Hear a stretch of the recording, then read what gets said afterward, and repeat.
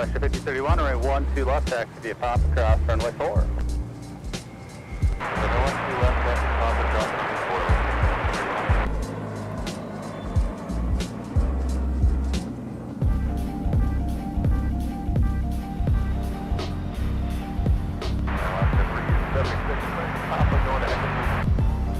Oscar 376, Minneapolis ground, and on Papa, you'll be behind that west, should head you, but on Papa, just hold short of Gull, be a minute for your gate.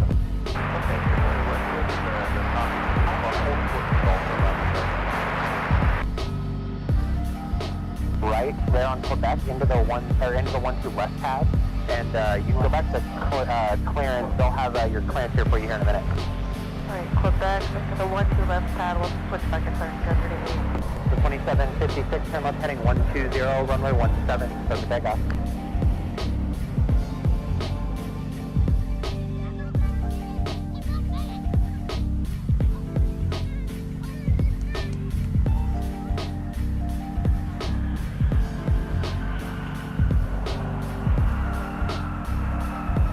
United 1305, Monitor Tower 126.7.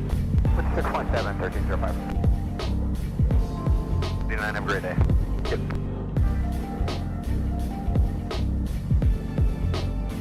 Ground 3989, gate Bravo 6. Oscar 89, behind the United, taxi via Bravo, Charlie, and Quebec to the gate. I'm behind United Bravo Charlie, Quebec, Skywest 3989. 1-2 right, clear to land. Clear to land 1-2 right, Delta 536.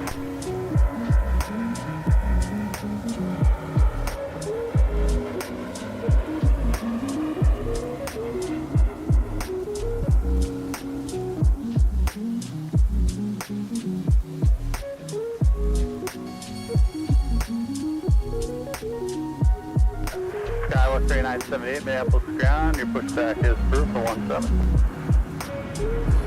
Or at Charlie, cross runway 12 right, right turn on whiskey, cross runway 4. Alright, cross 12 right at whiskey. 12 right at Charlie, go whiskey, ultra runway 4, United 1305. United 1305, cross runway 4 on whiskey. Cross runway 4 at whiskey, United 1305. Sun Country 602, turn right, whiskey 5, whiskey Delta to the gate. You can monitor point 9er as you go. See ya. Whiskey 5 with Delta gauge, and point 9er. 2756, contact departure.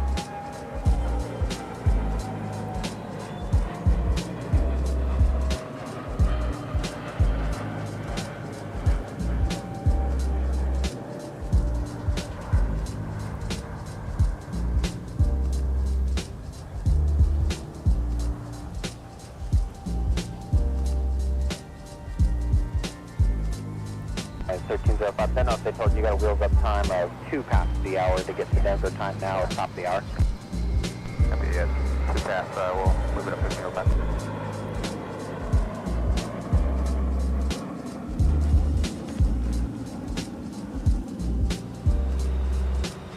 Ground Delta 1701, taxi Romeo.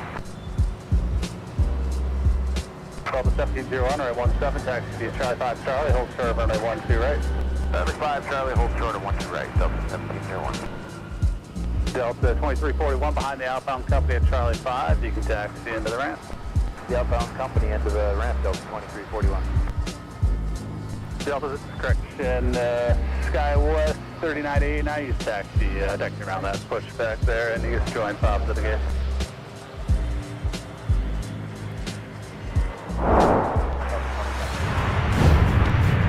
Well, Welcome to Minneapolis St. Paul International Airport for live plane spotting on MSP Airport Live. We're doing a pop-up show today.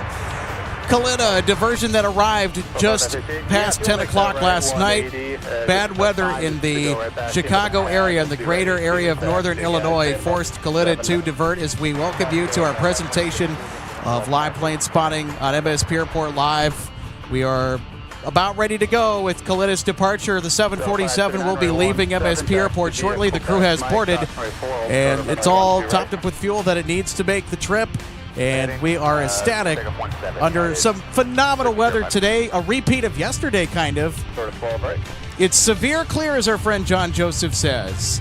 Just a wonderful day out here to do plane spotting in the Twin Cities. If you're just joining us, welcome in. Alex Redding with you today. We should be joined by a co-host at some point here. We'll see. How are we all doing today? Happy Thursday. So last night, if you were tuning into our show, you caught the arrival, the historic entrance of Magma Air Cargo with their 747-400 Boeing converted freighter, originally delivered to All Nippon Airways, that arrived right at sundown, like right at sunset. Just as the sun dipped below the horizon, it came in. So it's one of 3 active 747s for Magma Cargo. It's a regular flight in and out of Chicago Rockford, according to Anthony, who's one of our awesome regular live viewers. A Chicago Center controller confirmed that for us. But that was a really cool bit of information. It was also the #1 tracked flight on flight radar globally last night. I think from number 6 to number 4 to then number 1. And so that was a big channel first for us. Well, there's more big spotting today. And in the wake of the Kalita diversion that happened last night, I think they started their hold, and after they found out what time that they would be getting in, they're like, nope, scratch that, we're going to go to Minneapolis. Scott 38, I'm out to hold you. Give me a minute here to figure out what's happening. Emmett, Sports Fan 88, so great to see you today. It was great meeting you yesterday, by the way.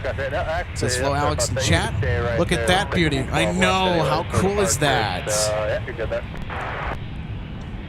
Gordon Wold, so great to see you today, Gordon. Says, looks like the stream is starting early. Good afternoon, Plane Posse. J-Ro, great to see you today. Says, hello, everybody. Good afternoon, J-Ro. Also, Megan Howard, good afternoon to you as well, Megan. Happy Thursday. Wow, 3 incredible days of plane spotting in a row on MSP Live. 215, contact departure, 1305. New time. We can give you a original back if you wanted it. Your choice. So unlike the Nippon Cargo that we thought we were going to get departing today, it actually departed earlier this morning. Unfortunately, but your original route was at work. I was Mr. Efficient at work today. Was able to get everything done as needed and get out early today so we could catch Kalita departing the Twin Cities. So we've had a steady dose of 747s this week at MSP, and 2 that we've captured on our broadcast by way of a diversion. In fact, 3 total, if I remember correctly. 2558 sounds like could be mail. Let's go at 11 after, maybe. Brandon Baker, good afternoon to you. Great to see you. Good afternoon, Alex. Cool. Let's be our bake in the live chat. Rosie, great to see you today. Good sunny afternoon, says Rosie. Well, good sunny afternoon to you as well. Are we excited for that Kalita? I'm excited to see Kalita take off. So we have had an active April for diversion spotting at MSP. Thank you, Chicago, for your bad weather, or Northern Illinois in particular.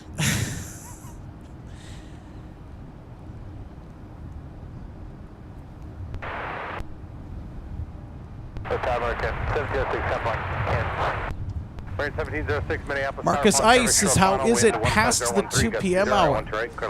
Well, on Thursday, it's pretty busy today, actually. So past the 2 p.m. hour, we are going to get Kalita departing. I think that they are scheduled for a... You guys are going to have to fill me in on this, but I think that they are scheduled for a departure around 2:30. Delta 2558, and doesn't look like there's going to be anybody else on the left side, so when you're able, 12 left, you can taxi the Quebec. Taxi via Quebec, 12 left unable, though 2558, we let them enter. Roger. Grand Whiskey. Delta, what's your MRI? Mike, Delta 29.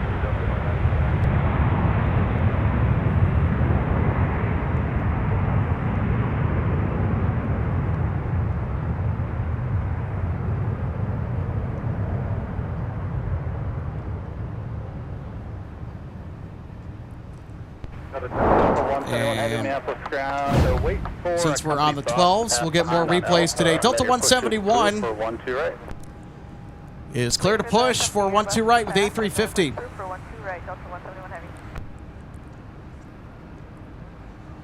So look at that, everybody. So it's not just Kalita that we're excited for today. We're going to get some extra A350 action compared to what we got the last couple of broadcasts. Alpha Delta Quebec. 82 Alpha Quebec.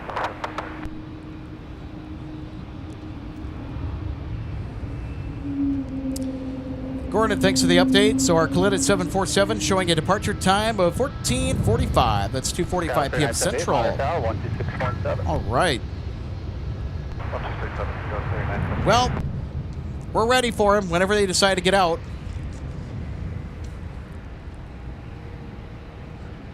Because they're on the 12 right de-ice pad, there's a pretty high chance that they are going to want runway 12 right for departure. Now, because of the wake turbulence, there is the potential that they could take 17. We'll get the climb out. We will get the departure either way, but it'll just depend on how they want to set it up. I would imagine the 747 is going to want 12 right just because of the taxi. And also, I guess, depends on how busy it's going to be. But it's a little bit more tame from the 2 o'clock to the 3 o'clock hours, so we'll just have to keep an eye on it. 15011, got 20 right, 1 right, clear land. 1 right, clear land, 3502. Looks like if you count your unit for 1920, that's plus or minus 5 minutes from that, so if you start them up now, you'd be able to get going. Awesome, we'll do it. Thanks, go 3080. Go in 3978. American 1706, no one's early, but a right turn off the runway, either Whiskey 5 or down to Whiskey 3. Alpha taxiway will be blocked. Thank you, American 1706, taxi via Whiskey to Delta. American 1706 arriving from Dallas, Fort Worth with a 737-800.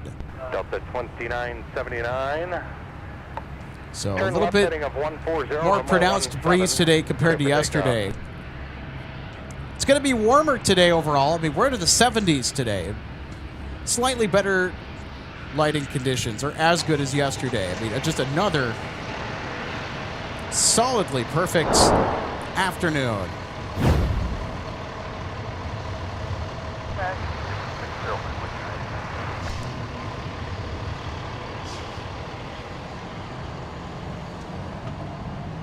Air 660 Mike Whiskey. Roger, and runway, let's just start on for right 12 right. This is SkyWest to Louisville, Kentucky. Cross runway 4. So they are headed to 17 for departure on the west side of the field.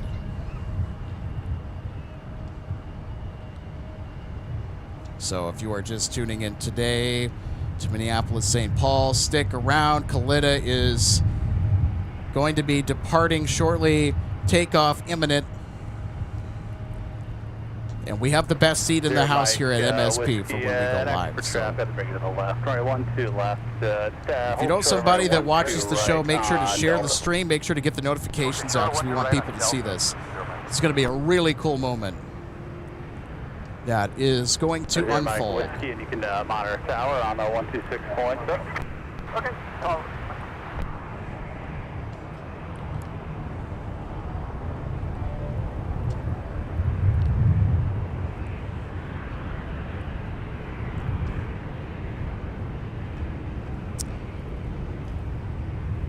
Wally Borum says hello all. Hey Wally. Was just watching a live stream at O'Hare. Wow, their grass really greened up a lot of weather talk between ATC and pilots. Get ready, Alex. Yep, well, we'll be on until about 8 p.m. tonight, so we are certainly in it for the long haul today. All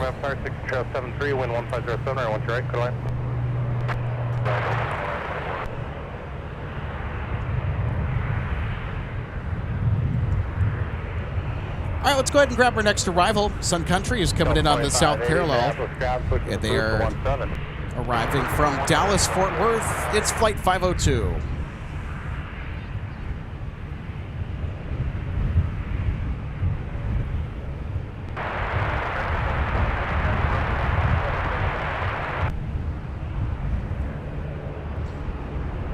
Delta 2910, runway 17, taxi via Charlie 5 Charlie, hold short, runway 12 right.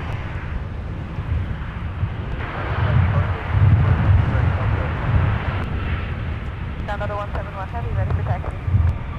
Delta 171 Heavy, or 12 right, taxi via Alpha, and hold short Delta for now. Alpha short of Delta for 12 right, Delta 171 Heavy. Bravo, Hotel and Quebec. Okay, cross. All right, let's take a look at our Sun Country arrival from Dallas. 7502, Whiskey Delta ramp, monitor ground point under. Whiskey Delta the ramp, monitor ground point 9, Sun Country 030. Sky 3978, turn left heading of 140, runway 17, clear for takeoff.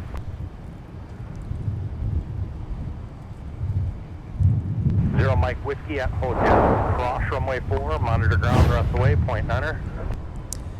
So we will try and remain as focused as we can on Kalita. Wind 1608, 1688. Boy, I'll tell you what, we kind of lucked out with Kalita parking on the 12 right de-ice pad rather than 17. So in upon cargo, they took 17 this morning. Which if it would have happened last night, they would have probably taken 17 last night as well, based on what they took this morning. So we didn't miss a whole lot. But the Kalita, this is more interesting to me because they are parked in front of the viewing area. We have pretty much the perfect view of it. And a 12 right departure is also possible given their proximity to the threshold of the south parallel.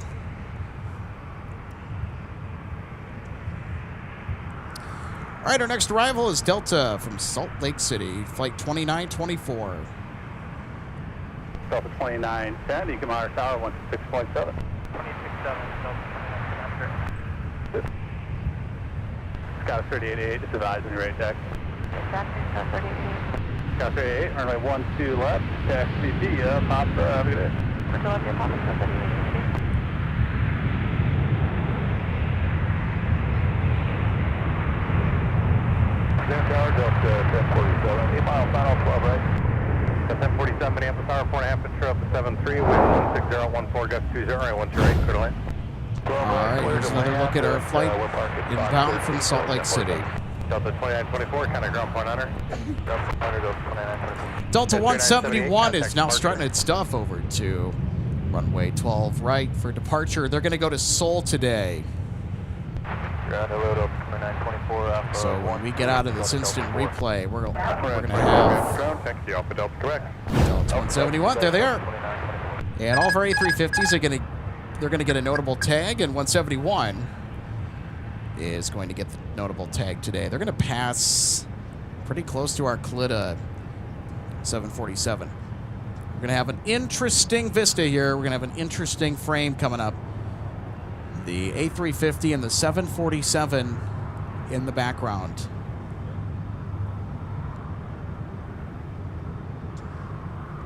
For Delta 2924, you might have just cut the corner. 2924, approved as requested. Thank you.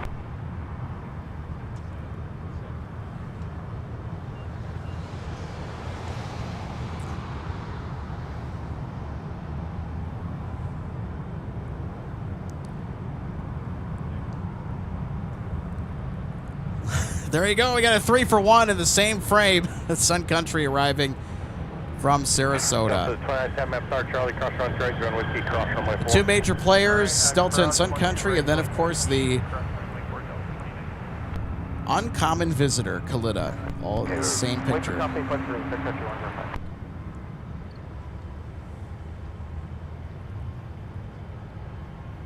Well, I'll tell you what, we're going to have some fun looks today if that's how things are going to play out. I'm excited. Whiskey 3, Whiskey Delta ramp, monitor ground putter. Whiskey 3, Whiskey ramp, monitor Sun Country 942. The other thing that I also need to point out today is that we will be getting our UPS heavies from Rockford and from Chicago tonight. 1267.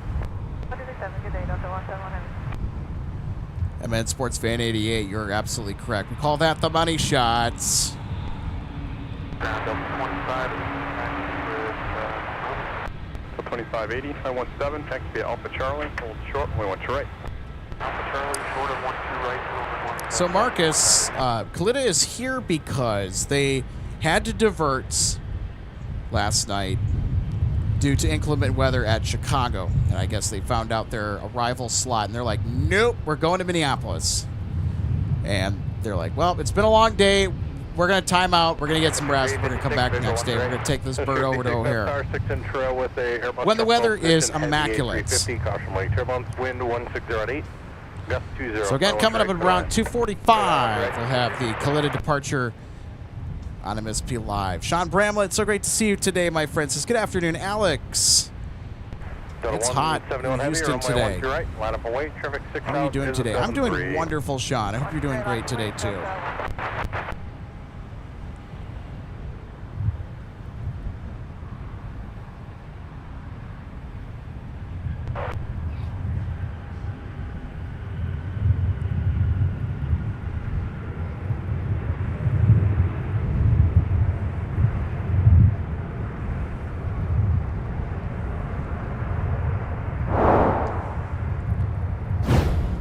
All right, we have a 321 Neo that's coming in. It's from Phoenix. Delta 1047, as we'll take a look on instant replay. Delta 171 is now lining up with the South Parallel. They will be departing in a minute here. Delta 2580, monitor tower, 126.7.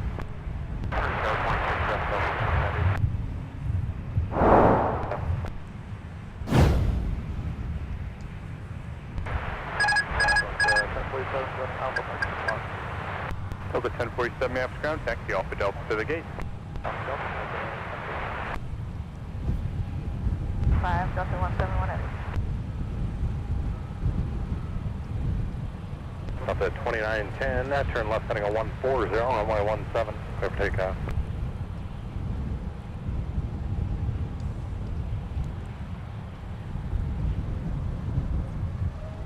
Delta 2910, tower up. 2910, turn left heading 140, runway 17, clear for takeoff.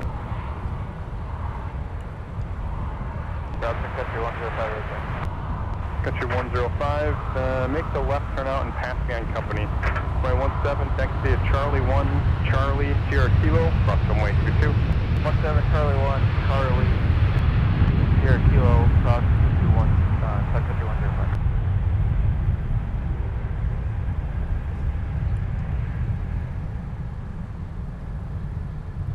Delta 1493, 12 right. Delta 1493, map tower, following 73 short funnel, wind 16011, gust 20, runway 12 right, clear to land. 12 right, clear to land, Delta 1493. Charlie, Charlie 5. Bravo Charlie, Charlie 5, Delta 1047. Delta 2971, maps ground, don't block taxiway Charlie 5, company's inbound for Fox 13, push is approved. There we go, bye-bye, 171 Heavy. They're off to Seoul. Winds have picked up quite a bit here, gusting to about 20 knots. 11 knots sustained at 160. Right, and joint whiskey cross runway 4, Delta 2580.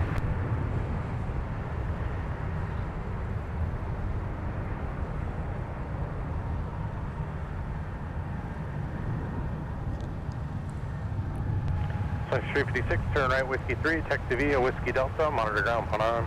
Right, Whiskey 3, Whiskey Delta, and monitor point at 356. Delta 2910, heading 140, contact departure. Ground, push approved. Push approved, 75.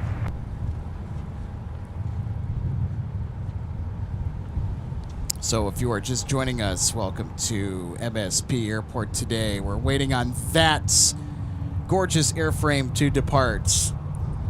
as Kalitta diverted last night from Chicago, and they will be out. They'll be out of here in just a short bit.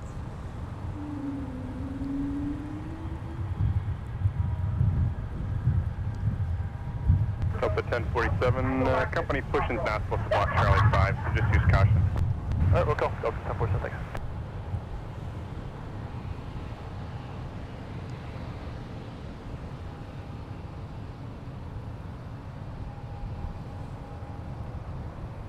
Ground 75, push complete.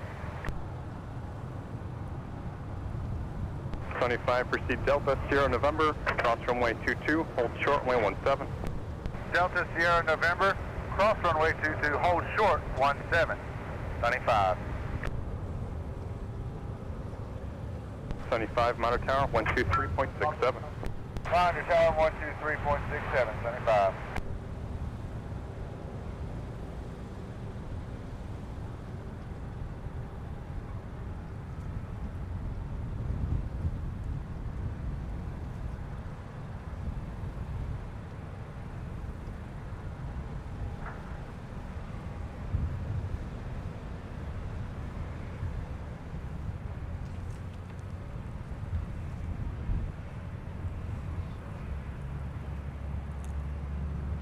Rosie says it's been a 747 smorgasbord here the last few days. It has.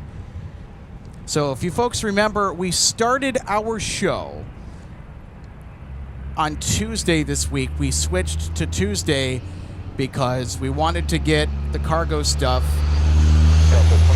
There was the potential for more inclement weather on Monday. It didn't happen around the metro area. I got tied up with things incredibly last minute. So I had to move it to the Monday show to Tuesday, which worked out so amazingly well. We got the 747 on Mike, which is the taxiway closest to the viewing area, 300 feet away from us. That was a special treat. We were also on diversion watch that night from O'Hare. Didn't get anything because a lot of the nasty weather we thought was going to move through the area actually moved through southern Wisconsin, way north of Chicago. O'Hare got hit, but not until after dark. It did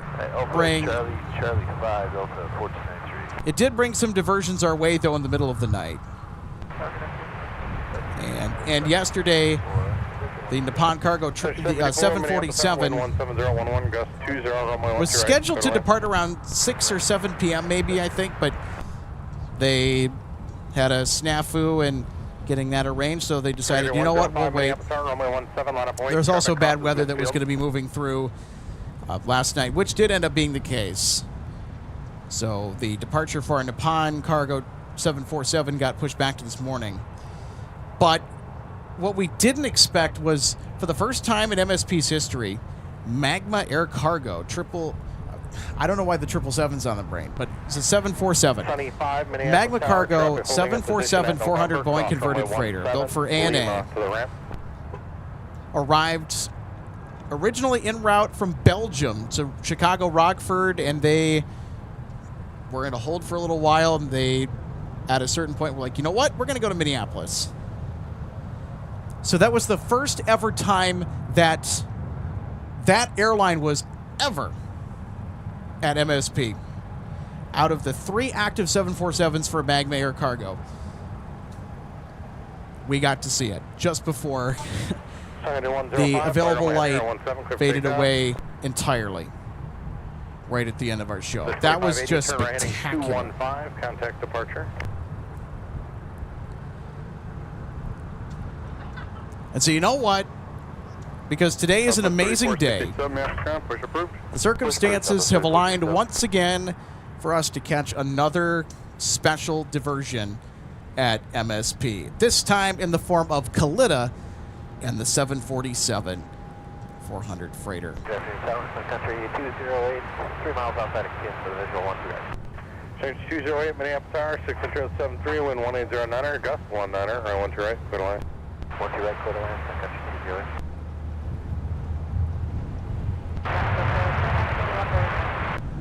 So 2971, runway 17, next be at Delta, Bravo, Charlie, hold short, runway 1 to right.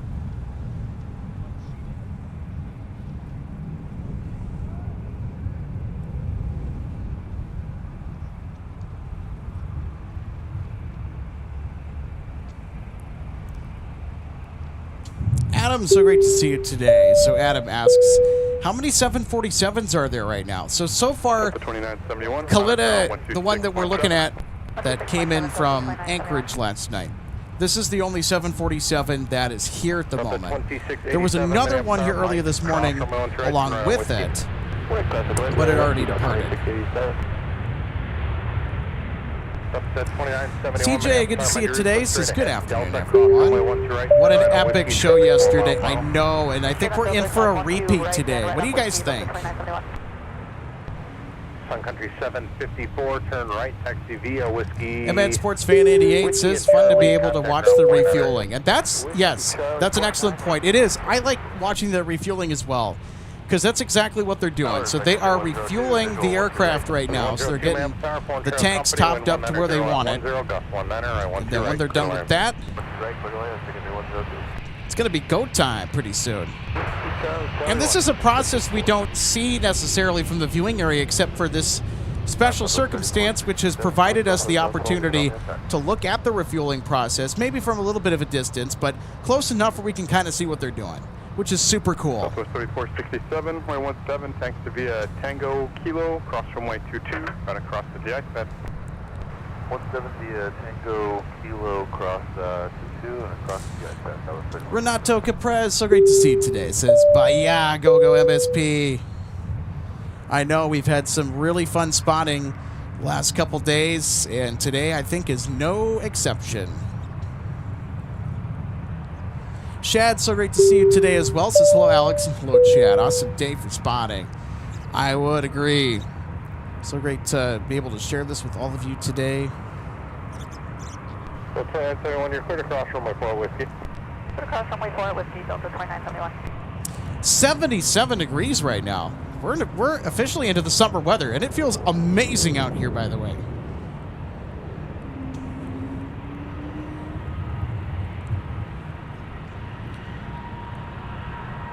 All right, it is time to catch more of our arrival action. Sun Country, busy today on Thursday.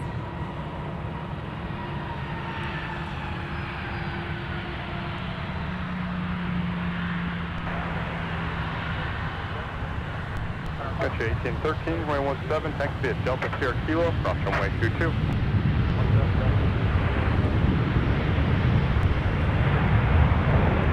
Southwest 3467, release boys at 36 past, Mount Tower, 123.67. Alright, 36 over Tower, Delta 3467. Alright, 208, turn right, taxi via Whiskey Delta ramp, monitor ground point up. And Sun Country arriving on the south parallel. They are coming in from SAV, that's Savannah.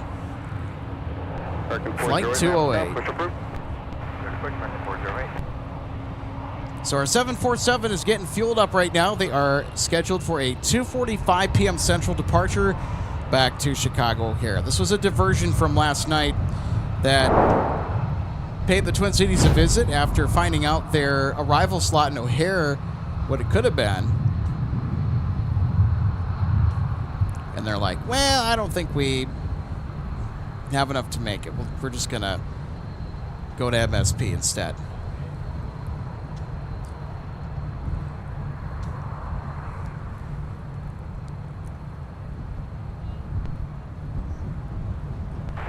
Here's Sun Country 102 from Las Vegas. Minneapolis Tower, wind 1709, gust 19, I 1 to right, good land. Good land, 1, runway 12 left, that's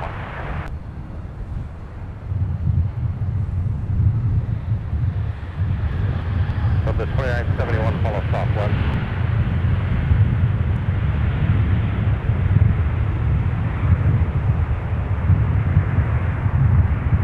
Delta 8933, map ground, runway 17, thanks to Whiskey, cross runway 22. Runway 17, taxi, cross runway. All right, let's take another look at our arrival from Las Vegas, touching down for Sun Country, Delta 163 Heavy. Next up for arrival, they're coming in from Amsterdam with the A330-900 Neo, and you would not, oh my gosh, you would not believe this. The Team USA livery A330 Neo is next in line for arrival. What a nice surprise.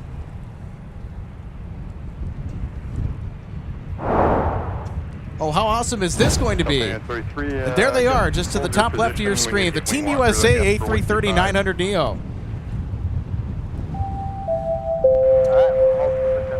Now arriving from Amsterdam. Delta 163. Apparently with the Team USA A330-900neo. What a nice surprise. Winglets over at Signature needs an escort out of the ramp. Is ready to taxi. Sounds good. That's 46 being run to Signature from 1 to right pad. Roger.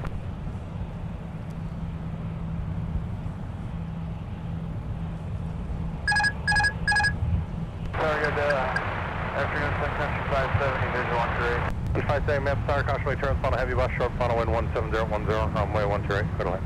Sure, go on, 570. So 2971, fly runway heading around 17, quick takeoff. 3783, traffic ahead, on the roll, runway 17, line up and wait.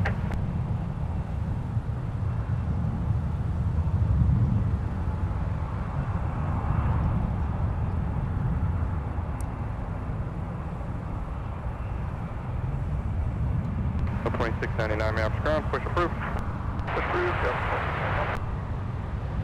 American 408, taxi. American 408, runway 17, next be Charlie 6 Charlie, short runway 1 to right. Charlie 401 to right.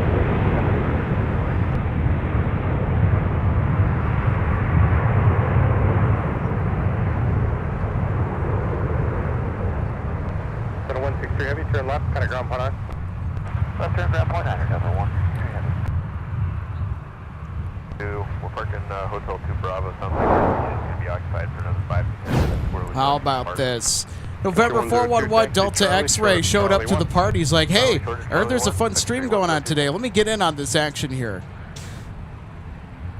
Check out this landing too here from our A330-900neo. 163 heavy, just taxi straight in, just monitor point 9, still got power, I'll let them know. Look at that. A little bit tipsy on the landing in today. Ground up 163. So 163 heavy, ramp ground. Yeah, we're just clear 12 right, park golfing. I did not have that on my bingo card today. Now, granted, I did not look at the schedule on Flight Radar to see what was coming our way. Besides the Kalita. Delta area 933, we got the wind walker in position for whiskey 6.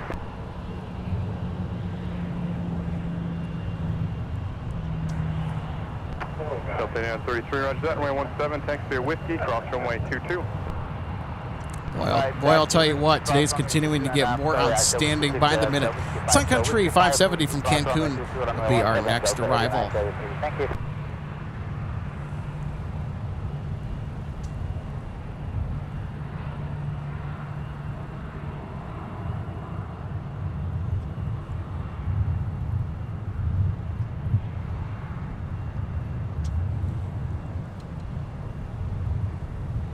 American 408, monitor tower 126.7. So, Adam, the best time to see the 747s when they're regularly scheduled. So the Kalita 74 is a diversion that came in last night from Anchorage to Chicago. So the answer is going to be between 4:30 and 5:30.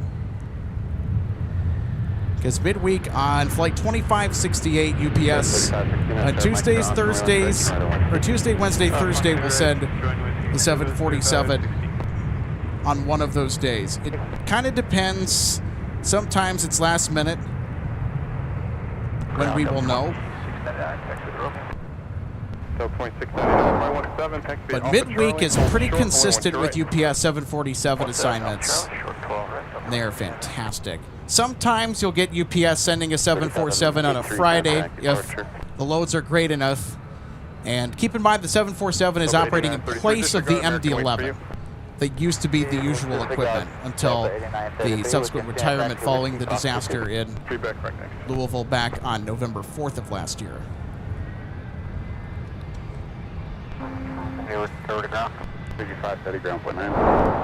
Mondays, UPS and FedEx do not service MSP, but there's a lot of passenger traffic. It just seems like there's a lot of randomness on Mondays that make an interesting spotting day. The cargo stuff shows up Tuesday, Wednesday, Thursday, Friday, Saturday, and Sunday. I think Monday they take a break. Sunday is also a good day to catch the 747 if you're looking for a weekend time at MSP. And again, it's going to be more around 5 o'clock.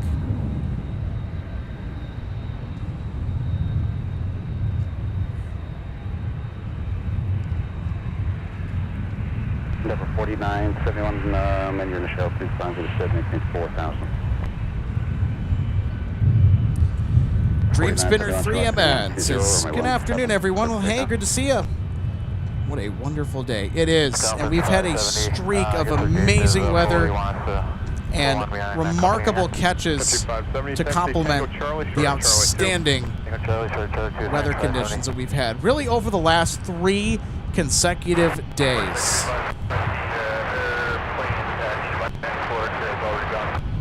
Yeah, they said they had wing walkers. Sorry about that. Code 2187, African, push approved.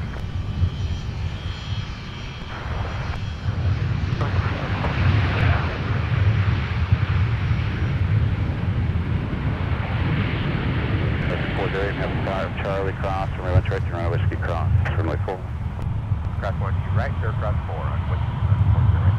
Cross 39, do you want me to start Mike cross, from right to right, turn right on whiskey. Cross 1 to right at Mike, right on whiskey, Skywestern 981. Sky 74934, turn left up 7, go up at 9. That's advising you ready to push again. All right, we got some more 757 action here. Who do we got on Taxiway Whiskey? Delta 8933 headed to Denver. Okay. 35, 16, runway 17 on a plane. This must be a charter. 4934 maps ground, taxi Alpha Delta Quebec. I show Alpha 13, is that correct? I wonder if it is an NBA or an MLB charter, because I know for a fact it's not an NHL charter, I don't think. However, I could be wrong. Sky 35, 16, turn left 5120, runway 17, clear for takeoff. Do we know who this is?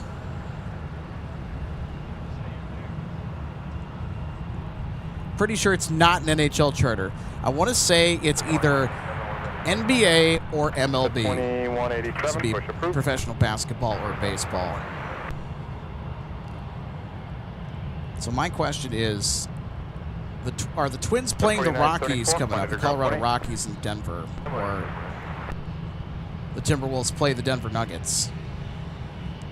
Okay, CJ said it was the Timberwolves. Looks like, okay, if that's the case, then they're going to play the Denver Nuggets. Delta 2699, that's tower. That ought to be a fun game to watch, though. I mean, the Minnesota-Denver games are usually really good. Charlie cross 12, right, whiskey cross 4, Delta 2699. And Nikola Jokic is a monster for Denver.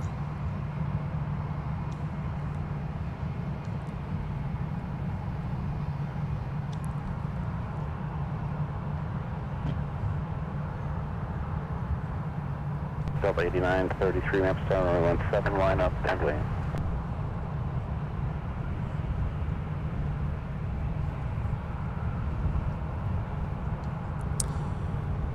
Chris, thanks for the heads up. Yeah, the playoff series starts Saturday in Denver. Okay.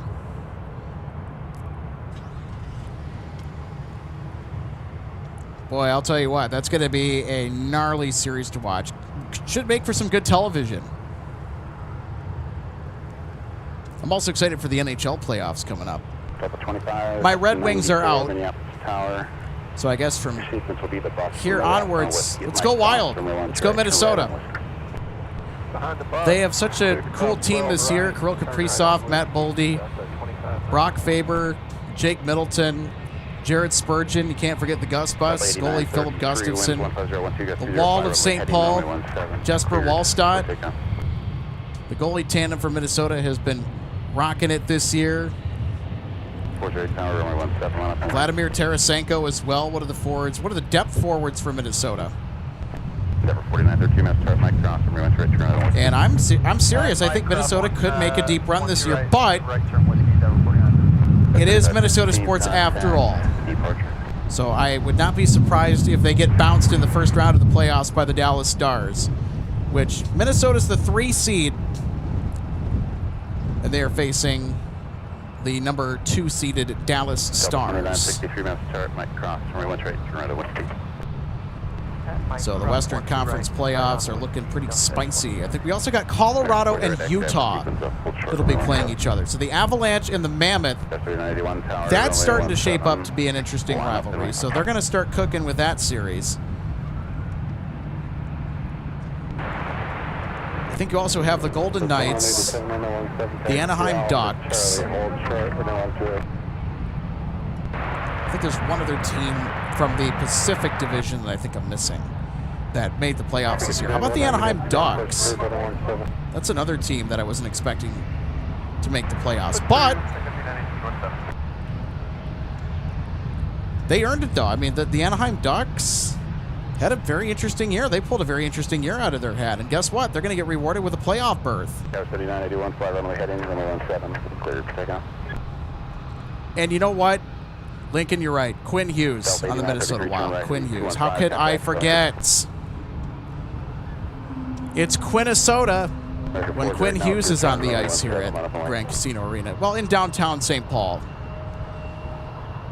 The way that Quinn Hughes just walks into a situation on the ice, and when he comes off the bench, you know something big is going to happen. You don't know where it's going to come from, but even if you do, Quinn is going to make something happen. Quinn Hughes is going to make something happen for Minnesota. And ever since he joined the Wild, and we paid a pretty penny to get him, but for arguably the best defenseman in professional hockey right now in the NHL, he has been more than worth the price of admission. He's slotted into this team so well. Chemistry is obviously there. And Minnesota's been winning close games, and they've been winning in pressure cooker situations. They've had a lot of them this year. But I think what's been impressive is their ability to come through in the clutch, especially Kirill Kaprizov. Holy cow. And just really everybody looking to make a step up. Also, you got to give credit to Zuccarello. He's a playmaker. He sets other guys up on the ice. Zuccarello's fun to watch. And even in Minnesota's losses, and it'll get lost to the recap of some of the games that Zuccarello played, but Zuccarello was a pretty key contributor on Minnesota's offense, and he was making plays. Even though when he wasn't scoring, he was still putting his team in a position to do something and to win.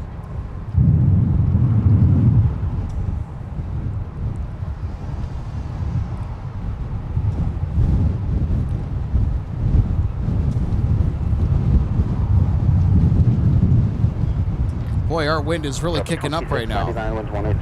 Was it 5 knots, but I think it's kind of roared back to life here within the last few minutes. Time Traveler, hey, great to see you today. Thanks for tuning in. Says Detroit fan too.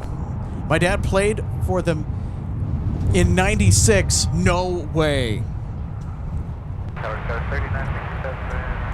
In 1996, everyone thought that the Detroit Red Wings were going to go to the Stanley Cup. They had the best regular season record in hockey at the time. They looked borderline untouchable. And then in come the big bad Avalanche. Chris Draper gets messed up on that play by Claude Lemieux, which I will never forgive Claude Lemieux for that. It's a dirty player for the Avalanche. Spurred on fights. That was the big thing that set the rivalry off between the Avalanche and the Red Wings. And this, ironically, was when, even though that Detroit is in the Eastern Conference now, they were in the Western Conference back at that time in the 1990s. And that also includes a good chunk of the early 2000s. So they were in the same conference as Minnesota. Minnesota Wild, actually. Time Traveler BJ Young. That's so cool. Let's go Wings. Matt Urick says, hey, afternoon, Alex. Is there a certain time when that 747 will depart? Yes. They're due to depart technically right now, but I think they're running just a tad behind. I think they're finishing up the fueling process. So whatever is needing to be tended to, I think they're just a little bit late in departing MSP right now. They're scheduled for 2:45. So we wanted to make sure that we were, if we're going to be broadcasting today, that we would be set up well in advance of their departure, which we were able to get down here. I was able to set up relatively quickly. I mean, you should have seen me setting up. I was just whizzing around. Renato Caprez says Atlanta Thrashers. Yes, the current Winnipeg Jets. 9594, contact departure. I kind of miss the Thrashers, though. Yeah, and you are absolutely right about the Atlanta Thrashers, too. Delta 2594, contact departure. It's kind of sad what happened to the Atlanta Thrashers because... So Atlanta did have a team before the Thrashers. Can you guys guess what that was? So if you're into sports like I am, especially hockey history, guess what team was in Atlanta in the 1970s before the Atlanta Thrashers showed up in the 90s? I'll give you a hint. It's an NHL team that currently resides in Canada, in Western Canada. And they have a major rivalry with the Edmonton Oilers. Like, that's arch enemy number one. Can you guess?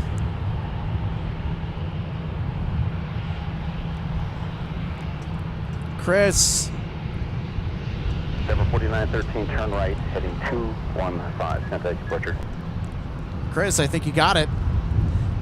2 people in the chat got it. RJ Bean says the Flames. Yes, it would be the Calgary Flames. So Atlanta had a hockey team called the Atlanta Flames. They played in a building called the Omni Coliseum. It was one of the weirdest buildings ever constructed for an arena. Had this sort of like waffle iron roof that was just bizarre. It was a product of the 1970s, so of course it's going to be a little bit weird when you look at pictures, but it was the weirdest arena on the outside as well as the inside. 3967, turn left. I think the Atlanta Hawks also played there as well for the NBA, which also had the same colors as the Atlanta Flames, yellow and red. All right, Mike Cross, 12 right and right on Whiskey American, 2380. 2963, contact. Travis 3 says, good afternoon, Alex from Eau Claire, Wisconsin. Hey, great to see you today, Travis. 2644, give it to the Ember Jet. RJ says, and them referring to the Calgary Flames. Our co-host RJ helping to moderate. Hey, RJ, so great to see you today. RJ says, we beat them in 04 for the Stanley Cup. That's right. So the Tampa Bay Lightning beat the Calgary Flames in 7 games, winning at home in Tampa to win the Stanley Cup. The next year was the last year that ABC had their contract to broadcast NHL games. And 1 year before the NHL lockout, which there were no 2005 Stanley Cup winners. A year later in 2006, another team from the American South won the Stanley Cup. That team goes by the name of the Carolina Hurricanes. They beat the Edmonton Oilers. Good day.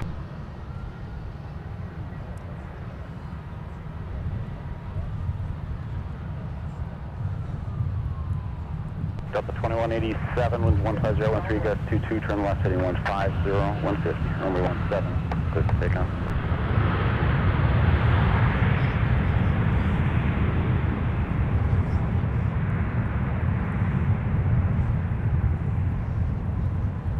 Flight 919 will be behind American. American 2381, turn left, Alpha 5, got a ground point 9. Alpha 5, ground point 9 today, American. Chris says, aside from the Wild series, so the Dallas Stars and Minnesota Wild, Chris says, I'm excited to see the Philly and Pittsburgh series. They hate each other. They absolutely do. And you know, the Pittsburgh Penguins, I don't think they've made the playoffs for a little while. Same with the Flyers. It's been a hot minute since the Flyers have made the playoffs. So you're going to have 2 desperate, bitter rivals going at it in that first round. That is going to be some must-see TV. 3934 tower, Mike Cross, runway 12 right, turn right on Whiskey. And Mike Cross, runway 12 right, turn right on Whiskey. There's nothing like the NHL playoffs. America 2388, Sun Country from the left, waits for you. 2388. So our managing producer, Michael Larson, chiming in. Hey, Micah, thanks for helping out today. This is a little nugget of info I'll offer. Kalitta is owned by Air Transport Services Group, ATSG, whose current president and CEO is the former chief operating officer of Sun Country Airlines. Goes on to say, Greg is a great guy. Yes, so there's a little bit of Sun Country in Kalitta. Did not know that. Michael Larson coming out with reeling off the facts here.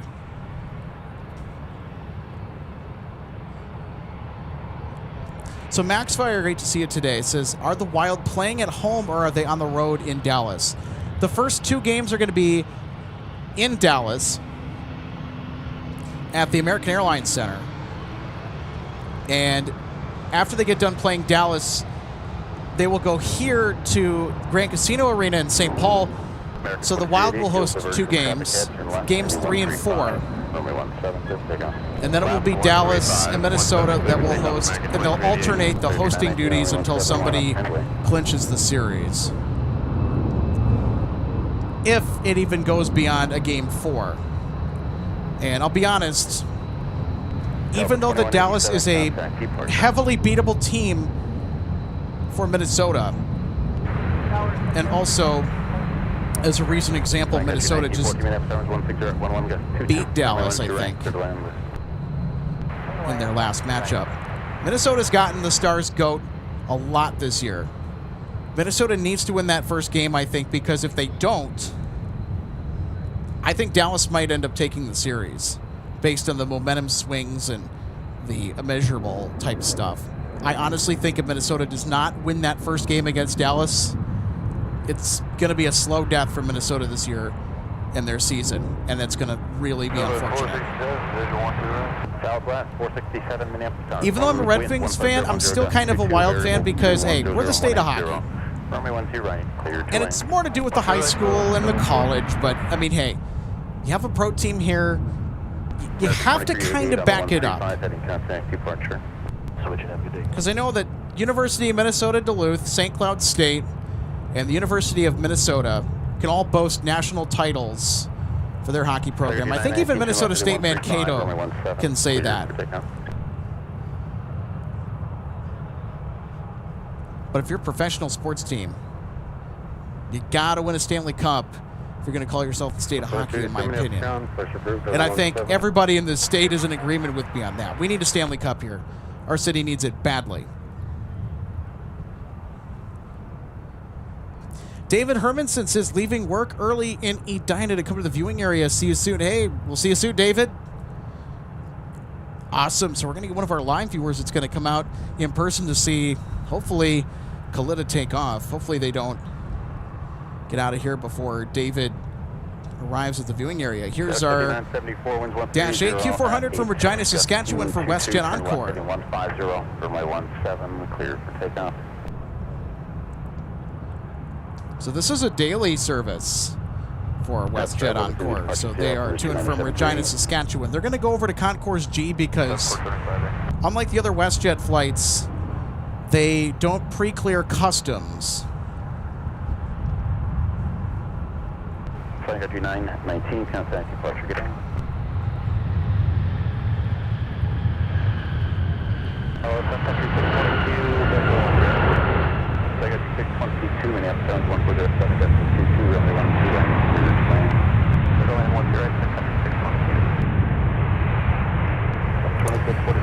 2644. Captain Mickey Mouse, hey, what's up? Happy Thursday.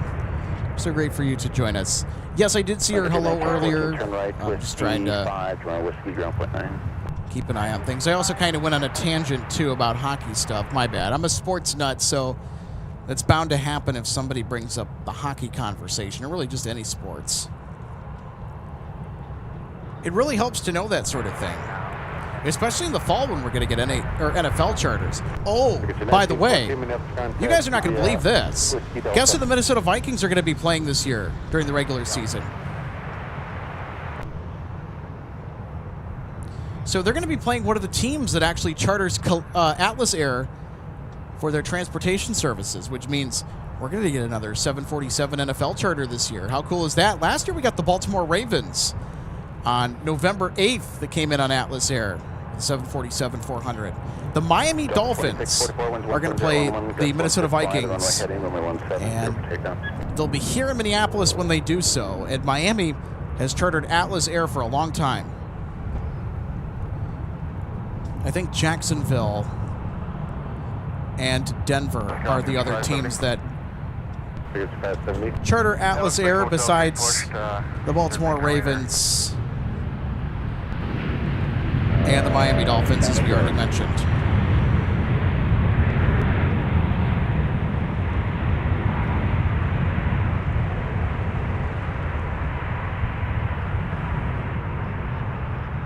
Southwest 467, turn right Whiskey 5, going Whiskey ground, put 9. Whiskey point 9 on 460. All right, let's take a look at Southwest coming in with the 737 MAX 8s. About 2650 minutes comes approved. So Southwest 467, so they are arriving from Chicago Midway. 467, going Hotel 12. I think that was the fuel truck that topped off our 747.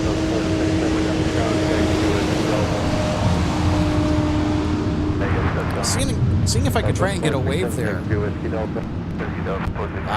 It's all right.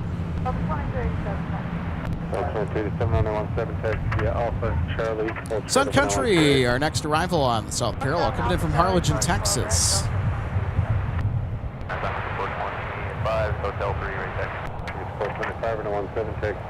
So this is Sun Country Flight 622, November 842.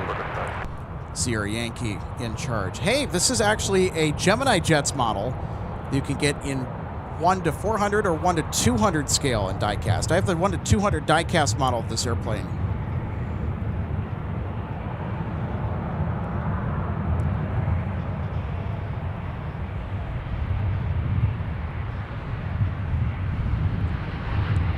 Endeavor 5022, man, start my cross, from the one direction, right on that street.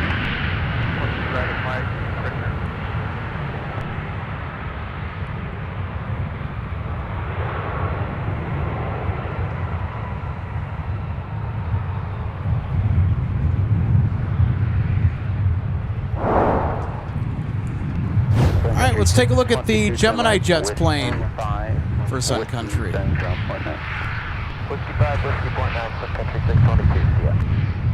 So the Sun Country 737 release that featured November 842 Sierra Yankee, I think it came out in 2023 or 2024, if memory serves. So it's been a little while.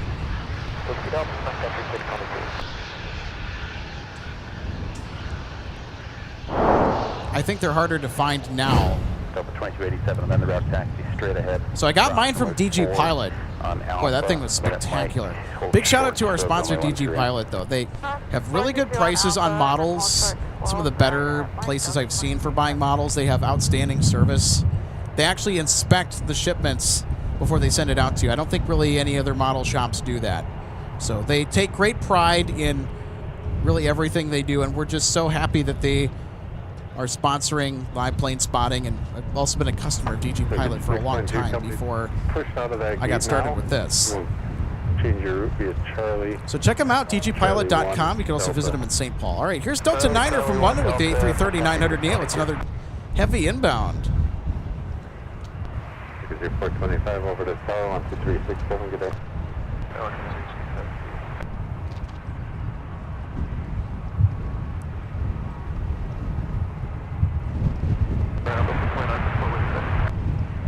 Delta 2974 and 17 taxi the Alpha Charlie, hold short of 9128. Charlie, short, right over. Delta 2658, ready back. 2650 and 1 to left taxi, Delta Pop, cross runway 4, monitor pointing. Delta Papa, clear cross runway 4, monitor pointing, Delta 2658. 5022. All right, let's take a look at Delta Niner coming in. Boy, this wind has gotten really stiff. I mean, we've had gusts that have been around 20 knots today, off and on. Delta Niner heavy, turn left when you're able.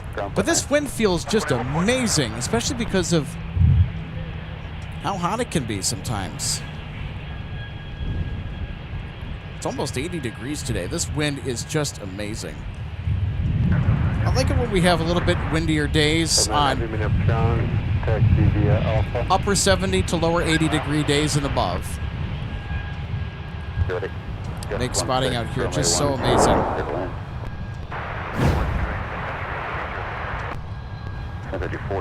We've got signs of life over there at the 12 right de-ice pad where Khalid is sitting.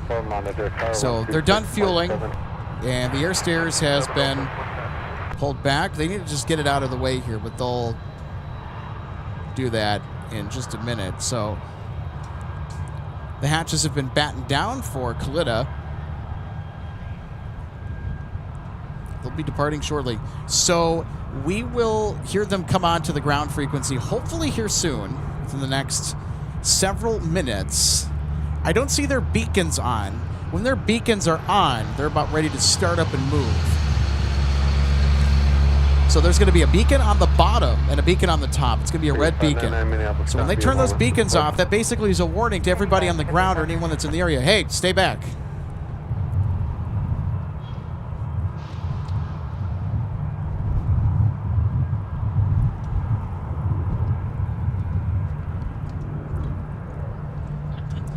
MN Sports Fan 88. I would agree. Yeah, they're already on board. The air stairs has officially been pulled back. Charlie clear. If you can't get clear of Charlie from Charlie 1, you steer and Delta there.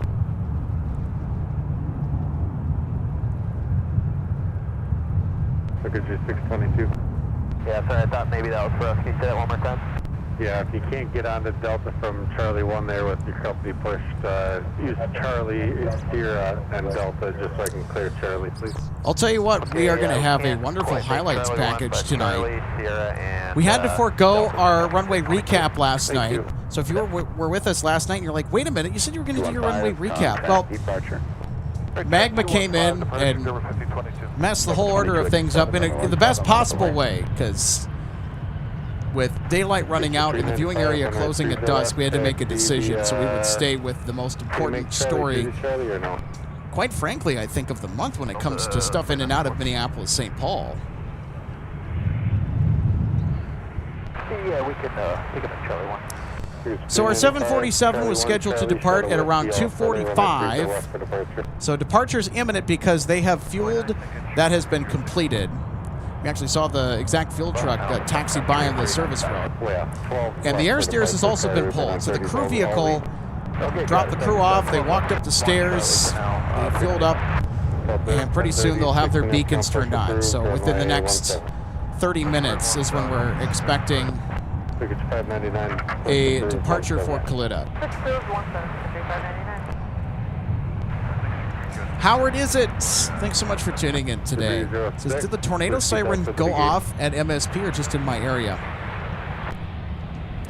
So they went off across the state. So today there's statewide tornado drills happening, which include the outdoor warning sirens as a part of the emergency alert system. So they usually do on tornado drill day. So they'll do a drill in the afternoon, and this is more for the schools to practice, really everybody as a community. Later this evening, they are going to go off because they do an evening drill as well. And I think with the severe weather that much of the Midwest has been under siege from, comes at a very, very perfect time. Howard, is it? Yes, I was kind of confused because when we were setting up, the drill happened, sirens went off. I'm like, it's not Wednesday. Well, that was yesterday. And it's certainly not the first Wednesday of the month, so what's going on? And then I remembered, oh, wait a minute. And so then our spotting friend, John Kenton, who's here with us today, big shout out to John. John said, oh yeah, it's a tornado drill day. And then it dawned on me, oh, that's what it was. So if you just spontaneously hear the tornado siren sound in the background later this evening, you'll know exactly why. Statewide tornado drill day. Just clear tangle at your tail, please. Make sure. Alright, 306, we'll make sure we clear tangle. Thank you.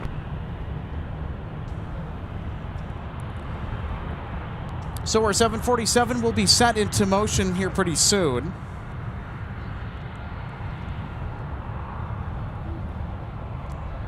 And now arriving from Savannah, Georgia, it's Delta 2574.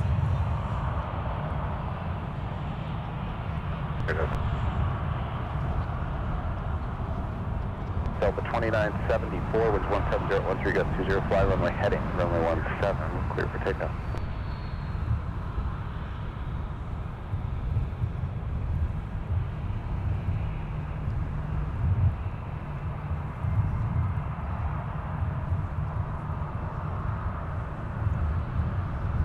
Delta 2825, Bravo, short of the tunnel, please. Bravo, short of the tunnel, Delta 2825.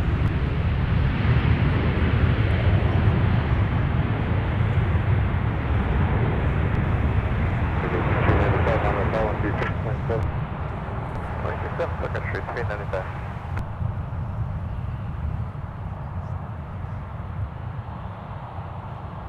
So 2574, turn left, Alpha 5, ground point 9. All right, let's take a look at our touchdown from our A319. Nice and smooth. 5. They also have a pretty nice headwind as well, too, so they got some nice assistance from that. So pretty smooth touchdown from the Action Northwest A319. The minibus has arrived from Savannah.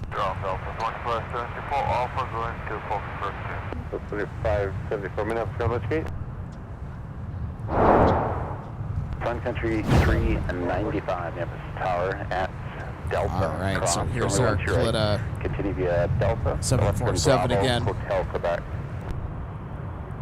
Okay, yeah, Delta, Clita cross, 12 right, and Curious when they start to move that air steers, because I think when they start to move the air steers just in front of the aircraft, be a pretty encouraging sign that taxi is imminent. They will be guaranteed leaving during our show today. It's not a matter of if, but when, and that when is fast approaching. Right on hotel, cross 4, monitor 0.8, Sun Country 395. Sometimes the diversion departures can take their sweet time getting out of the Twin Cities. No, just get rid of that traffic. So if we were ever running late today, that would have been good for us. But I wanted to get the stream started. I want to get here with plenty of time just to make sure that everyone had the chance to get the notification, tune in, and catch our Queen depart to O'Hare. It's been a 747 frenzy at MSP the last 3 consecutive days, including today. It's just been amazing. Gotta look back to the post-Northwest Delta merger days between 2008 and 2017. See the amount of 747s that we've had on the ground at any given time the past 3 days. So comparable to the mid-2010s.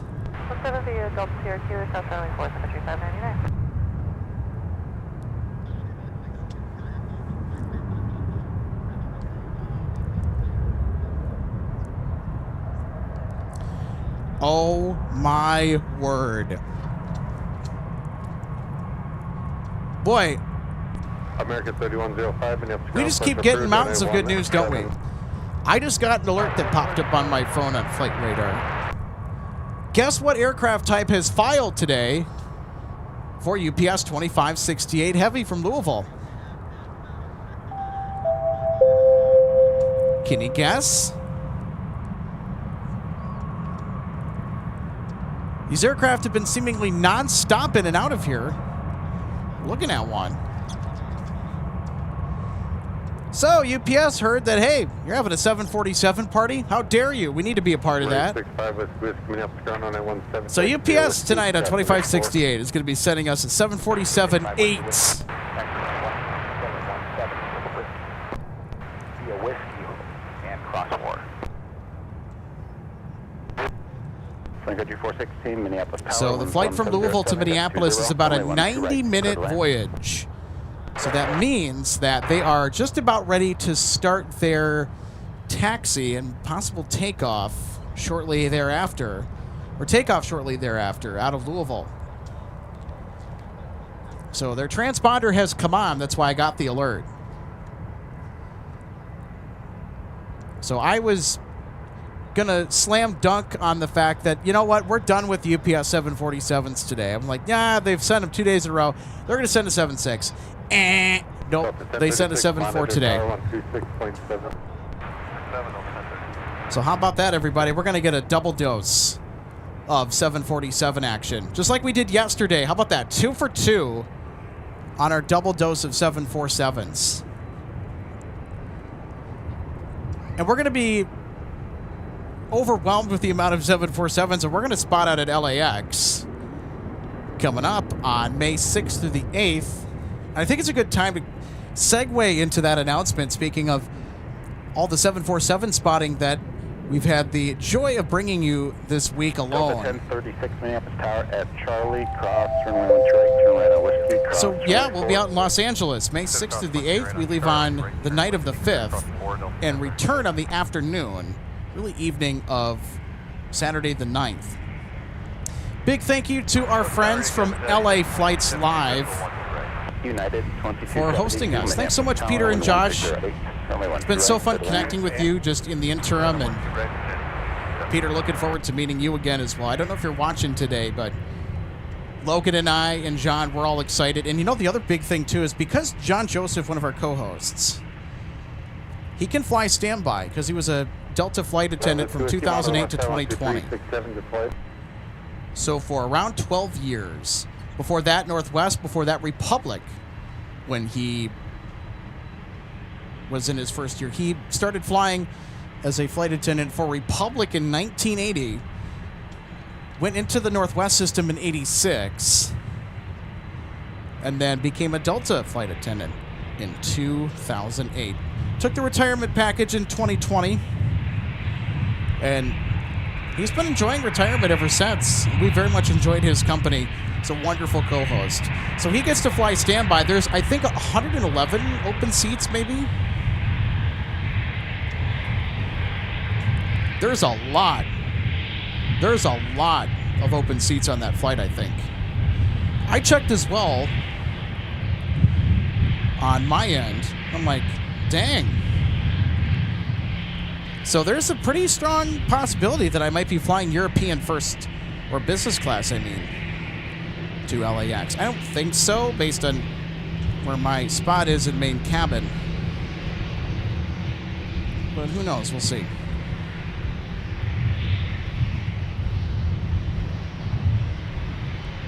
Sun Country 599, Minneapolis Tower, winds 170 at 9, adjust 15, fly, runway heading, runway 17, clear, pick up.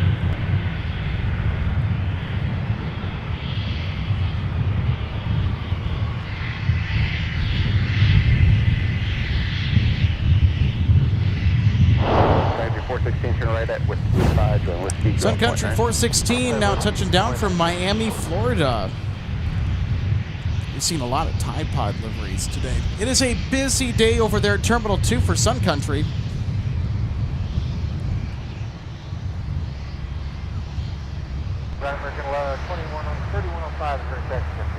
They had a nice float there. Gently bringing down the 737.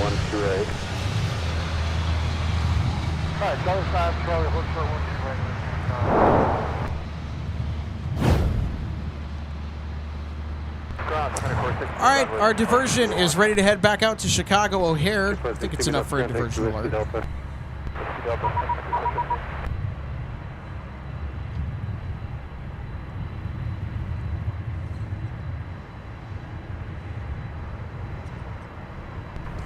County 931, heavy Minneapolis ground airborne time between 2-1, void at 2-4, time now is 15.5 for now, 128 back to the Alpha. 1 Minneapolis Tower, winds 18 at 10, gust 19er, only 12 right, to the land. Did they just say 12 right? Delta 1036, only 17, line up the wind. Did ATC just instruct Kalita to go 12 right? What? Ground, 416. Figure 416. We got a 15 to 20 minute wait for our gate. Good to know. Join Charlie short of Sierra, please. Sun Country 416. Alright, Charlie short of Sierra. All eyes are going to be fixed on the Kalitta 7-4. They're about ready to move. County 931. 931 on the tower frequency.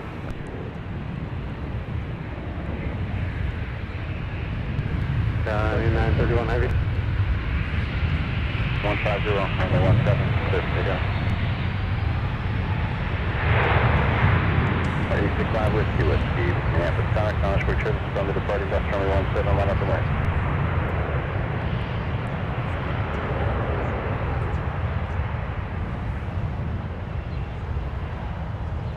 United 2270, your last Alpha 4, cut a ground one enter. Okay, Maxfer, yeah, that's probably right. I have priority scan on the tower frequency, so probably switched over when somebody was talking. 2272 left turn there, ground point 9. Over to United 2272. Minneapolis Tower, Secretary 8284, 12 right. Secretary 8284, Minneapolis Tower, wind at 150, 12, gust 19er, normally 12 right, good to land. 12 right, clear to land, Secretary 8284. 63 Alpha Delta, Quebec. Delta.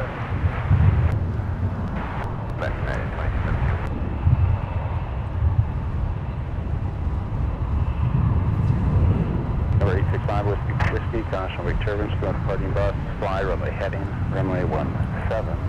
Clear for takeoff. 931 heavy. 1036 150 is the heading contact departure. Delta 1036 contact departure.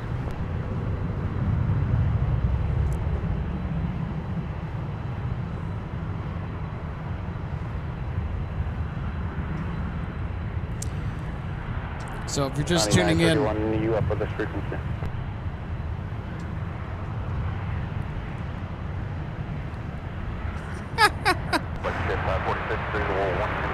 I don't think they're on frequency. 46 Minneapolis Tower, 150, gust 19er. I think our ground controller's trying to check in with him. He's like, hey, you there?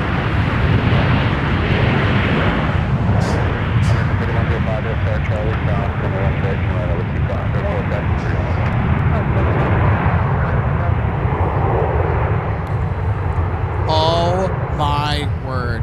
KD0AXS said they just replayed it. ATC said 12 right for departure for Kalitta. Delta 16, 21, turn left, contact ground point 9. Flight 9 Delta 16, 21. We're 5 Whiskey, turn right, 215, contact departure.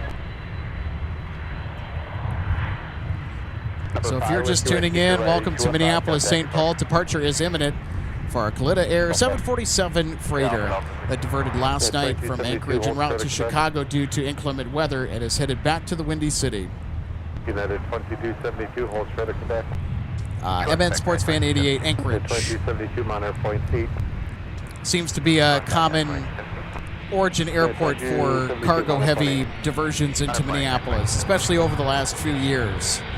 It'd be interesting to see what the statistics show with regard to origin airports or the departure airport for all of our cargo-heavy diversions that have occurred in the Twin Cities over the last few years.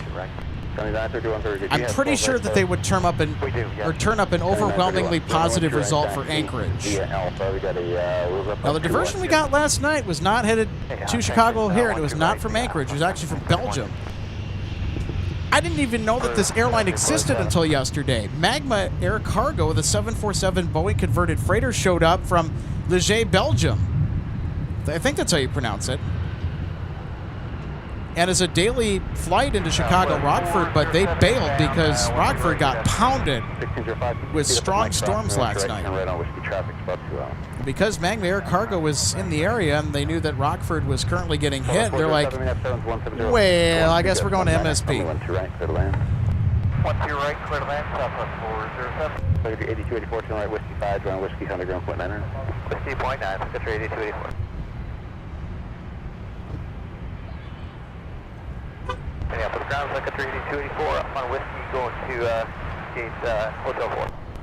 City 284, Minneapolis contact via Whiskey Delta. Whiskey Delta, Secretary 8284.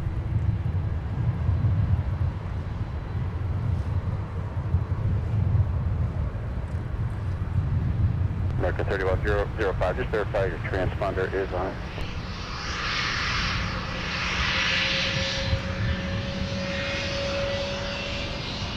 Roger, it may be just a one-off here. We'll see if it grabs airborne.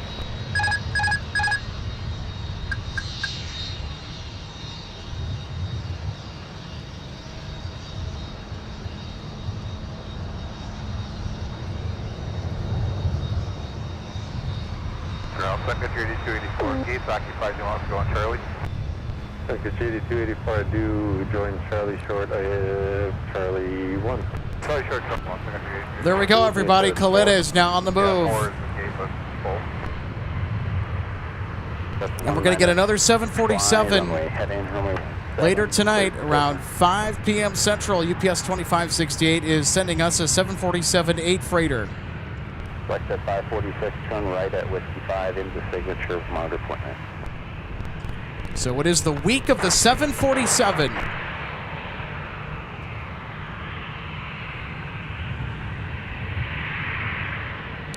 Captain Mickey Mouse, I think I gave you a shout out earlier. If I did not, hello and welcome. Delta 1542 Minneapolis Tower is 7.5 in trail, but 73 traffic will hold a position at the heavy 747. Caution, we're turbulent, certainly went direct to the land. That's in the call sign, but I would believe it was for 50. Delta 1542, but around one right. Delta 1542, paper. Thanks.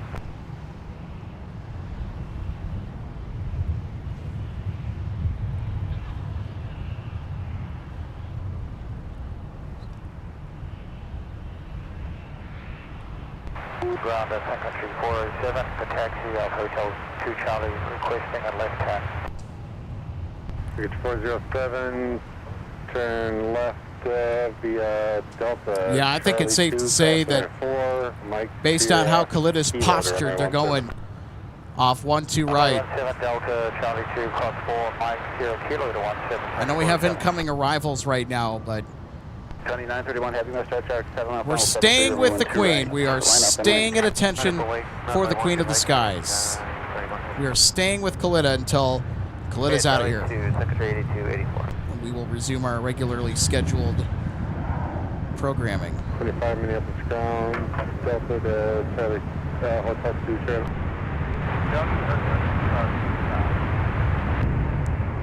Ground Delta 1025, ready taxi with the 1025 to 17 taxi, 75 Charlie, hold short of an A128. Whiskey ground point 9, Southwest 407, Aviation.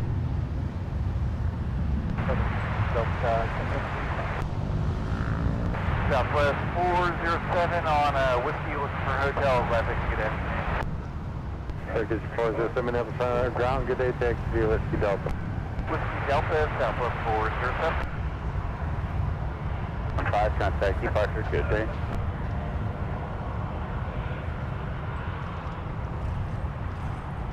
Delta 1605 in tower, only 17 miles away to be a moment in position for a heavy departure off at 12 Ray.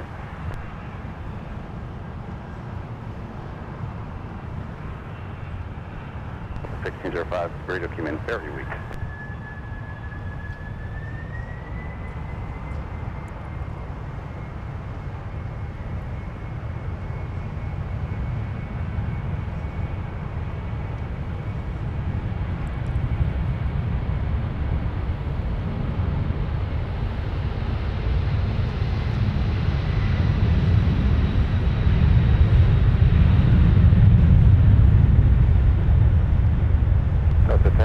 Monitor tower 126.7. You do have an airborne time 32, void at 34. Time now is 25 and a half. 126.7 monitoring up to 1025.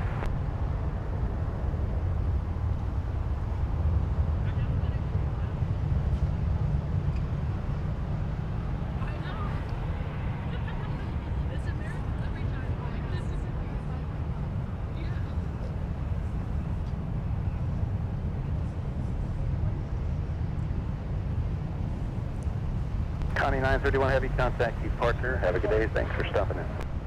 Thanks for the help and over to departure, Connie 931 heavy.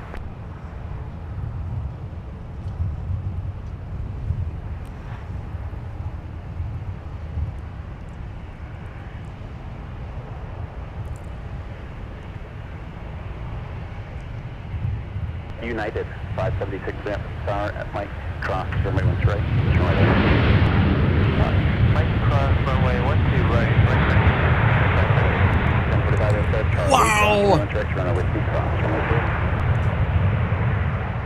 Kalina giving us the treat of the day. 1025, sir. 1025, sorry about that. We can. 1025 at Charlie Cross, runway 1 right. If you are just tuning in, welcome to MSP. We are not done with 747 action today. UPS will be doing it around 5 o'clock with the 747-8 of their own to tack on another 747 to the heavy party that has unfolded today from Minneapolis-St. Paul. We also got the Team USA A330-900 Neo. Here is a side note, in addition to our 747s that one of which just featured and the other we're still waiting on arriving from Louisville. So Delta 163 today featured November 411 Delta X-Ray.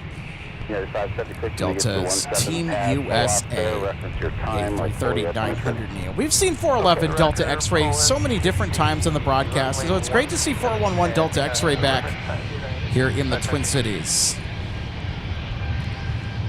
And CJ, one of our awesome members, letting us know that UPS from Louisville 2568 Heavy with the 747-8 is now airborne from Louisville en route to Minneapolis.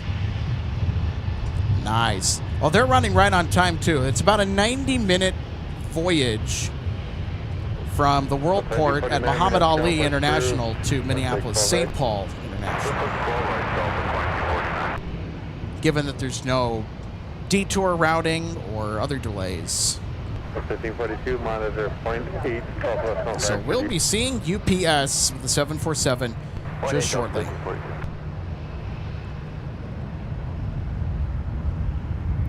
Sun Country 407, map tower, winds 190.125, runway heading, runway 17, clear for takeoff.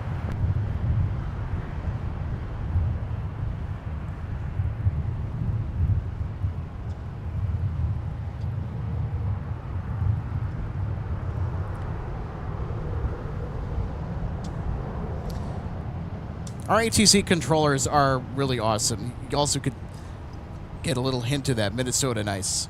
Told Kalita on their way out, just as the controller was going to tell them to switch over to departure, like, hey, thanks for stopping in.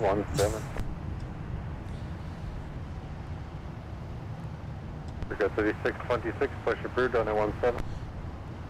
Glenver 113, you know, that would be interesting to see that Kalita 747, to see if that's an ex-Northwest Air Cargo. 3626, push approved on 17. I'm sorry, Brick at 3626, push approved on 17.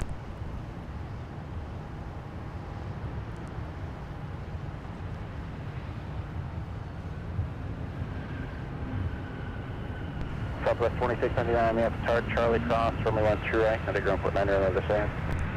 That's 1 2 out of Charlie, going to ground other side.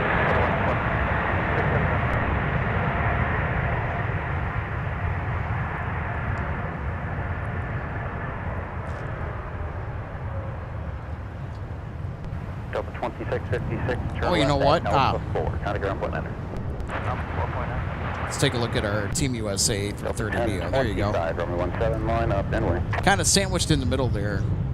Some of the other Delta Heavies that are kind of conferencing around Concourse G. So our co-host RJ Bean is actually en route here to MSP, so we're going to get some good vibes from RJ today. If you're just tuning in, welcome to MSP Live. So delighted to have you with us today. It's an immaculate day for plane spotting. Got to see Kalita depart back for O'Hare. Thanks for stopping by, Kalita. And it's been the week of the 747 here at MSP.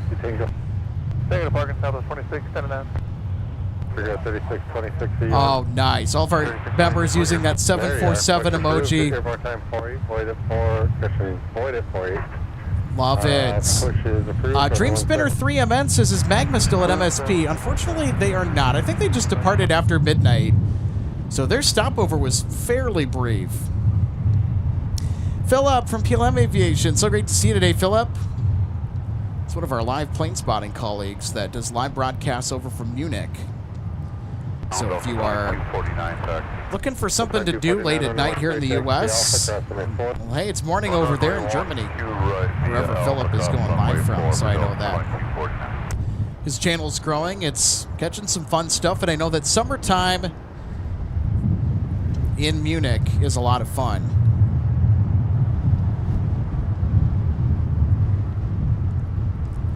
Also, Circuit Breaker, so great to see you today. Circuit Breaker, one of our awesome members. Bringing out the 747 emojis as well. AvGeeks Nation, so great to see you today.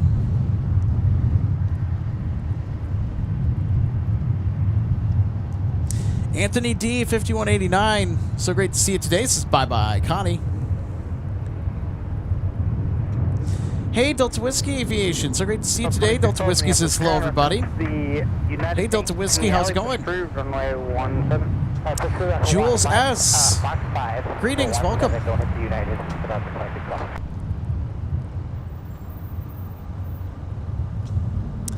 Arc Goblin 1 says Northwest Air Cargo only had 747 Classics, not the 747F, would be correct. So it would be interesting to see if that aircraft, apart from Clitta, had a past life at all.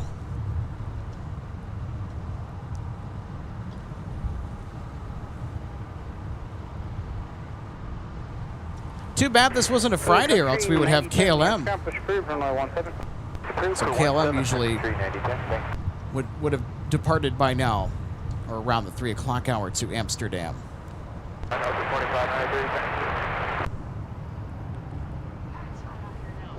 Delta 2593, runway 17, taxi via Alpha Delta, correction, Alpha Charlie, hold short, runway 12 right. Alpha Charlie, short, 12 right, Delta 2593.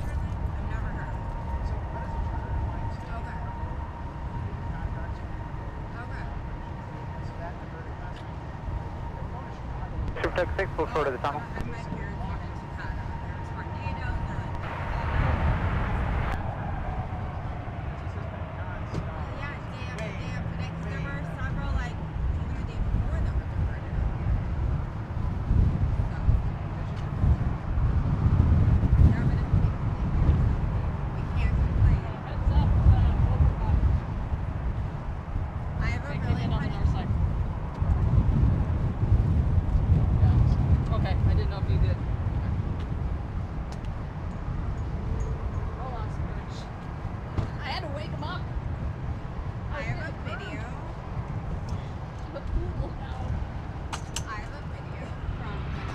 Ground 285 taxi. Country 285.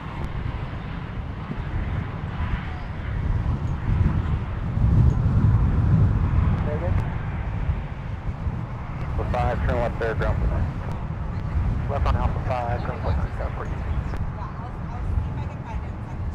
12 left, Delta, hold short of 12 right, second 285. All right, our co-host RJ Bean is here.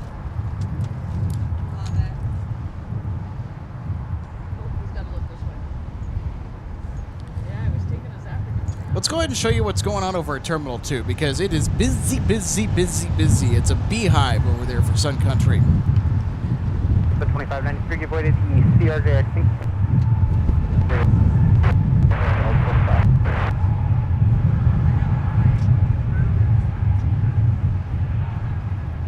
Energy 1204 behind the Delta, please. Okay, Delta. So there you go, everybody. This is not a look that we show too often. I'm going to try and show a little bit more of Terminal 2 during our shows.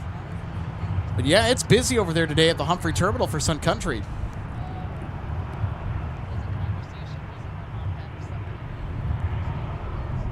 Oh, wow. 79 degrees. I think it's supposed to get up to 80 degrees today.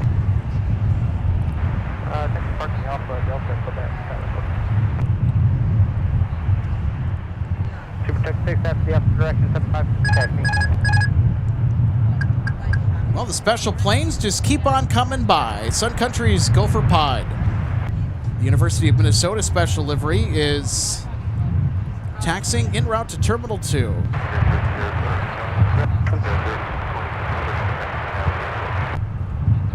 Country 285, Monitor Tower 126.7. 267, 285. Secretary 9010, ready taxi with here. Secretary 285 in a tower at Delta, cross, Romeo and Trek, via Delta, Papa, I'll have more. Right, Delta crash, 1 to right, Delta, Papa, Sun Country, 2 westbound. Brickyard 3626, runway 17. After the RJ passes from your left to right, runway 17, taxi via Charlie 5 Charlie, hold short, runway 12 right. Right behind the RJ, runway 17 via Charlie 5 Charlie, hold short, runway 12 right, Brickyard 4626. South Sun Country 1204 on Charlie, parking Hotel 2 Alpha. Brickyard 3626, also give way to the Sun Country, going to cross from your left to right. Roger, we'll give way to the Sun Country, left to right as well, because it's... Sun Country 285, monitor ground, point 8. Secretary 9010, ready taxi with Sierra. 249, tower. Go ahead, Delta 2049. Traps up, 5 out, you ready to go? Yes, sir, we are ready to go, Delta 2049. 2249, winds 140 at 145, runway heading, expect to turn off the departure end, runway 12 right, cleared for takeoff. Ooh, we're going to get a takeoff on 12 right here. Delta 2249. So it looks like Kalita is not going to be the only aircraft that'll use the south parallel to depart today, despite the fact that 90% of the departures are going to the west side to help with the traffic flow. And taxi parking via Charlie 2, Delta. Charlie 2 Delta to park Sun Country 1204.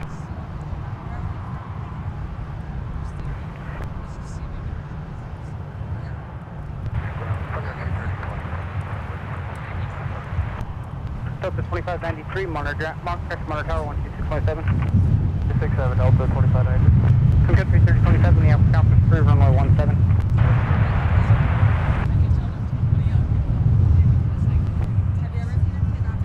Sun Country 617, the Alpha Conference 3, runway 17. Switch through 17.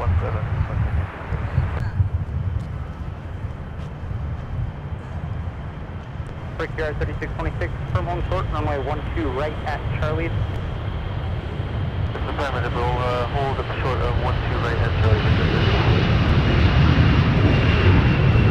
Brickyard 3626, roger, thank you, monitor tower 12657. Monitor over 27, yard 36.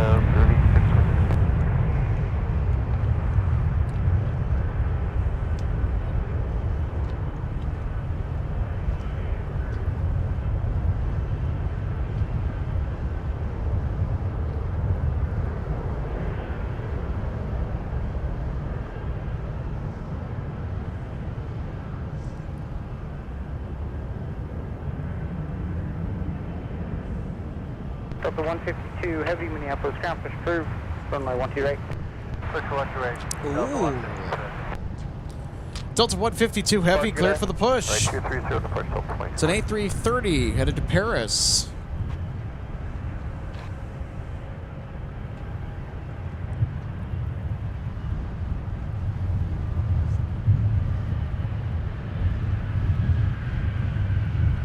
$25.93, Minneapolis Tower at Charlie, cross runway 1 straight, then whiskey, cross runway 4. Charlie whiskey, cross 1 2 right, and cross runway 4, Delta 2590. 3626, Minneapolis Charlie, cross runway 1 straight, then whiskey, cross runway 4. And there's Delta 152 right there, pushed back from Concourse G. It's an A330-300 today. Pickup 3626, cross runway 4. Cross runway 4 as well, pickup 3626. The A330 might not be the most amusing wide body on the planet, but it is to us, especially from how close we'll be able to spot it taking off from. These takeoffs are going to punch. It's going to be loud. Runway 12 right.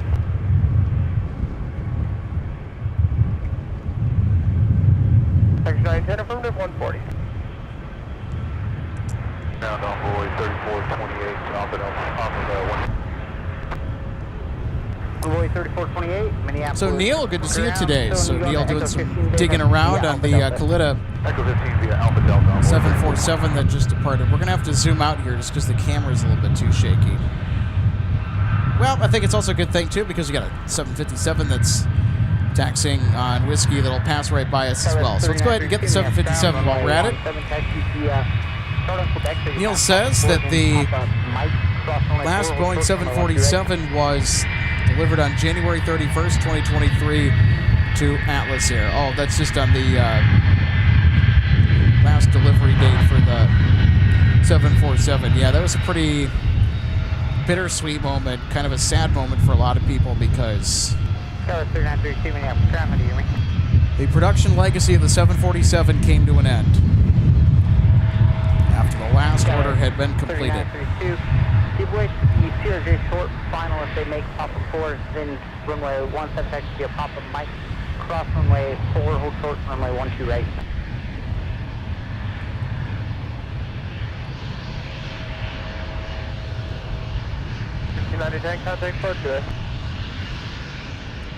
Rosie, thanks so much for tuning in, sending me the information. Rosie says, my brother, Captain JD, is commanding Sun Country 607 to Phoenix at 3:42.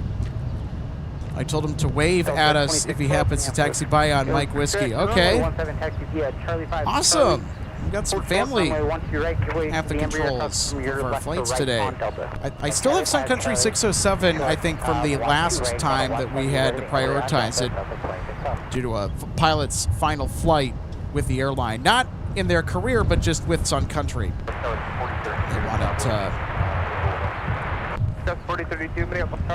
wanted to capture the occasion. So. All right, now it's time to welcome in the second member of our on-air team. RJ joins us, our co-host. Hello. Has arrived. Were you just in time to see Kalita depart? No, I just missed her. No. I was, I'm not dumb. I had the stream playing on my phone in the car while I was driving out here. I was not watching, really. I was listening, and darn it, she rolled for takeoff just as I was coming over the bridge over here, over the Minnesota River. So I just missed her. And, she probably rotated about the time I got off the bridge over there, and I was kind of climbing up a little bit, merging in with the traffic coming by the airport. She was heavy today. Kalita was heavy. And we knew that Kalita was going to be loaded because Nippon Cargo went off 17 this morning. And we kind of figured that Kalita was going to go 12 right, which they did end up doing. But that was just because they were on the 12 right pad, and we thought, oh, okay, this kind of looks promising because they're going to probably want a shorter taxi, A. And B, even if they don't have the shorter taxi, they're going to probably want a runway with some favorable wiggle room, especially how loaded they were. And boy, did they need the south parallel. They also had a really favorable headwind, too, for the south parallel to have those combination of factors that all kind of came together to construct a pretty fun moment. The top highlight of the stream today. Keep in mind, we've got more 747 action coming your way. UPS 2568 from Louisville will have a 747-8. And they are currently in the air, RJ. So that is confirmed. We'll have another 747 to marvel at. It's been the week of the 747s. We've had 3 days consecutive of UPS 747 assignments from Louisville. We had the Alpha cross from my 4. Alpha cross 4, call right up for 150. Delta 2612, monitor tower 126.7. Take that, yeah. I want to turn the phone down there. Yeah, I'm just trying to kind of figure out what I need to adjust here, and I had turned it down, but when I started up the stream on my phone so I could kind of see the chat. That happens to me more times. The volume went right back up again. I'm just like, where's that doink sound that I can play? Bottom left. There we go. I was like, darn you. It's just like when you sent the message out in our team messenger chat that you were going to stream starting at 2:30 today. I was getting a perm. I'm a poodle again. So I'm just like, okay. So, kicks me out of the house when I come out to do this. I have no problem doing that, of course, because if that was the case, I wouldn't be here. It's too nice to stay inside today. I'm in sandals. Well, that's what I was thinking. I got done with all my work stuff and kind of a slow day at the station. So after I got done taking care of what I needed to take care of. I was like, well, you know, and I came to the same conclusion you did, RJ. It's too nice to be inside today. Well, that's why I went and out and did a hike yesterday, so it's time to kind of get that activity started back up again. Heading 120, runway 17, clear for takeoff. Are we going to get another 1-2 right departure here for this A320? Turn on the Bravo, hold short of Delta, and I'll get you. Because sometimes they'll cross at the threshold of runway 1-2 right to taxi to 17, and yeah, I think that's what they're going to do. Yeah, that's what they're doing. Skyrise 4032, Bravo, Charlie, Quebec. Yeah, I have to go back into the chat. I have to find something that somebody said that I got a pretty good laugh over, and yeah, I saw everybody flashing the 7-4 emojis. 2732 will be behind Sun Country. Whittager 5477 says, love Iowa and a former Masaba employee. Well, hey, thanks for finding us and tuning in today. I miss Masaba.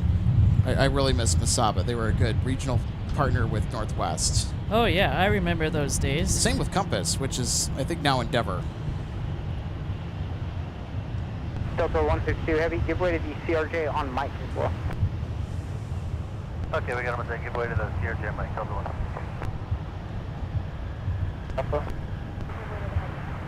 Okay, my chat is not letting me, I don't think, go back to find that comment. No. So how rad is it? Asks, what's the wind coming into the airport like? Looks like the 747 in that thing got a little wobbly off rotation. Yeah, I think there's a little bit of a... Now there's a slight crosswind component because, yeah, the winds... Right now they're 130 at 8 knots sustained is the last weather report for the conditions at the airfield. So that info bar in the bottom of the screen, those are our current conditions. The runway ops, what we're looking at. So that's all automatically updating. So the weather is directly tied to the MSP Airport weather station, which, by the way, speaking of, that Delta 737-900 just passed by. That's the weather station where the data on the bottom of the screen is coming from. Yep. That's a weather station. American 2031, runway 17, taxi via... Is it easier for you to make a left turn or a right turn there? Brenda Litzinger, you're welcome. Says, thank you, Alex, for sticking with the Kalita takeoff. So awesome to watch. Brenda, I'm right there with you. There's no way I'm not going to divert my attention away from our departing Kalita 7-4 until the Queen is officially long out of here. Sun Country 104, Minneapolis contacted parking. So just prioritizing the nature of the visit, sticking with it until it leaves, because that's why a lot of our viewers showed up there during that time.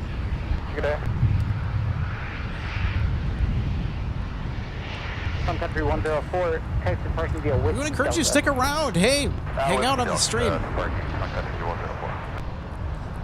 It's going to be a fantastic evening for plane spotting. It's going to be wild. UPS is bringing their 747, so we will see a lot more Queen action today. What's interesting, RJ, I mean, we're going to get to see every single different flavor of UPS Cargo 747 in the same week in 3 consecutive days in a row. How crazy is that? So we got the 747 BCF. That was yesterday. The day before, it was the cargo-built and configured 747-400 for UPS. That taxied on Mike, I think.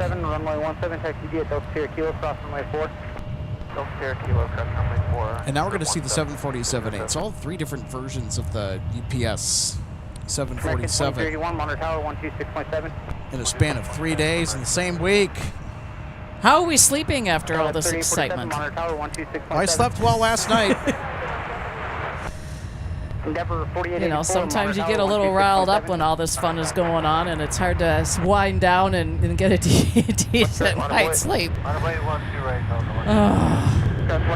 As you like to say, oh brother. Going into position.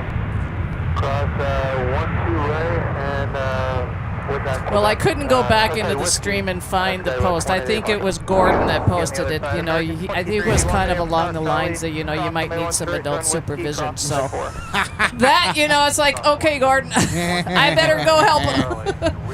all in good fun. And of course, you know, I was listening in on the chat while I was at home trying to get a little bite to eat while you were talking about the hockey and you know, the playoffs that come up. The playoffs for the NHL start this weekend. So I know the Wild, I think, what did you say? They played their first game of their series against Dallas on Saturday, and I think my Lightning start their series against the Montreal Canadiens on Sunday.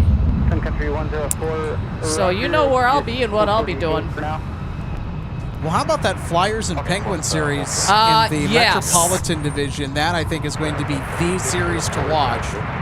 An in-state rivalry.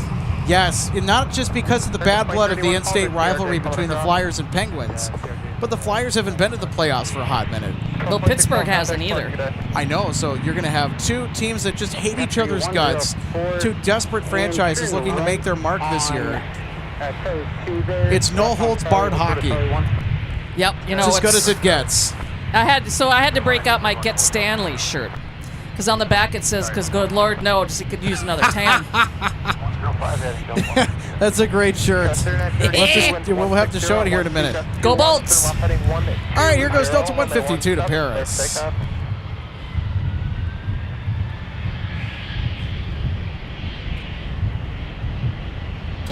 Skywest 46-3, monitor tower 126.7.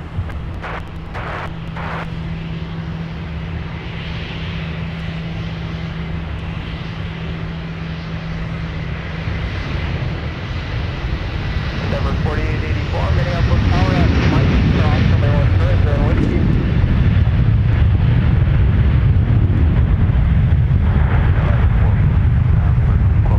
Up to 413, Minneapolis Tower, Oscar Turbulence, heavy bus on the roll now, winds 160 at 12, gust 21, runway 12 right, to the land. 12 right, to the land, down to the rest, land, 450. Says 188 Foxtrot, you'll follow Sun Country from the left. We're following Sun Country from the left, Skywest 188 motion. Okay, 576, runway 17, line up away. Runway 17, line up away, 956,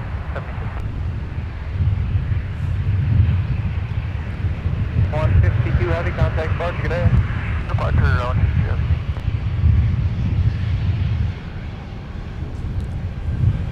Look at the turn. I wanted to hold on to that look at Delta 152 departing just right through the turn there.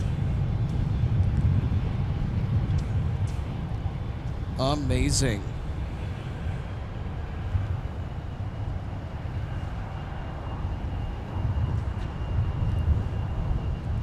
Yeah, it's always a sight to watch him do this maneuver, but it's even more fun when you're on board. No kidding. As always. I'm always ready to fly. Same here. Juliet and Tango Current, Minneapolis, altimeter 2972. So we have got a flyover coming at us, Alex. I'm going to see if I can find out who that is. 384 Minneapolis Tower. Hey, Chester's here. Alaska now landing on runway 12 right. Okay, 576, turn left, heading 1. Okay, I think we might be in the process of getting a flyover from a FedEx 777, Indianapolis to Anchorage. It's hard to miss. There is not a cloud in the sky right now.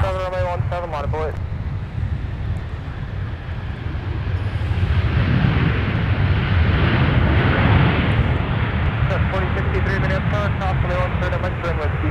Cross 12 right and Mike, join whiskey, 4063.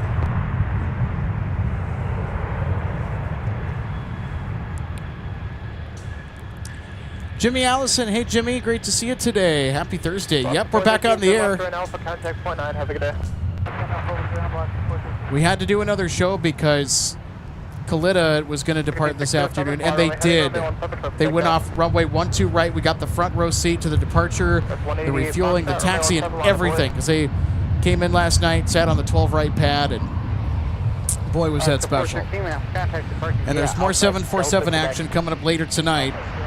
in the form of UPS 2568 from Louisville with a 7478. So over the last 3 days, we will have officially seen every single different type of 747 that UPS flies. The 747-400 freighter, the 747-400 Boeing converted freighter, so a passenger 747 with the big top, stretched upper deck, converted to freight, and then the 747-8s.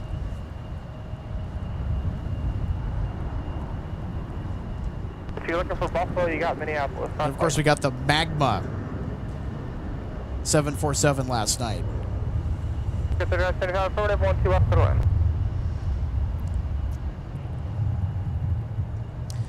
And then also, Team USA is here. Yep, they just are now in the process of moving that aircraft at the moment. Yeah, they just moved it to Concourse F because it arrived as Delta 163 from Amsterdam. Yep, and as soon as we picked up on the arrival of that aircraft with that livery, I immediately went on and looked, and it's going to be heading back out as 162. 1206 Amsterdam, 160 at 15, SPT, runway 128, clear to land. Clear right, clear to land, 2290 Amsterdam, runway 12 left to land, 170 at 13, gust 22. Conference approved, runway 12 left. So is it 2415, cruise to 12 left? Thing 120, runway 17, clear of takeoff. Approved, runway 17, southwest, 611. So that Sun Country 737-900 that we just saw touch down a moment ago, that was from Fort Myers Delta 2450 in Florida. Clear to push for runway 12 left. Thank you, clear to push left to left, Delta 2450. And Jimmy Allison, yes, absolutely, because if you're obviously watching the stream online and you can see what the weather is for us today here in the Twin Cities, yeah, there's not one cloud in the sky to be seen anywhere. So I'm going to zoom out just to show you guys. And it's Since we're talking about it, as our friend and co-host John Joseph loves to say, today is severe clear. yes. A little breezy, you know. Olaf is moving around a little bit here on his perch, but it's not too windy for him to be out today. Nothing but blue. Look at that. All things considered, because we've got another line of weather that's supposed to be coming into the area starting tomorrow, because it's going to be one of those days tomorrow where we have our high for the day early, and then the temperatures are going to be gradually dropping throughout the day into Saturday, and then eventually it's going to start to warm back up again. It's been a little bit of a roller coaster with the weather here the last few days. We got some high altitude spotting. Who's that off in the distance over to our east? Actually, I think it's to our northeast there. Oh, hey, where are they going? All right, we got to bail and catch the 757 that's coming in. Around 384, looks like our gate's occupied. Country 384, Roger, hold for the Charlie 2 on Charlie.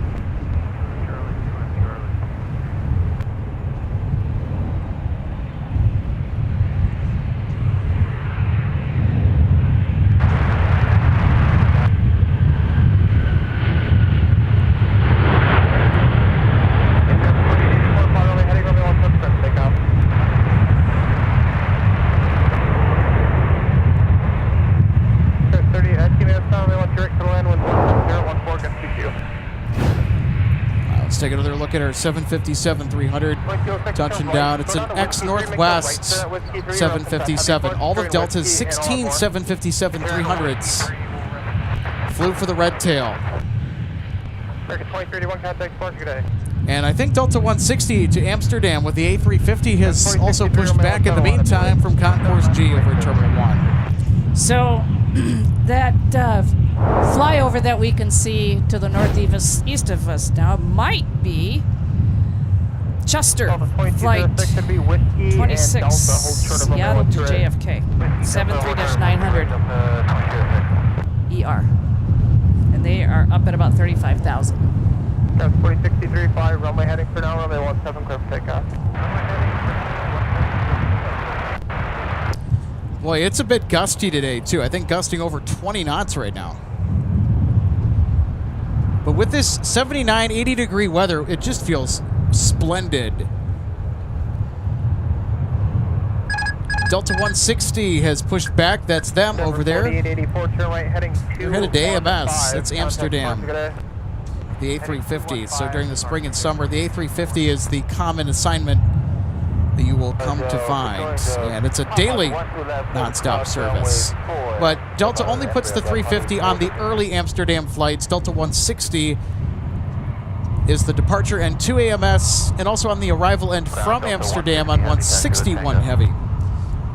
Delta 162 and 63, 164 and 165 are all Airbus A330s. And during the colder months of the year, Delta only has 2 Amsterdam nonstop daily services with the A330, but during the spring and summer, they actually open it up to 3 daily. So the capacity for that Amsterdam route greatly increases during the spring and summer months, also into early fall. And in addition to that, Delta also has the Rome route, Delta 298, on the outbound to FCO, and 299 Heavy with the 330neo on the way back. Copenhagen is also going to be starting up pretty soon. The SkyTeam connection with SkyTeam partner SAS. It'll be starting up around the same time as Air France. May 4th is when Air France will start flying here for the 2026 season. They're a seasonal operator to Minneapolis. Same with Discover. Discover will actually start flying on May 8th. Now, they were supposed to start on the 13th, so that would have been this week on Monday, but Discover decided to push back their return, so they have a bit of an extrapolated start to the 2026 operating season. I guess a little bit more than what we had expected, but we will still get them nonetheless. At least they're still coming here. So that is a great sign. Now, Discover, why are they here? They're technically filling in for Lufthansa. 11, runway 17, taxi via Delta Sierra Kilo, cross runway 4. Delta Sierra Kilo, cross runway 4. And Alex, I hope I can pronounce this correct. Was it Marcus 5400? I know I'm missing part of the end of it. In regards to the 75, it can be easily mistaken as a 767. Yep, and I speak from experience. I have misidentified a 757 as a heavy before by accident. Yes, because he's mentioned about it, about its size, and of course, and I've picked up and learned some things from you, having been out here to help with the stream, that the pilots that fly the 75 can also fly a 76, because basically the 75 is a narrow-bodied version of a 76. And of course, it's just a single-aisle airplane instead of the double. And in some cases, the 75 can go transatlantic. It has been done. Aer Lingus has done that in the past. When they first started flying here to Minneapolis, St. Paul, in fact, the aircraft that they used for their inaugural flight, I think back in 2019, was a 757-200, back when Aer Lingus actually still was flying the time. Yeah, and then also in regards to... Icelandair also flew the 757s transatlantic from Reykjavik to MSP. I remember when Icelandair still used the 75s. Yeah. Long live Hecla Aurora and the Glacier Special livery, the 80 years of aviation. I never got to see those aircraft, unfortunately, but I saw pictures of them. And also he was commenting about the weather. It says it's a nice 71 Fahrenheit day in Chicago. Can't complain here. Of course, we're not complaining here right now either. We're just in the mid-April, and we're just headed into summer. So, and if there's any snow still left around here, it's going to be at the ski resorts that are around in the Twin Cities area or further north, because there is some still out there. It's still melting. I saw that yesterday with where I was hiking, overlooking my home hill at Afton. So, but it's not going to last much longer when weather gets to be warm like this. It's going to melt. As far as the cold weather is concerned, I think winter is trying to crawl out of the grave. Yeah, I thought I on decommissioned Saturday. it. It's not getting the message. I think it got the message. It's just, I don't think it cares. No, it doesn't want to listen. No, winters up here are brutal, and they love to show up during spring just to get everyone's goat. Delta 2591. Especially in March and early April. For now, turn left on Mike up Quebec and just holding the pad. I mean, there's 1 week where we went from a blizzard, quite literally on Sunday, a blizzard, to I think the 70s on Saturday. That was wild. Yeah, didn't it get up to about 80 degrees down here in the Twin Cities? Or maybe it was 80. I went up to Duluth. I skied up at Spirit Mountain on that same Saturday. It wasn't quite as warm up there. Oh, yeah, you're right. Holy cow. But it was still warm. And it gets really hard to ski when the conditions are like that. It's just like, do you want to really get out and ski or run the risk of falling and getting hurt? All right, here comes Prime Air. Hold short correct. You want to be off correct southwest. Going to Hotel 14, then hold there they are. I want you right at Our other friend John is here. Alex, and it's just like we were trying to figure out, well, where are they? Says, oh, there they are. Because I was looking to see where you had the camera aimed. Okay. I thought you got spooked for a second. I thought John was causing problems over here. No, John's good. No, we don't need to put John on the penalty box. No, not even a 2-minute minor for roughing. That's the least you could do. Unsportsmanlike conduct. We're not having too much fun, are we? Of course, and what the shirt that I've got on right now, I can even put it out even more. I do have a Vinny LeCavier jersey in my car from 2004. Okay, with the patch you know what? on it. We'll have a moment here after Delta 160 departs for AMS. They are lining up with 12 right. All right, clear for takeoff, 12 right, fly runway heading, Delta 160 heavy. Delta 611 Minneapolis, runway 17 miles away. Alrighty, here they go. Delta 160 now departing to AMS with the mighty A350. Sun Country 3073, affirmative, cross runway 4 on Whiskey. Cross runway 4 on Whiskey.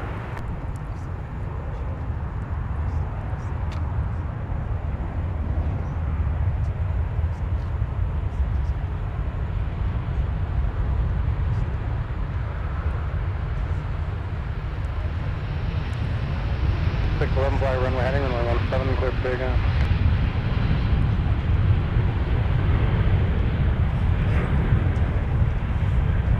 Sun Country 3041, turn right heading 215, 215, then contact departure today. Oh, now the light pole is banging.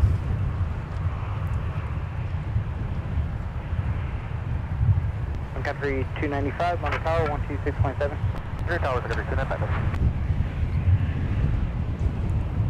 60 heavy, turn left heading 105, and then contact departure, good flight. All right, left to 105, switch to departure, Delta 160 heavy, good day.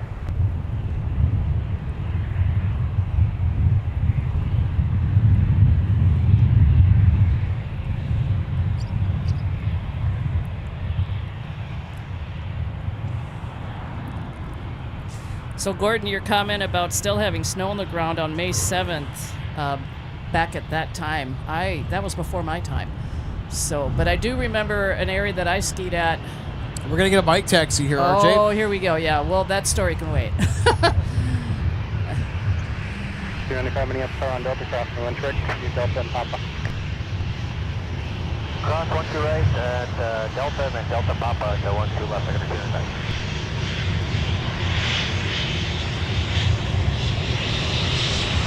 4314, runway 12 left, that's via Papa, cross runway 4.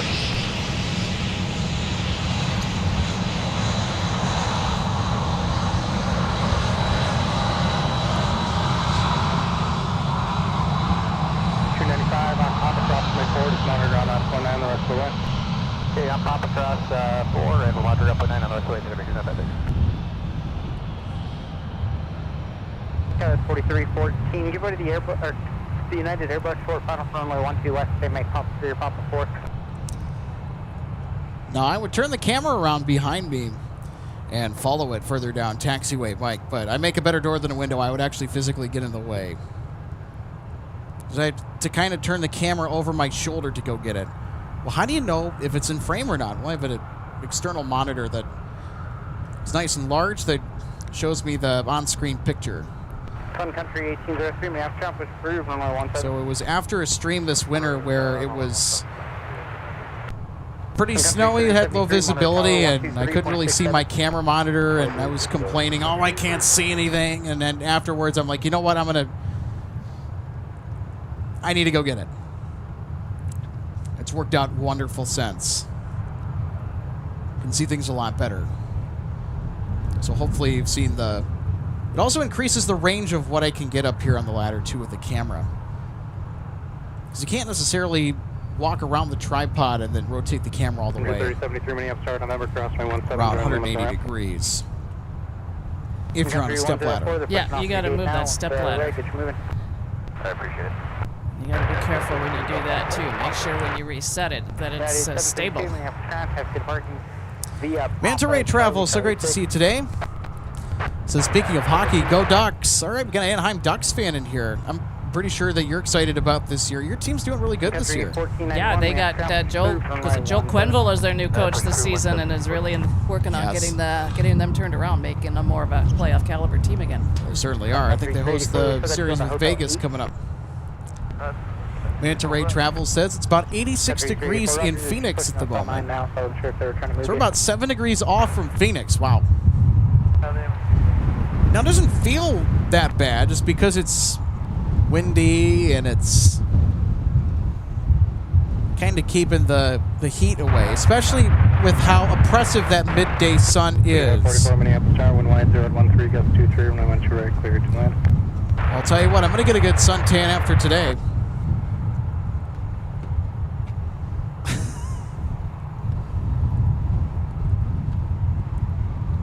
Edmund Sportsfan 88 says, I never realized that Prime Air is operated by Sun Country. Yep, so Sun Country has a cargo contract with Amazon Prime to haul cargo.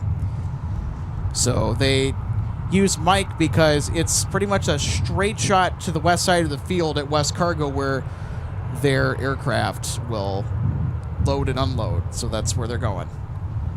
DHL also goes there too, or their affiliate airlines that are contracted for DHL, such as 21 Air. Kalita also does work for DHL and other airlines.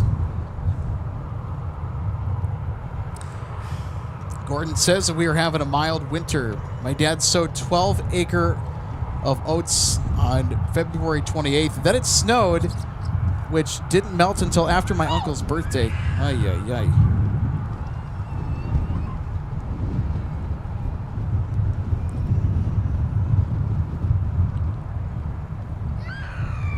So Gordon says in the mid-50s, we still had snow on the ground on May 7th. Yeah, I can believe that. Especially up here anyway, too.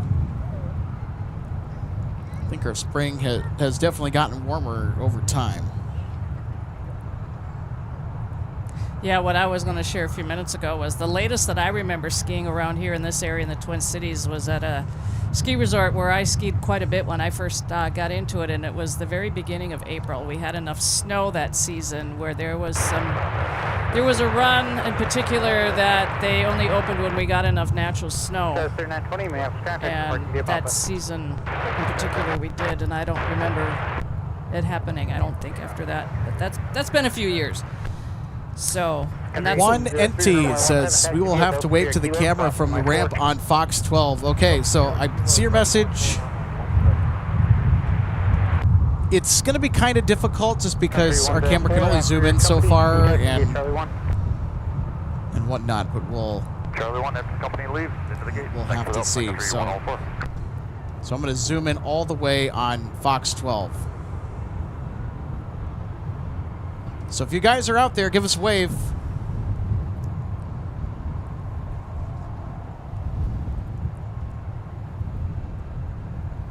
The Gonagle, so thank you so much for tuning in today. Says that primary contract means Allegiant got a great deal.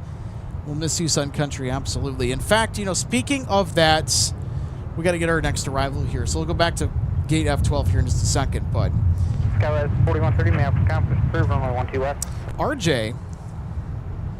So that Prime Air cargo contract was the big catalyst for sweetening the merger proposal between Allegiant and Sun Country. And Allegiant saw that, and they're like, ooh. I'm sure the Allegiant executives were licking their chops, seeing what Jude Breaker and the rest of the Sun Country executive team had prepared and the airline that they had reshaped to that point. So I'm sure will that continue to operate after the merge? Yep, so Allegiant will inherit that contract. Left at Alpha 5, join Alpha ground 9.9. Left Alpha 5. All right, well.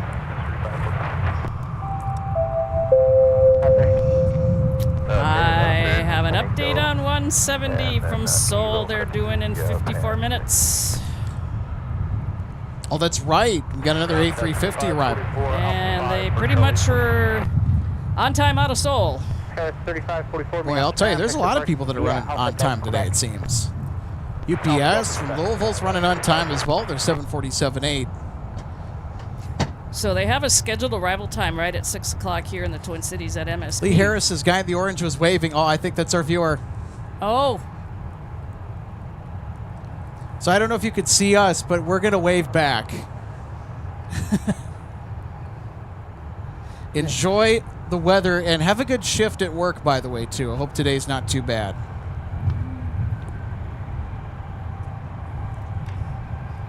In regards to 170, their estimated arrival time is about 10 after 5, so 50 minutes early. Oh, wow. Okay.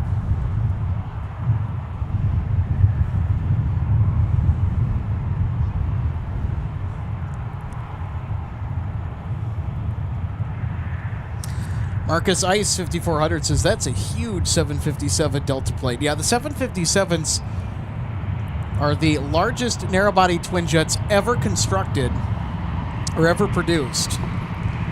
They're my favorite narrow-body. They look amazing. They perform amazing. They're reliable. They're just spectacular machines all the way around.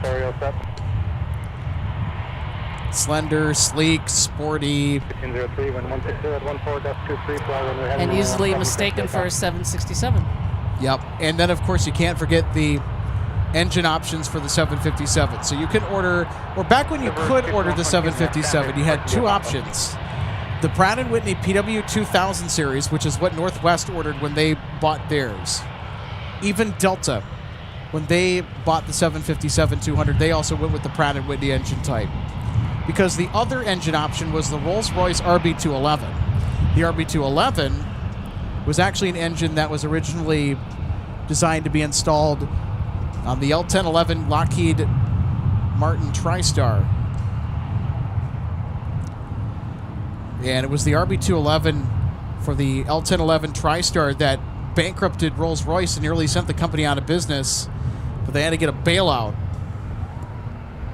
from the monarchy or the British government at the time, whatever. So it was a little interesting aviation history for you. The L-1011 is actually my favorite commercial aircraft that has ever been made of all time. Out of the aircraft currently flying, my favorite is the A350, all variants. And the primary reason is that the A350 actually holds a special place in my heart because that's the first wide-body aircraft that I got to fly on. And that was last August. Flight 1484 to Detroit. Yeah, it was only a 65-minute flight. It was way too short, RJ. Way too short. I'm like, what? We're already here. No, I could go another 4 to 5 hours on this thing. It's so awesome. Yes. I think the longest flight I've ever been on is about 10 hours. But the 750, or the A350 is what I meant to say. The A350, great experience. There was a combined Minneapolis and Detroit-based crew, which was odd. There were certain points where I felt, to be honest, the service was kind of weird. Okay, 4130, you can go back around that traffic and then Papa, to go to the CRJXC Papa 4, and then cross runway 4 on Papa to 12 West. Now, the Minneapolis-based crew, you could tell you could tell Delta 2591. who the senior people were. They were super great, super outgoing. They were just on top of it. And this is out of the combined crew. I think some of the younger flight attendants were kind of getting acclimated to the environment. They're a little bit more nonverbal, but had a great service nonetheless. And I just had the most wonderful crew out of Detroit connecting off of my A350 flight onto an A320 that would take me to Traverse City. That A320 that I took, so the registration on that was November 320 or 321 Uniform Sierra. That was a part of the original Northwest A320 order. Those are some of the oldest A320s in Delta's fleet if they're still around. And I'm curious to know if November 321 Uniform Sierra is still flying. And you know what was also special is the lead flight attendant. She was a veteran for Delta and Northwest. So she had work experience flying for the Red Tail. Same with the captain. And the captain had a Northwest Airlines tie clip. So you had some Red Tails that were in charge of that, the former Red Tail crew that were in charge of that flight. They were wonderful. They were absolutely wonderful. Pushing for 12 left, left 20 minutes. North Midwest Buzzsaw, hey, great to see you today. It's been a little while since I think you've been on.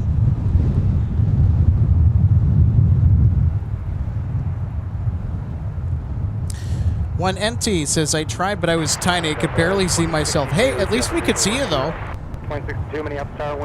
Thanks for the wave. I know you probably can't really see me from the viewing area, but we were waving back, so sending some good vibes your way, by the way, buddy. Sending some good vibes your way. Let's get our next arrival, RJ. Who do we got coming in? Oops. Map here. Tracking 170. One track mine. We have about to touch down is Southwest 711 from Nashville.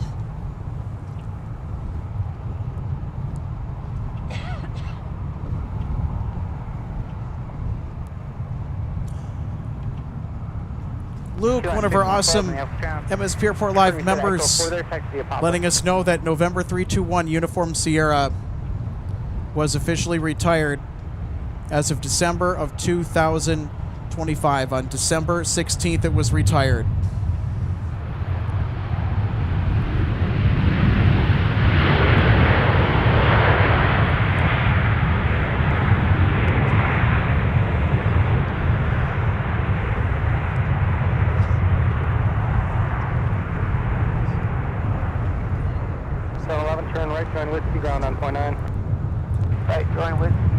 So thanks, Luke, for digging up that information, but that's kind of cool. Got to fly on that jet just before its retirement on December 16th. So that's November 321 Uniform Sierra. I flew that from Detroit to Traverse City.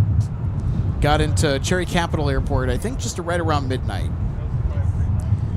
So what the heck was I doing up in Traverse City connecting through Detroit? Well, so I was traveling to northern Michigan. Not the Upper Peninsula, but up north in the Mitten. So I was visiting family. My grandpa had passed away, and I was actually flying out for his memorial service. Also to be there with my grandma on my mom's side of the family. So it was a bittersweet trip. Southwest 1296, right check.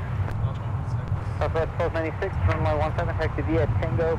And it was hard because I was really close to my grandpa as well. Right, Tango, Kilo, cross 4, 17, signature last 4, Southwest 1296, cut across the 170 outside. But I was also excited to check out aircraft that I have not been on.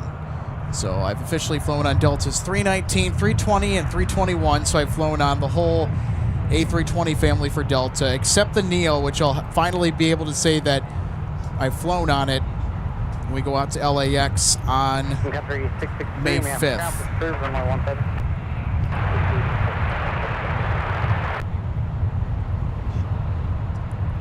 Also got to fly on Delta 739. Have not flown on the 737-800 for Delta yet. Have not flown on either of the 757 variants. Although I'll be taking a 757-300 back from LA on May 9th on Delta 914. That'll be very fun. So finally I could say I flew on the Flying Pencil.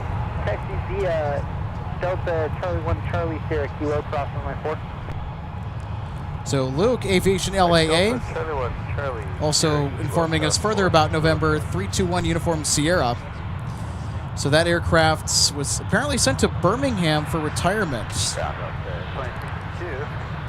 I think it's Birmingham, Alabama, and not Birmingham, UK.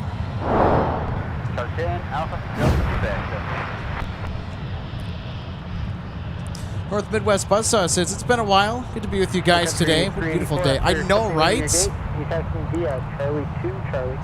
Boy, I'll tell you. And we got a 747 coming in tonight from Louisville. They're in the air, by the way, and they will be here in less than an hour. Yeah, I suppose I should check. I could just be a good idea to check to see where they are. Boy, they were punctual today. They were out of there on time. So it's not impossible that maybe they could be a little early. Maybe. You know what? I'm going to go check that here real quick, you guys. Yeah, I'm working on it right now. We got a... we got a Mosquito UPS. Fairchild Swearingen Metroliner from Thief River Falls coming in. These are really cool planes to catch. You guys are going to want to stick around for this. You know what? This is priority, Alex. I need to capture that airplane with my Sky Cards. See if I can still do it. Go for it. That's one I do not have. See if it'll let me do it, because they're about to touch down. Of course, my Sky Cards needs to open up on my phone, too. That would help, which at the moment, it's not. Connection error. Try again. So it's like, I don't think so. Well, maybe not today. Because now that they've landed, I know that game typically doesn't work with any aircraft on the ground. Left on 22 Old Florida Hotel. So, yeah, my app for Sky Cards is not gonna let me do it today. So another day.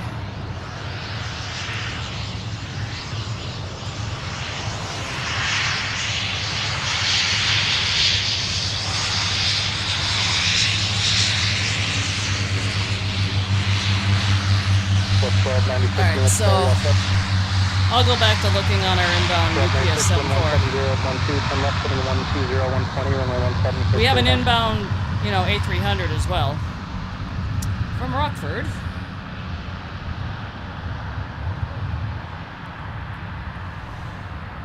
Alright. That was where our Magma 747 was supposed to go to last night. Right.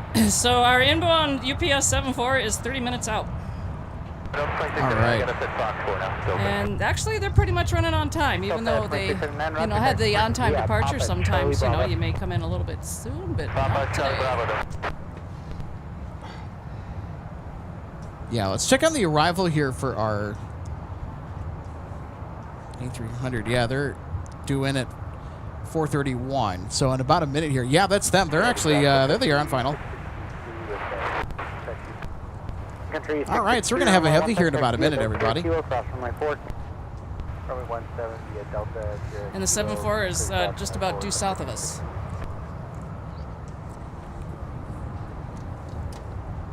So there you go. Look at that.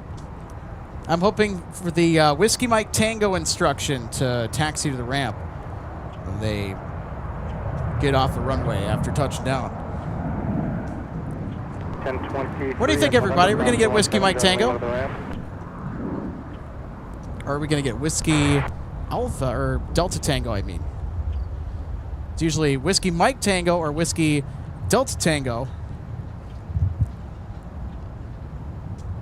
So we'll see which one we get. We got to get the arrival there first. 720, runway 12 left. UPS 5556, now arriving from Chicago Rockford.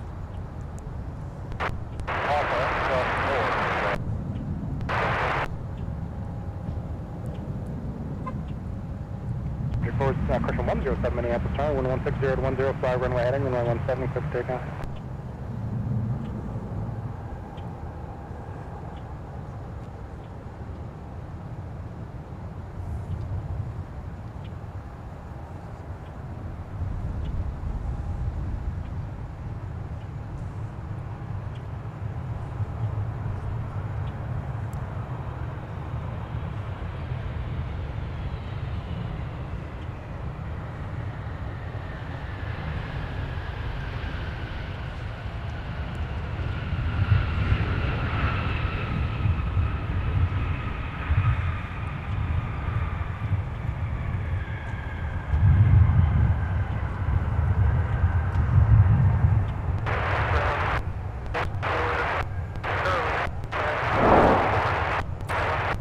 They were riding the bike a little bit. Let's take a look, RJ.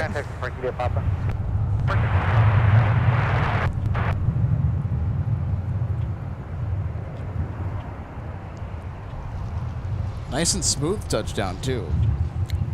Oh, yeah. Didn't notice much of a bounce, if any. If they would have pulled up on that yoke anymore, they would have been in tail strike territory. UPS 55. Let's not do that. I don't think they want to have to pay that bill. Thankfully, they did not. SkyWest 3761, Minneapolis ground, push approved, runway 17.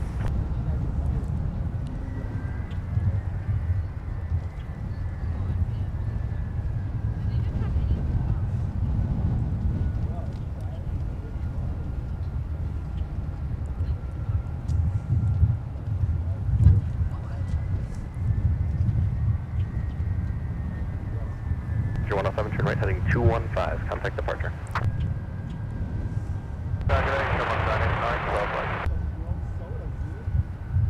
Shamrock 99 Delta Star, wind 170 at 14, gust 25, runway 12 right, clear line.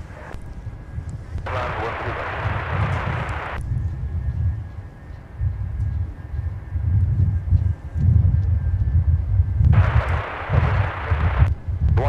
at 15, gust 25.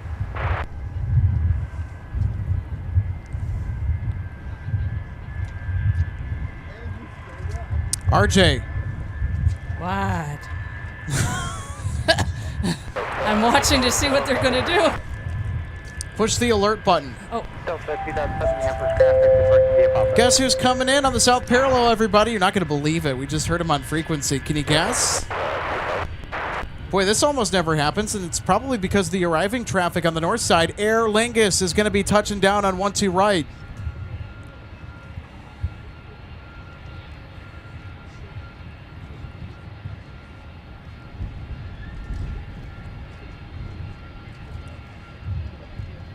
All right, hey, UPS 5556. They're going to take taxiway Mike and Tango to the ramp.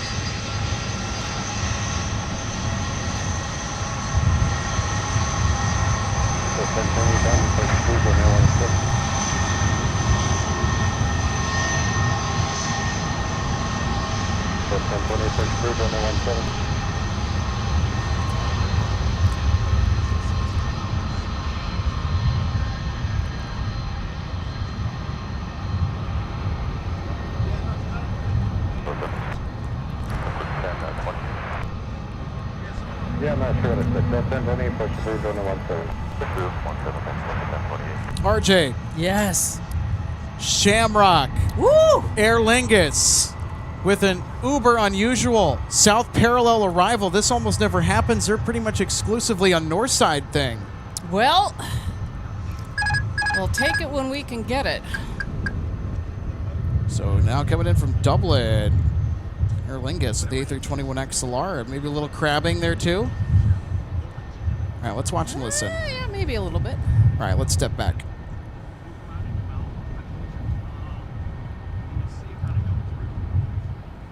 Delta 1D349 taxi, Charlie 1 via Papa. I believe it goes 3761, runway 17, taxi via Pop, cross runway 4, Mike, hold short of runway 128.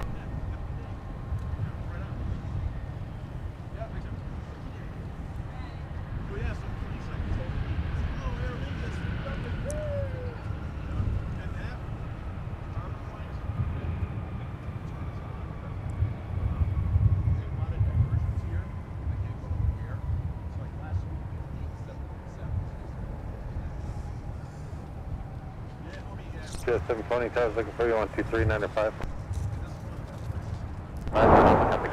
RJ, I'll tell you what. I think they fought this a little bit. They didn't flare until right before touchdown. Left touch, bounce. Oh yeah, they tapped it a little bit. Right bounce, touchdown.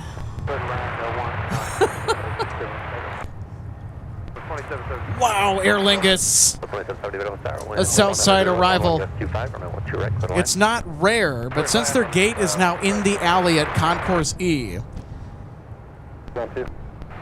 who knows if we might be seeing more arrivals on the south parallel for Shamrock Shake, as our controller friend Joe Check likes to call them. Look at that, shaking it up with Shamrock Shake on the south parallel. Gotta get out of Guinness. Maintain your present speed as long as you're able. Johnny, that's me, says what flights were diverted from O'Hare and why. So we had a Kalitta 7-4 that took off earlier during the 3 o'clock hour. So it departed back to Chicago. It came in late last night at close to 10:30. I want to say 10:21 p.m. So at 10:21 p.m., Kalitta came in en route from Anchorage to O'Hare due to inclement weather. And I think that based on how the weather was shaping up that night, crew could have also possibly timed out. They're like, well, I guess we're just going to stay overnight and head back the next day. It's a good call because the weather just out here today is spectacular. Amazing day for flying.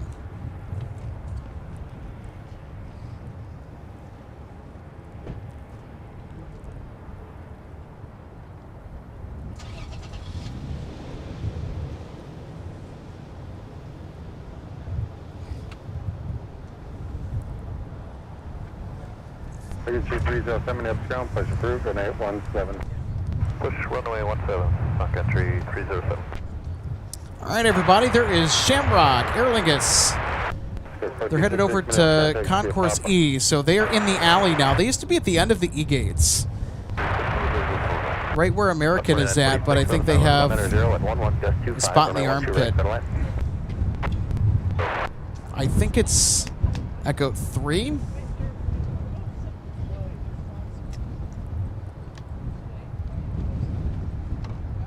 You guys will have to confirm. So Aer Lingus did the unusual today. They were cleared for the south parallel approach and arrival. Because 99.99% of the time, Aer Lingus is a north side thing.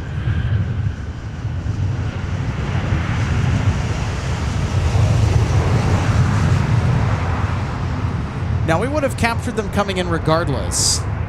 But to see him come in much closer to where we were, right in front of us, that was super nice. That's the first time I think I've seen Aer Lingus take the south parallel on the landing side of the 12s. 2770, lift it off 3, join Alpha, contact ground, 0.9, traffic a mile and a half final. Lift it off 3, lift Hey, Colin Dunn, one of our awesome mods. Thanks so much for the 2 quid super chats. Great to see you today. Back at it for a third consecutive outing at MSP. And today, just as magical as yesterday. In fact, there's, I think, been more surprises today than there has been all week for us to this point. Delta 2770 Minneapolis ground, taxi via Alpha and Delta. Much warmer, but also much gustier today. And that wind, not really down the pipe for the 12s anymore. We have sort of a crosswind component brewing.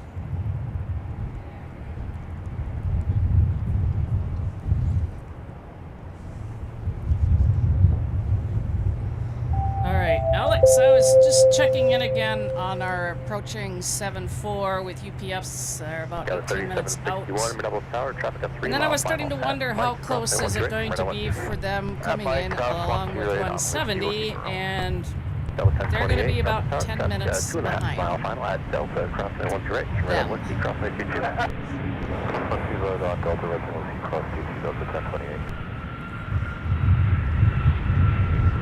Thanks for your help. Radar Whiskey 5 into the ramp and monitor ground point 9. Whiskey 5 into the ramp and monitor ground point 9. Okay, so our friend that's working the grounds right now at MSP says, yep, Airlink is parked at Echo 3. Okay. I thought that's where they were going to park, but I just wanted to be sure. Thanks, guys, for the update on that.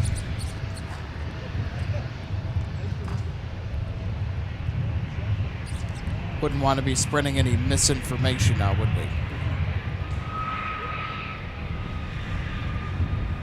So appreciate everybody in the chat today. So great to see interact with you today, as usual.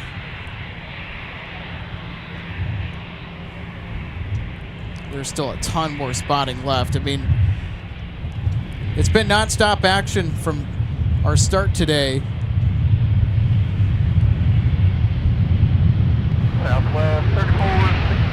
It's also been a busy day for Sun Country. Thursdays tend to be on the busier side for the airline. And you know what? I'm actually going to divert our attention over here to Terminal 2 just to kind of further drive home that point, because Sun Country has been a beehive of activity over at Terminal 2. Yeah, I think I only see a couple of gates over there that are not occupied at the moment, so that's also reasoning as to why they're doing the expansion over there. And those are the southwest gates, by the way, so those are not Sun Country gates. Yep.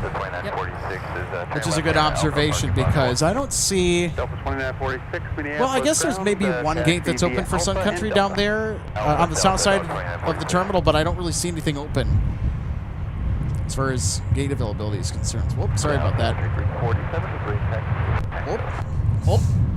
Now you got me doing it too. Sorry, I'm getting in the way. Oh, no, you're not. Because the camera's actually pointed back more towards over my shoulder. And you can cut through the 170 ice pad to join Kilo. Ready, Delta Tango, Kilo through the 17 pad. 347, you can, on Tango, you can cross from right 4.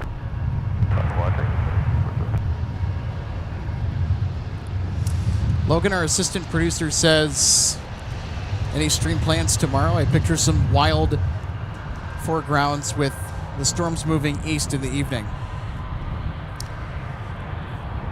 Not at the moment. I mean, if I'm going to be doing it for 3 consecutive days, I'm going to probably need a siesta.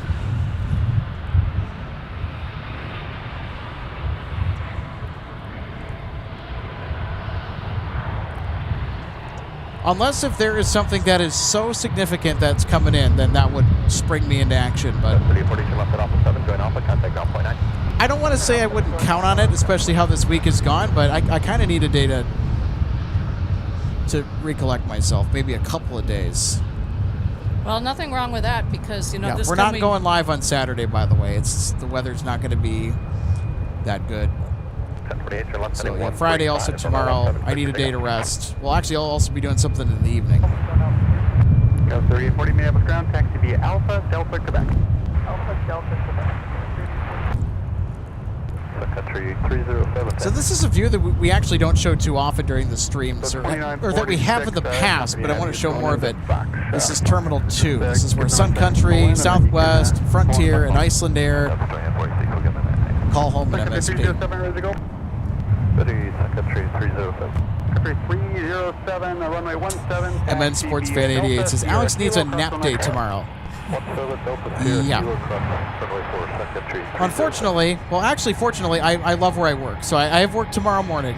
3840 on monitor ground, 0.8. So it'll be a busy day at work tomorrow, and then I will just be straight up cooked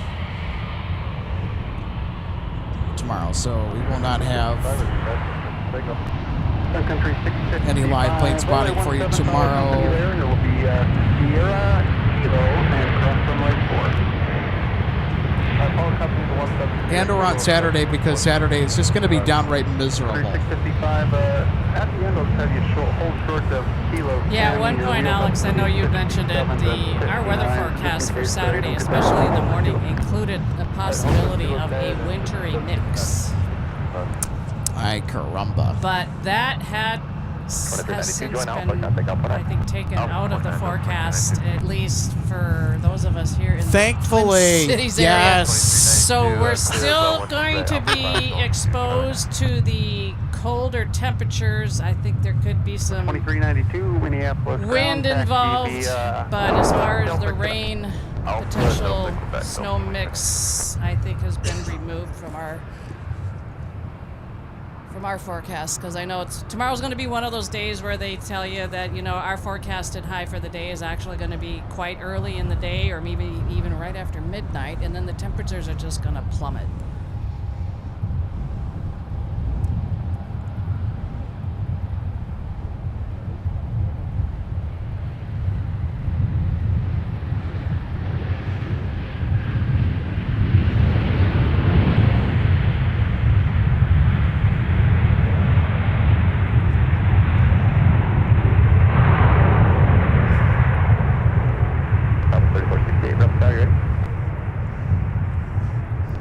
Yep, Minnesota Sports Fan. Yep, you got that right. I've had to adjust back to that since I came back because, yeah, the weather can definitely change a bit more up here from one day to the next, or one part of the day to another. And definitely a much more noticeable change in the seasons.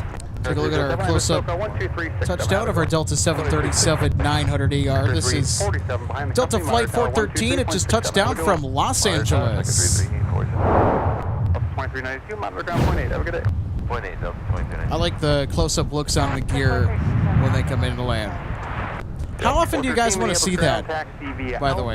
Delta, Quebec, and you can monitor ground on 0.8 along the way. Do we like those close-up looks? Do we not? How do we feel about that? How do we feel about that? Mike Flack 98, thanks so much for the $149 super sticker. It's with the beach umbrella. Nice. Yes, this is perfect beach weather. I really want to be in Los Angeles. Oh, it'll be here before you know it.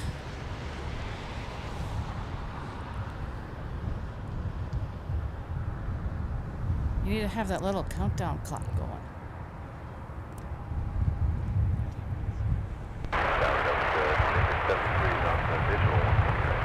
2673 up south, wind 160, 1321, runway 12 right, settle. 30, left runway 17, final point.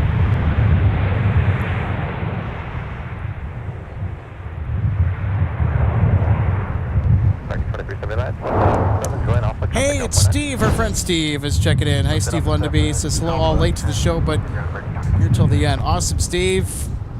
Better late than never. Well, you're just in time. We got the UPS 7478 coming in from Louisville. By the way, we had Kalita depart for Chicago O'Hare earlier towards the top of the broadcast because they came in at around 10:21 p.m. last night. They diverted from Anchorage en route to Chicago because of bad weather. American 2379, we have ground taxi via Alpha Delta. So, American Airlines landing had a little bit of a lean as they touched down, although pretty smooth though. There's been a little bit of a crosswind that our flight crews have been battling here, it seems. It's kind of shifting back towards the direction of 12 right, but there is a little bit of a crosswind component that has induced some slight crabbing necessary. 3468, contact departure. Have a good day. So, Alex, when you've mentioned that term, this might be a good time to teach our viewers a little something that they may not have known. When you make the reference to that crabbing, have you ever mentioned to our viewers what that actually means? What is the airplane doing when that So the happens? aircraft, on final approach, so the nose of the aircraft is actually facing the wind, but where the direction of travel is, they're in line with the runway. So it looks like they are not lined up with the runway, but the aircraft is aerodynamically facing the wind as a measure for better control, and want to be facing the wind as much as possible. But there are limits to how much an aircraft can handle with that crosswind component. We're well within the limits of these A320s, for example. And then, of course, once the airplane touches down, then they immediately get straightened out if they haven't already. And I was just up kind of looking behind us. Our UPS 74 is now just a little off to the south and west of us. They've made their downwind turn, so they're headed out towards kind of the vicinity of Lake Minnetonka. 1-2 right, good one. 655, I was a little early. Right, gonna be sitting there for a couple minutes. A320 touching down. So the question that I asked about if you guys would like to see more of the close-ups of the gear when they touch down, because that's a luxury that we can absolutely afford to bring you here at the viewing area on some of our lower priority departures, or I mean arrivals, I should say. MN Sports Fade 88 says, close-ups are great and the replays are even better. So I guess you could say that that is a vote for the close-up look. Minneapolis ground, taxi via Alpha, Delta, Quebec. What do you know, RJ? Don't you know? 165 is approaching now as well. They, I think, will be in ahead of our UPS 74. They are 5 minutes out. I'm showing Charlie 3. Yeah, I was just going to call. Descending through 6,200 feet. I'll give him a call. Okay, Roger, yep. So we're gonna get we're gonna get some heavies here coming in close to each other. 2462, just monitor ground .8, and if it's anything other than Charlie 3, just let him know. Will do, Delta 2468.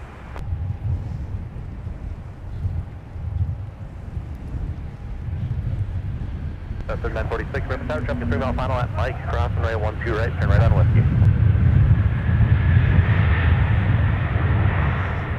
3946 tower.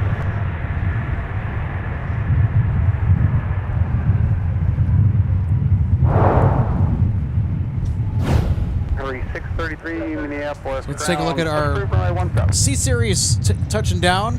Airbus A220 that comes to us from Houston, Texas. This is Delta 2673. Delta 2696 from Tampa is our next arrival. Behind that looks like we got SkyWest from Sioux Falls. By the way, our UPS 74 is on the downwind for 12 right. Yes, 633, from my hotel. And of course, 170 is still out there. That's right. Approaching the arrival here in the Yep, we still have Delta 165 heavy from Amsterdam too, so we're going to have some heavy action to kick off the 5 o'clock hour. Yeah, we're going to have 3 heavies coming in here rather close to each other.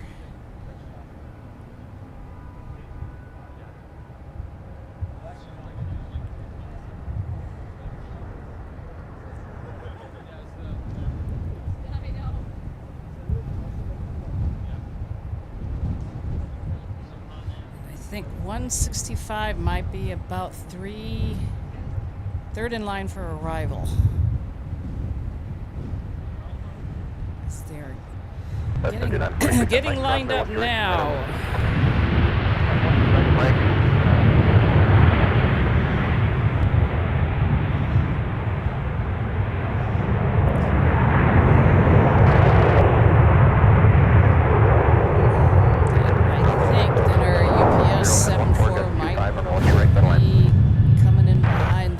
Kind of tracking them to see what they're doing out there off to the west of us. Let's get some more close-ups of these landings here as well. Especially with the winds the way that they are, it's going to make for some interesting close-ups here. Oh, wow, nice. Kind of have the landing gear off center in the frame so we could see a little bit more of the smoke trail from behind. Very cool. Oh wow, there's quite a few spotters out here today. You know, that's to be expected, you know? Alpha Charlie, Quebec. Alpha Charlie, Quebec, Delta 26.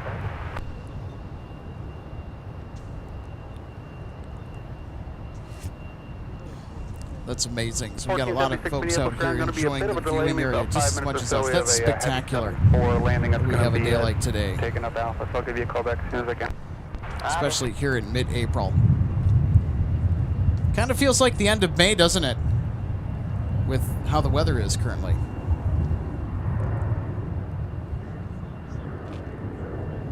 Oh, I don't mind one bit that the weather's become as nice as it has been, maybe a little bit earlier.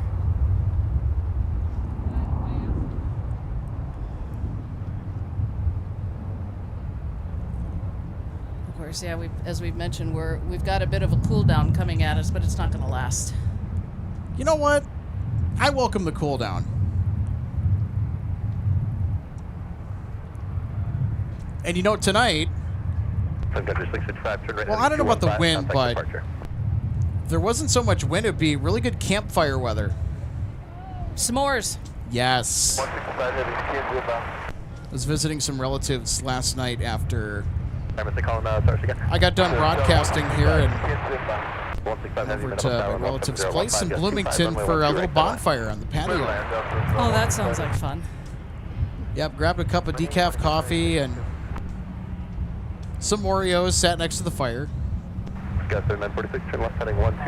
and chill with your feet up, and I think when I got home from here last night from helping with the stream, it was clear. So, clear sky above. Aviation LAA says, unfortunately, there is no FedEx evening arrival tonight. Well, that's okay. I mean, we got the big highlights, right? The real important stuff, right? We got Kalita earlier. We're going to get UPS here in just a few minutes with the 747 touching down. 633, runway 17. Got our via Sierra Kilo, cross runway 4. We got our Delta Heavies, which, by the way, included Team USA.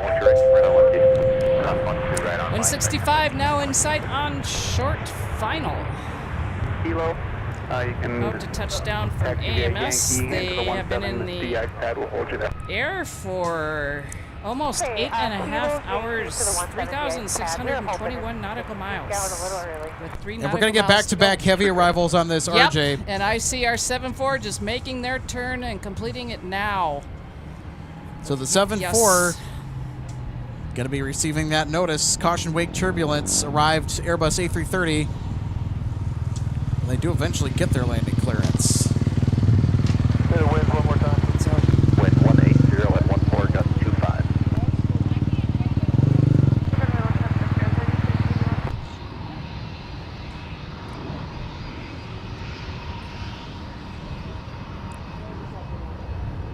So there is 165 heavy.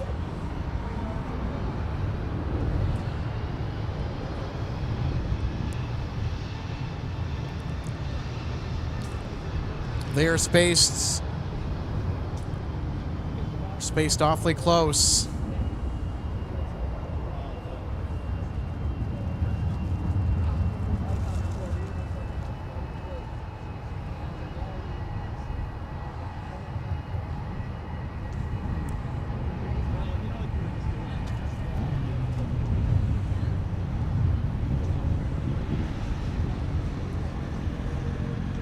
Yes, 46, contact departure, everything.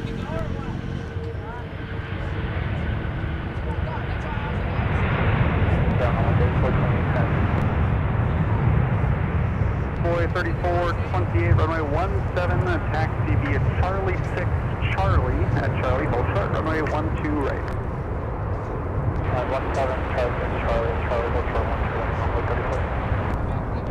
Envoy 3428, once you join Charlie, just monitor tower 126.7, have a good day. Alright, once you join Charlie, monitor tower 267, Envoy 34, lane 6. Sun Country 633, you can monitor tower on 123.67, and he'll call you up once you get a little closer. Okay, 123.6. All right, everybody.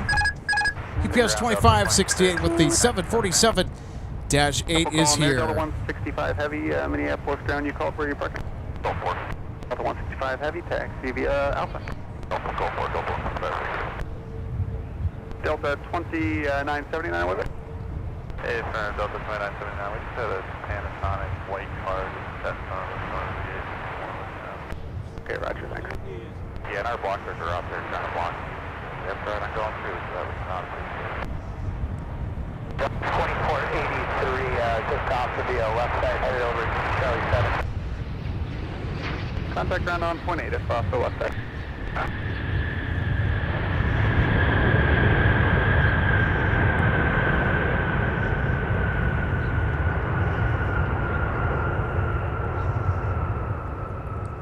The 2272, flight runway heading, runway 17, clear for takeoff.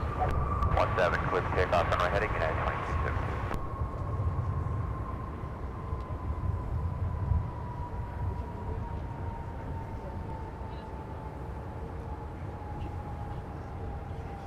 PS 25 Heavy, turn left at Alpha 2, taxi via Alpha, runway 22, hold short, runway 12 right. UPS understand Alpha 1. All right, let's take a look at Her Majesty's arrival. The Queen is here, everybody. So the 747-8, due to certain classification restrictions on the size of this aircraft, it is unable to take taxiway Mike. So it has to take the crosswind runway taxi to Tango to get to the ramp. The 747-400 is the largest classification or size of aircraft that is able to safely be within the tolerances of surrounding objects to negotiate taxiway Mike. And they floated for a little bit down the runway here too, RJ. It's a floater. Oh yeah, I think it was pretty much a full send, dude. They didn't pull off until they got to the far end of the runway. No, that was a full send. You are 100% right. They went all the way down. They used most of the runway to slow down to a nice smooth exit. Look at that. There you go, everybody. Nice long slow-mo look at our 747.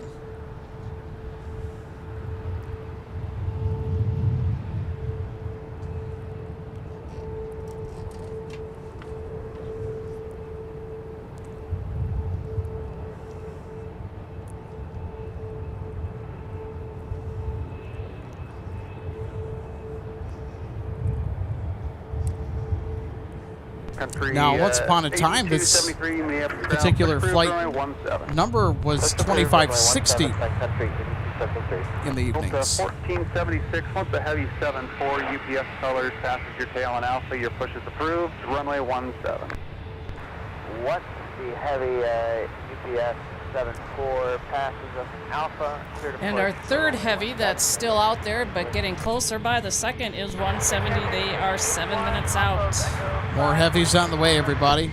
Yard 3681, runway 17, taxi via Charlie 5 Charlie at Charlie, hold short runway 12. Looks like the 747 is taking Alpha here. That's kind of neat.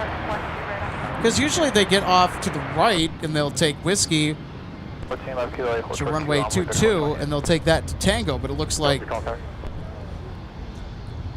they will take Alpha instead. That's kind of cool.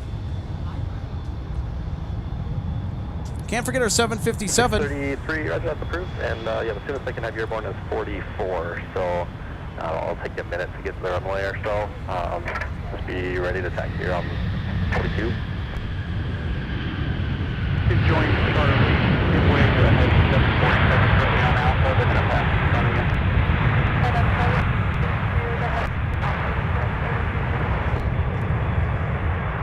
Contact departure. Right turn 215, departure is 2272. All right, let's take another look at our 757 touchdown, RJ. Just came in from Las Vegas, Delta 2262. You're right there, should be moving shortly. I'll have something for you shortly. Roger. All good.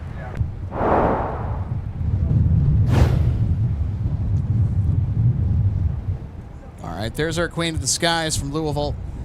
3681, monitor tower 126.7. Have a good day.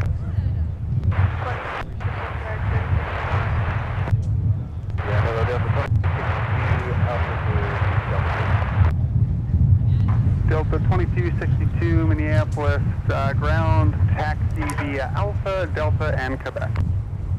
Yeah, Alpha, Delta, Quebec.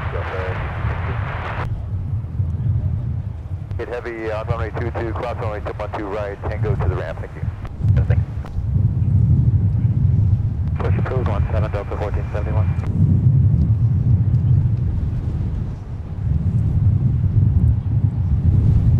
Once the company moves out of the way, you can reposition via Delta. Okay, after company, Delta 25. Well, what's up? Alright, on my crossing, once you right, whiskey outside for 176. Forgot 3681 Upstar at Charlie, cross at 12 right, turn right on Whiskey, cross right 22.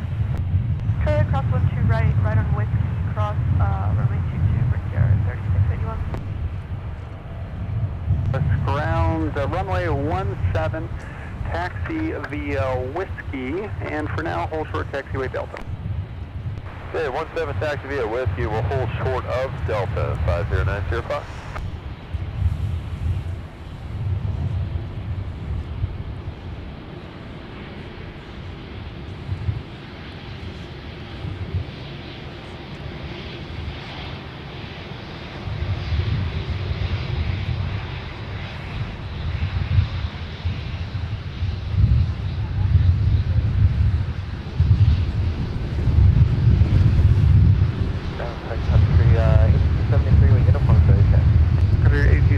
Runway 17, taxi via Delta Sierra Kilo, cross runway 4.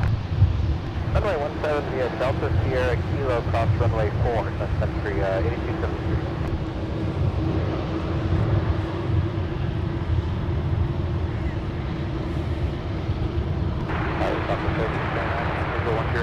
Suspect 29 up tower with 180 at 14, gust 23, runway 12 right, clear to land. 12 right, southwest 13 seconds. 3.8 Delta 23.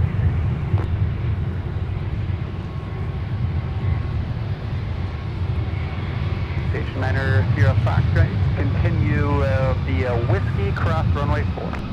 Take 35 runway 4, continue on Whiskey, 509 Sierra Fox.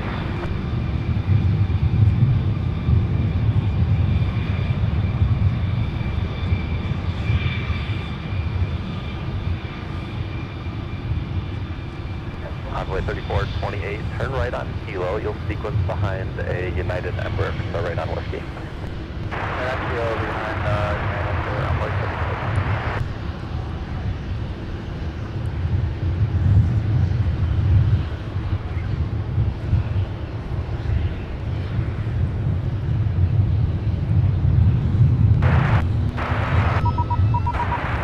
Whoops, sorry, I accidentally pushed the diversion alert button. Just 23, runway 12 right, center line. So disregard everybody. It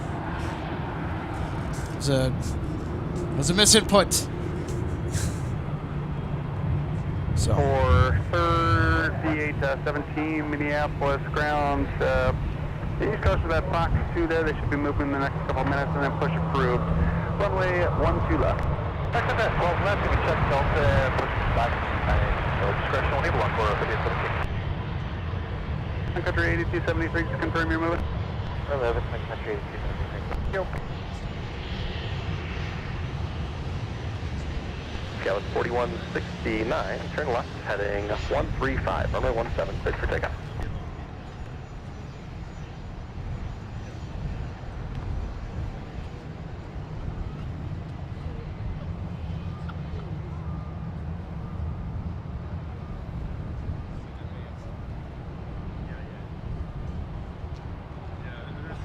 That's 1476 radio taxi. 1476, runway 17, taxi via Bravo and Charlie. Charlie, hold short, runway 12 right. Runway 17 via Bravo, Charlie, hold short of 12 right on Charlie. That was 1476. Stream 2 Papa Gulf, Minneapolis ground, runway 17, taxi via Whiskey, and hold short taxiway Delta. 47 via Whiskey, hold short taxiway Delta, November 2 Papa Golf. So we got a double dose of 747s today, RJ. 747-8s. Nice little floater landing, too. Little cherry on top. We still have 170 out there that's coming in, too. Oh, yes, you're exactly right. We have 170 heavy coming in from Seoul. Just about about be to our check to see. next heavy arrival. Oh, that's them. They're now. Yeah, they're next in line for arrival. You'll see what's behind the American Emperor at the end. Okay, we'll get behind the American. Holy guacamole, we've got a lot of heavies today. You know, well, and I keep saying this. When it turns 5 o'clock around here, you know what I call it. Behind southwest, right to left. You know, they say it's 5 o'clock somewhere. And around here, it's just past 5 o'clock. We like to call this the power hour. I'll have you join Bravo. Everything kind of condenses into a fast-paced little package at 5 o'clock. It's non-stop. 1476, monitor tower 126.7. Monitor tower 27. 1471, monitor tower 126.7. So they are actually, 170 Heavy is actually next for arrival. Yep. Now this would be a bit greedy, but I wish it was Popsicle Bus.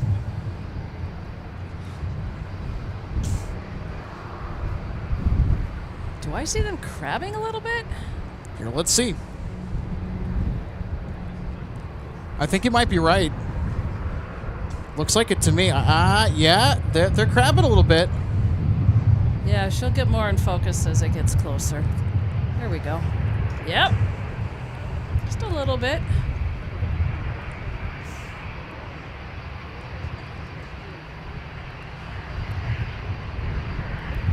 So you've mentioned the term, so now that our viewers kind of have an idea as to actually what's that all about. Yeah, they're crabbing.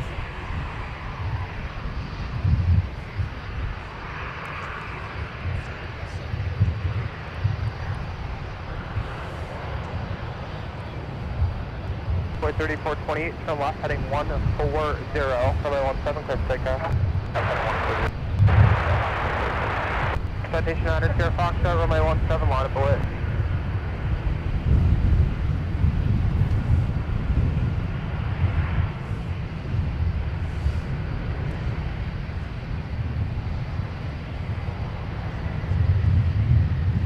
United 658, your time to O'Hare is going to be 34 to 36 past the hour. Time now 2213. Cross. 1471, Golf Way 3, Delta cross, 31 first, here, Whiskey cross, 4. Cross 12 right, Delta right on Whiskey cross 4, Delta 47. I think that's the Procter & Gamble Gulfstream that's leaving signature, RJ. I think we saw him yesterday. Coming and going. 20 minutes, start contact, Going and coming. Heavy 350 rolling out, winds 170 at 13, gust 23, runway 1. Let's take a look at that A350 arrival. 170, they were a little bit wobbly there. Yeah, a little bit, but And you can continue a little bit of rock and roll. Cross runway 4. A bit of rock and roll coming in from Seoul. Continue via Whiskey. yeah, Cross 1 right, runway. left. 1 2 right. Runway 4 on the rear. There you go. That'll certainly get added to the mixtape for later.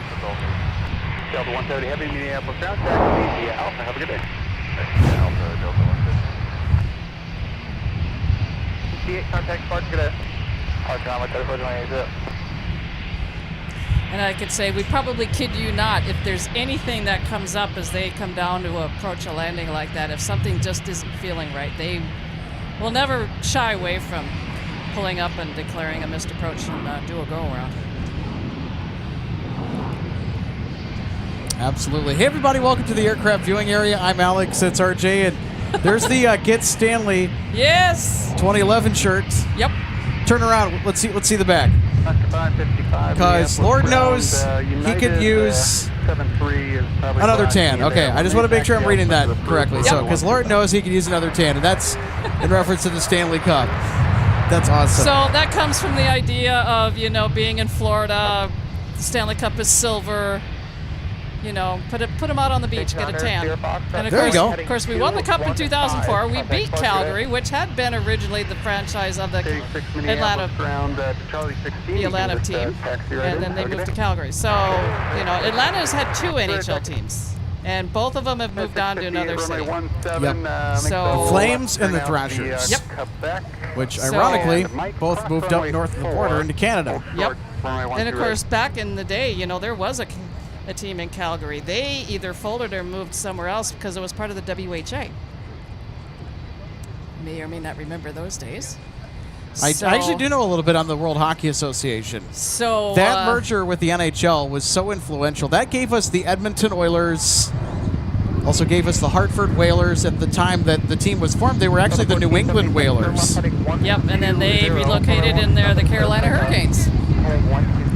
So that's kind of the story behind, what's on the back of the shirt. So, well, here's the other interesting fact, too. So, the Winnipeg Jets that we know them today were actually the Atlanta Thrashers. A little bit too quick. And there was an original Winnipeg Jets team that existed before the current iteration of the Jets. That team ended up, it was actually a part of the WHA, going back into that conversation. But the team, they were just not financially sustainable in Winnipeg at the time. And in the 90s, when they moved, guess where they moved to? So then they became the Arizona Coyotes. Well, it was the Phoenix Coyotes before the Arizona Coyotes. And then they moved to Utah to become the Utah Mammoth. Yeah, so the franchise has been around for a bit. And I know that there was some scenarios that developed in the Phoenix area with the arena where the Coyotes were playing, trying to get a new one built. They ended up playing for a couple of seasons in the arena on the campus. What was it? Arizona State University. Yes. I think it was in Tempe, Arizona. Right. Because the arena that the Coyotes were playing in, I think they had issues with their lease, and they essentially got kicked out. And there's no way an NHL team can sustain themselves when they're playing in a college arena that can only seat somewhere between 5,000 and 6,000 people. So it happened actually fairly quickly when the franchise ended up being moved by, there was some people that bought the team and moved it to Salt Lake City. And of course, the first season that they were there, they didn't even have a nickname. Was at the Utah Hockey Club or something?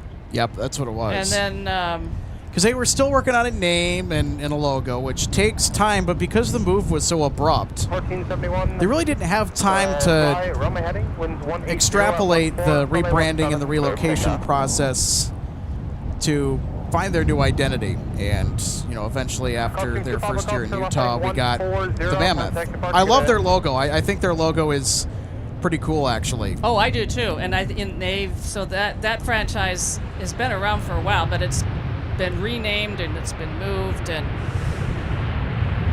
as a long-time season ticket member for the Lightning, when the NHL awarded Tampa and Ottawa and their expansion teams for the same season, the inaugural season was 92-93. So the Lightning actually, for the very first season, played at Expo Hall, which is on the fairgrounds property for the Florida State Fair. Yeah, I was going to say, that's where the Florida State Fair is, right? And it's just to the east of downtown Tampa. It's right across the I-4 interstate from the Seminole Hard Rock Hotel and Casino. And that, when it was set up for hockey, only sat about 10,500 people. So that only lasted the first season. And then after that, they moved to what is now Tropicana Field, where the Rays play baseball. And then that's when we started our season ticket run, until they got the stadium now built in downtown Tampa, which is now Benchmark International. And that's gone through a few name changes too.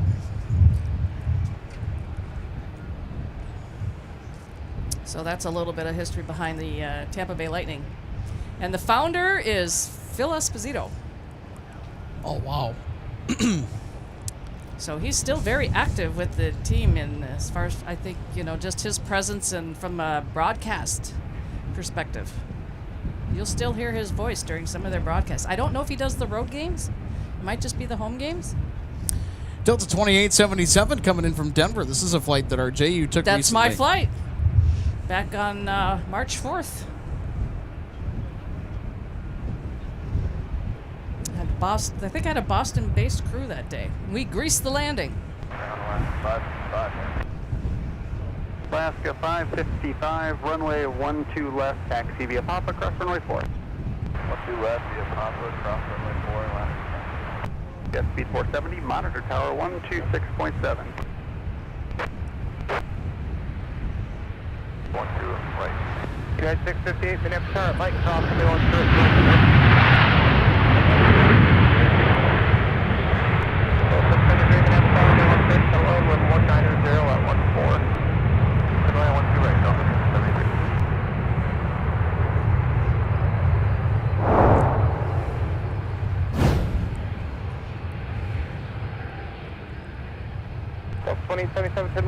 Ground point 9, have a good day. Left turn, ground point 9, up 28, Well, much like your landing, RJ. Greased. Absolute 100% greaser. That was nice and smooth. Well, I know that I was hoping to try to get over here to see you during the stream that day before you closed it out for the night, but unfortunately I didn't make it. But I did get over here, just not before you finished. And it would have been fun to have been able to get on and help co-host the end of that stream after just coming in on that arrival. But the sunset was, you know, earlier in the evening and just didn't have it that day. So Track JJ said that and this is kind of the popular name that the fans wanted with Utah Hockey Club. They wanted the Yeti, but there was trademark infringement that would have happened. You also have to consider that one of the tertiary logos for the Colorado Avalanche is the Yeti foot. So that would have not gone over well.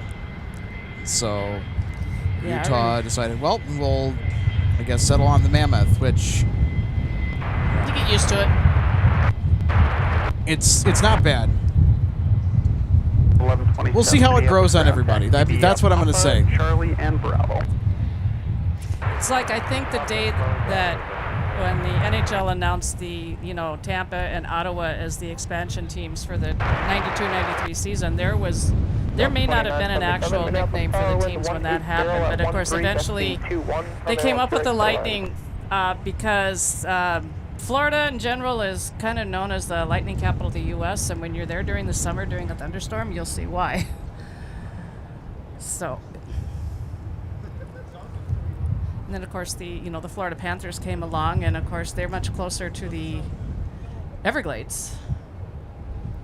And both NHL Florida teams knocked it out of the park with the name. The Lightning, the Panthers.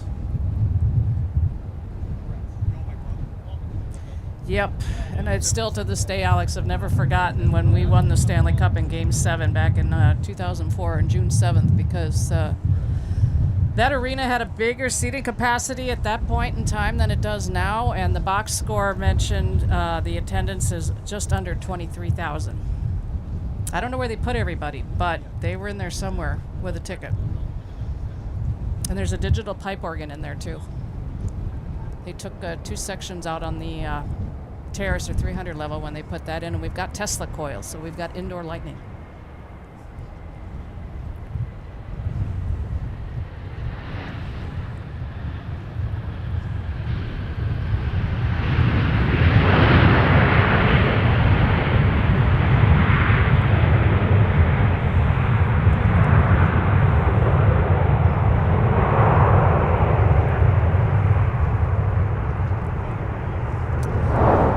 So, Alex, Jaden876 is asking, can we get that Dash 8 on the climb out?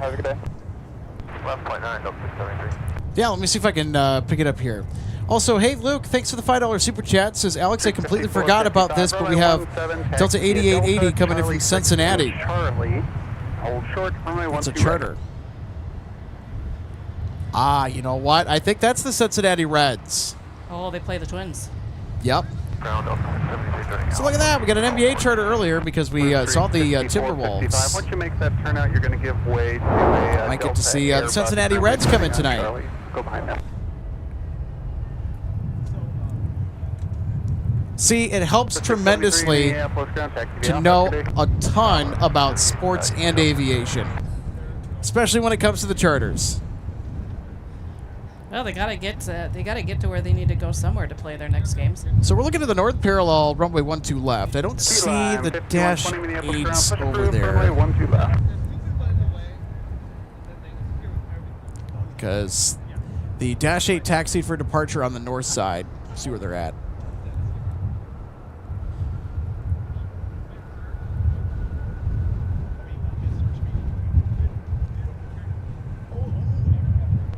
Minneapolis ground, taxi to via Delta and Kilo 3, hold short runway 17. Realtor Tyler Montgomery says, I'm wondering if there's a Delta flight that departed from Signature today. Yes, that was the Timberwolves. They were headed to Denver. They're playing the Nuggets in the NBA playoffs, so we got to see them taxi by earlier. I think it was toward the top of our show today. Got a couple calling, Delta 2203, Minneapolis ground taxi via Papa, Charlie, and Charlie 6.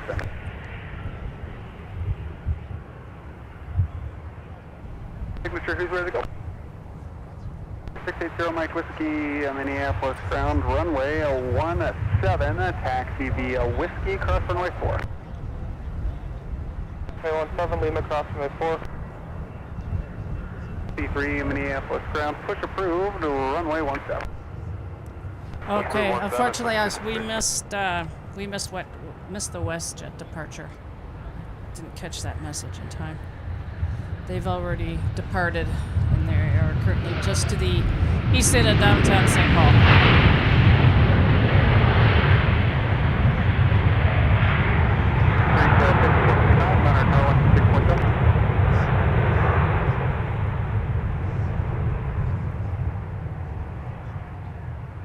Speak 54, 55, Minneapolis Tower at Charlie Cross, and they want to Whiskey behind the beach 1900. All right, let's take a close look at our A319 touching down. Yep, you can cross runway 13 at Charlie, join Whiskey behind the 1900. I know that cross runway 4. a few of you actually voted for us to get the close-ups there on the touchdowns. I like that too. It's a pretty interesting look. 2977, contact 49, see ya. 29.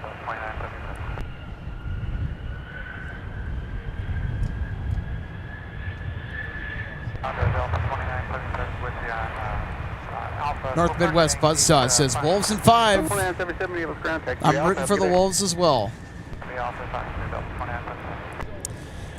Luke, yes, I did see the super chat. Thanks so much. We'll pull that up here. I'm sorry. There's just so much going on today. My apologies. So we'll bring that up here. So just in case you missed it. So Luke says, Alex, I completely forgot about this, but we have Delta 8880 coming in from Cincinnati. Presumably another sports charter.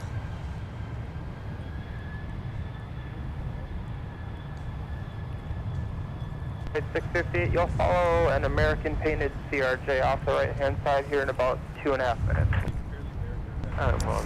I found the flight, Alex. They are delayed, but they are coming, of course. All right. Taxi via Papa, cross runway Well, 4. you know, in typical charter flight fashion, they're delayed. They were just mumbling here a little bit because I'm trying to find them. They're due in 43 minutes. All right, sounds keen. Yeah, they were scheduled to depart just before 5. Ground Country 2. But they did not until Country 263, runway 17, taxi via Delta Sierra Kilo, cross runway 4. Cincinnati time. Delta Sierra Kilo, cross runway 4. So North Midwest, English is not Englishing for me today, apparently. Wait for a 730 to pull into the alley. Wax on, wax off. Push is approved for runway 17. North Midwest Buzzsaw says Yeti should have seen that as an awesome cross-marketing opportunity. Oh, well. And that's with the Utah Hockey Club when they were trying to become the Yeti.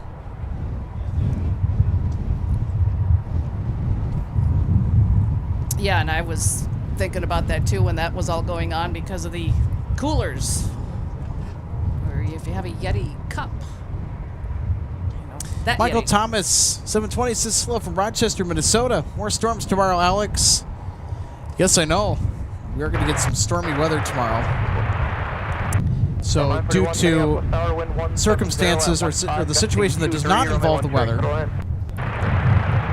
we will not be on the air tomorrow. First of all, because I've been broadcasting for 3 days straight. I've enjoyed every minute of it. But my body is like, I am fatigued and I need rest. Wind 170 at 15. I have work tomorrow. And turn left heading 120. Runway 17, clear takeoff. Left heading unless if something super duper uber rare comes in, 17, clear takeoff. Pushing people. then there will not be another show tomorrow. Country 263. Or on Saturday. Your wheels up time is going to be 39 to 41 for here.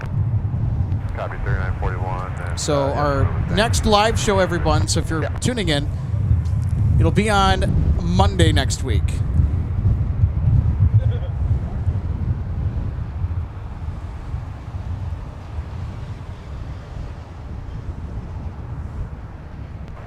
Feature Mike Whiskey, turn right heading 215, contact departure, have a good day.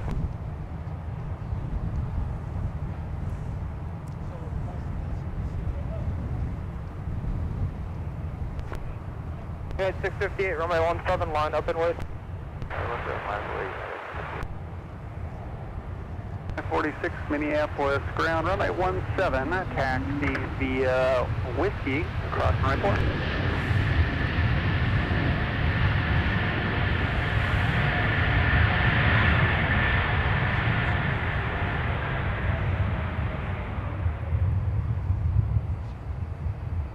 Oh, 2327, turn left, contact ground, 9.9er, have a good day. All right, let's take another look at that arrival, RJ. A220 coming in. Myrtle Beach. Delta 20. Nice and smooth touchdown. Look at that. 2327. 2327, Alpha 7, we're going to Delta 6. 2327, 2 hour and Minneapolis 40 minute ground, flight taxi today. via Alpha, Delta, and Quebec. Alpha, Delta, Quebec, Delta, 2327. So, runway 17, clear for takeoff. Cross runway 4 and hold short runway 12 right. Pushing 5455, contact departure, have a nice day. Roger, G2, pushing 5455. Via Papa Mike. And Delta 941 is our next arrival from Seattle. And I think this is with the 321 Neo, and it is. Southwest 347 with ground, make the left turn out to runway 17, taxi via Tango Yankee Kilo and cross runway 4. Tango Yankee Kilo, cross runway 4, Southwest 347. Endeavor 5488, US ground.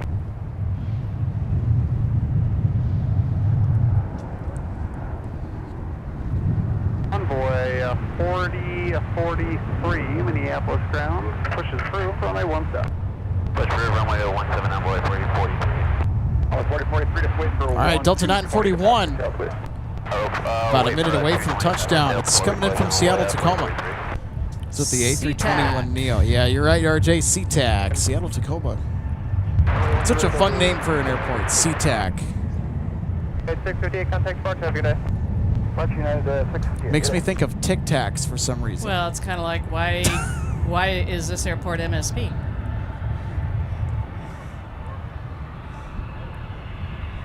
Right back. You know, they need to put Wold Chamberlain Field back in the name.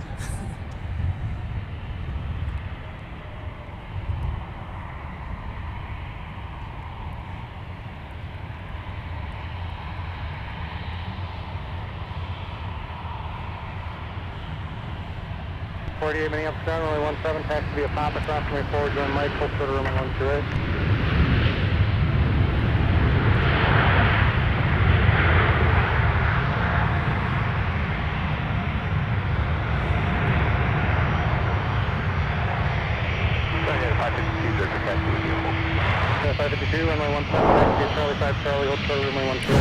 All right, let's take another look at Delta 941 coming in from Seattle. Wanted to go a little bit wider on this arrival, get the whole aircraft in frame. 321neo. Such a wonderful upgrade to the 321. I'm excited to fly it when we go out to Los Angeles. So our other co-host, John Joseph, our assistant producer, Logan Justice, and myself, we will be out in LA on May 6th, 7th, and 8th doing live shows supported by our wonderful friends, LA Flights Live. Big thanks to Peter and Josh. Thank you, guys. Looking forward to connecting and meeting up with you and enjoying some of those wonderful sunny LAX vibes.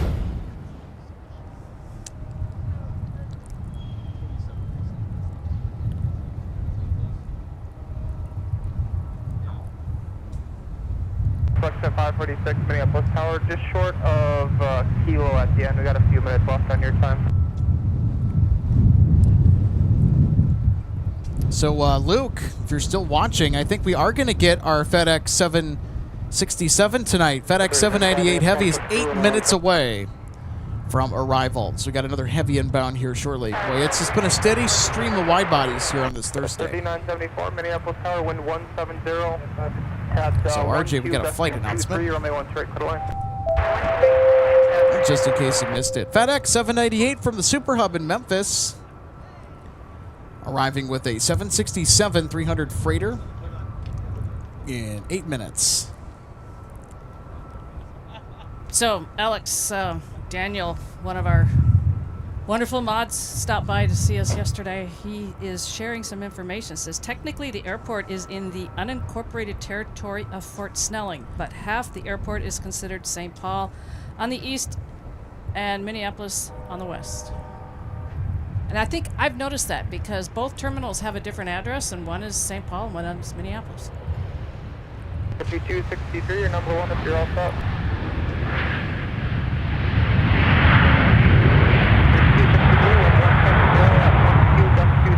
Heading 140, runway 17, clear for takeoff.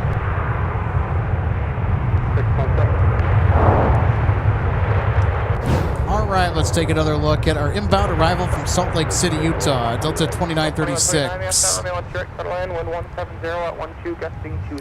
SkyWest 3974 from Cedar Rapids is just behind them with an Embraer E175. Southwest 3470, Minneapolis Tower, Sun Country is rolling, runway 17, line up away. Delta 2936, Minneapolis ground, taxi Yeah, and if you dig into the history of this airport, you can go back far enough in time, you'll find that this particular land and what was around us was a racetrack. That's right, and that's why I've referred to MSP as the Minneapolis Motor Speedway. Yeah, because there actually used to be a racetrack here once upon a time. Just like there used to be a neighborhood right over the threshold of runway 17. Yep. So much has changed over the last 100 years. Delta Charlie 6, cross runway 4, join Mike. And if you come pay us a visit here in the Twin Cities and you stay over at the Crown Plaza Air Hotel where the NWA History Center is and wander around that hotel, there's a lot of interesting pictures that bring back a lot of nostalgia from what this airport and this land looked like back in time. Country 633, once you get them all fired up, at your discretion you can join Kilo. Your sequence will be that Challenger down there.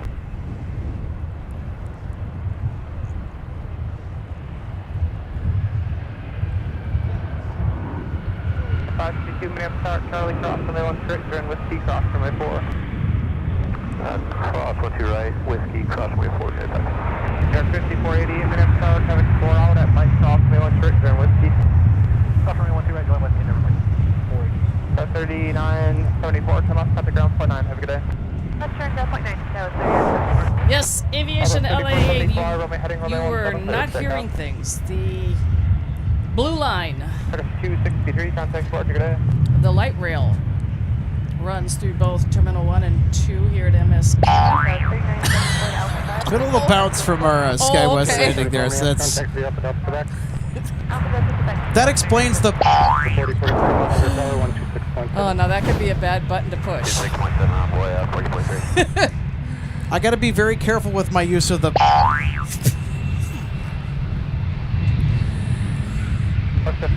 Yeah, you weren't hearing things as far as the blue line of the light rail going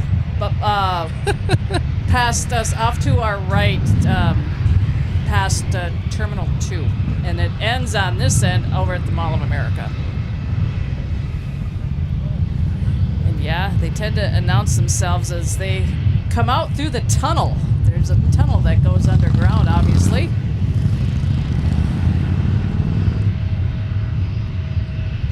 And if I'm not mistaken, Alex, I'm not exactly sure what the route is for the light rail. Does the blue line go all the way into downtown Minneapolis from out here?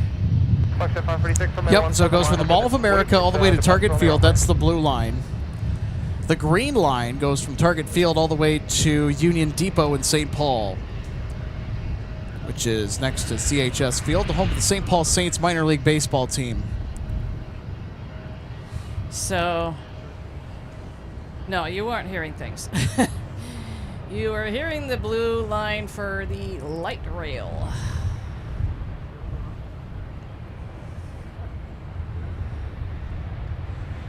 For 5488, you'll be behind Sun Country from the left side in. Envoy 4043, Minneapolis Tower, coming to 4 mile, final drop, 21 straight at Mike Join Whiskey. That's one correct, Mike, and Join Whiskey, Envoy 4043. So if you were going to be going into downtown Minneapolis for whether like a Vikings football game, a Twins baseball game, Timberwolves basketball, you didn't want to have to fool with the hassle of the parking down there. That's what I usually do. If I ever go to a Twins game, I will always gladly take the light rail. That is a godsend in getting downtown for major events. Yes. I will always park and ride the light rail.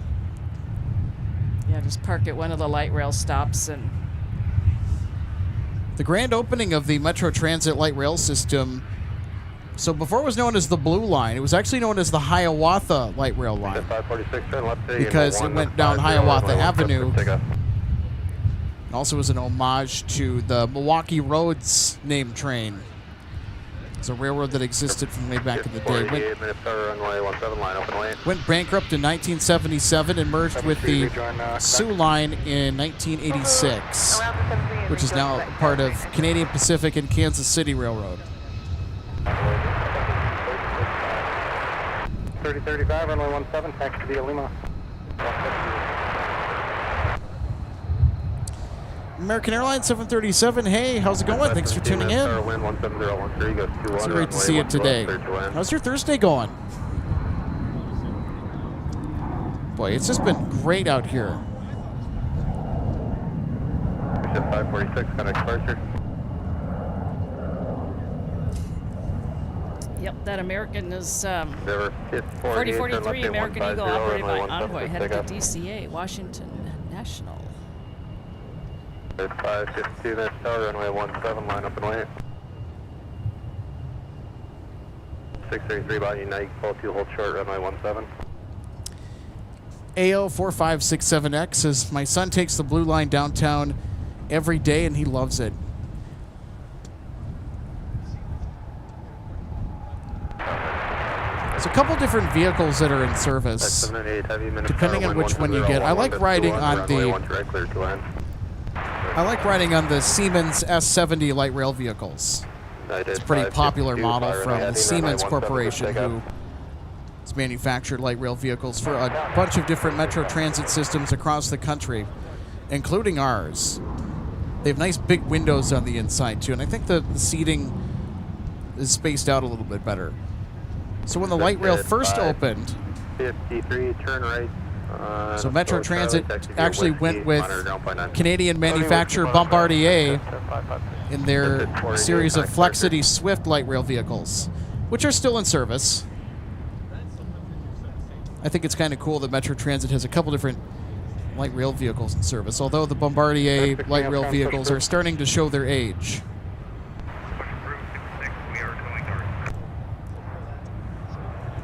I've only been on it once. Utilized it to park somewhere and then get to the Minnehaha Falls area to do a 5K. I've taken the light rail to Minnehaha Falls a few times. They got those wheel fun rental bikes over there that are fun too. Oh yeah, when you're over there around the falls, there's always people riding those around. It's kind of like probably one of those things that you need to do when you're over there. And of course, don't forget about sea salt. I've never eaten there. 4043, runway 17. I haven't until I think what was it, last summer, a couple times. What'd you think? Well, I had the fish and chips. Or I made a fish and chips. I ordered the fish and added the fries. Couldn't eat it all, so I brought what I did eat home. There you go. Portions are pretty big, so... RJ with some local restaurant menu hacks. You're making me hungry. Well, you want another hack about the parking over there. I'm going to give this away. Okay. So, the lot there at Minneapolis Falls, you have to pay to park. You know, you park your car, you find one of the kiosks, and you take care of your parking. There's what's called the Wabin picnic area. Okay. It's kind of next to that area. And there's a disc golf there. You kind of overlook, what was it, the Ford Dam on the Mississippi? And the parking there is free. Oh, I think I know the area you're talking about. Yeah, in fact, you know, that's the area that I was headed. And I did go there, but I didn't stay there when we got our diversion alert of the Lufty A380 last August. All right, everybody, here's FedEx 798 from Memphis, Tennessee.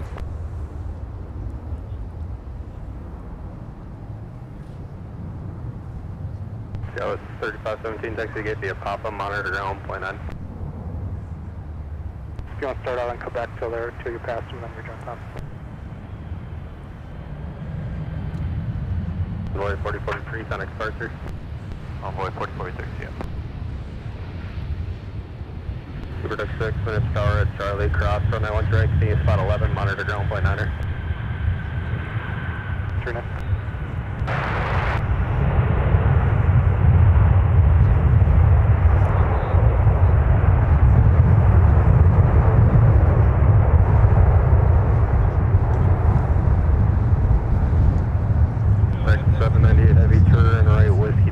Whiskey, Delta Tango, cross from airport, monitor ground, point 9er. Well, I would say that's a full send, RJ. Boy, did they roll long. Yes, they did, and they floated long, too. Look at this. Yeah, they touched down late, too. They didn't touch down until right out about the intersection of 5th runway 422. That's why we have instant replay.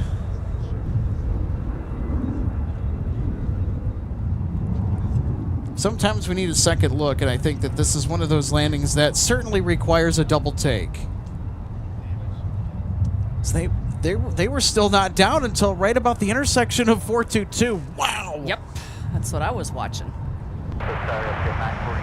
Little aerodynamic braking there, riding the bike. Wind 190, 11 gust 21, runway 1 direct, clear to land. Well, I'll tell you what, FedEx 798 with some flair and panache. Tower Super 6, you want on point 9? And was that Super 6? Yeah, Super 6, you want us on ground? Yeah, that's going in our runway recap tonight.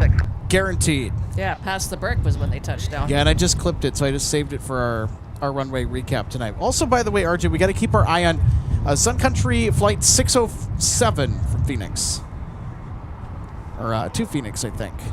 41, runway 17, taxi via Papa. Okay, and I'm also starting to keep an eye on our heavy departures because 258 is approaching at 6:20.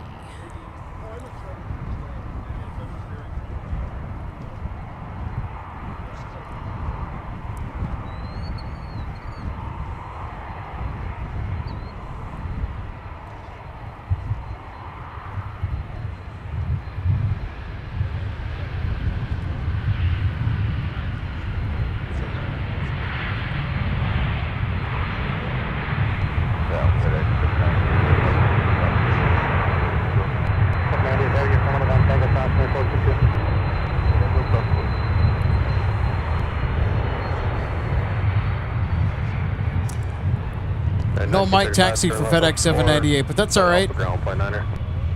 Up 4, Alpha ground point 9, United 1935. UPS 5556 gave us our mic taxi today, so I think we're good on mic taxis.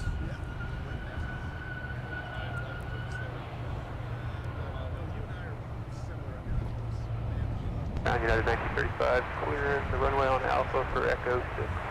We have 1935, Minneapolis ground, taxi to Alpha Delta and correct.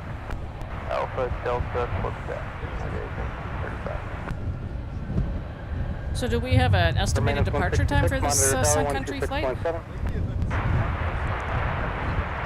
So I think we do. It's just on the schedule here. I know that one of Rosie's relatives is actually the captain on that flight today.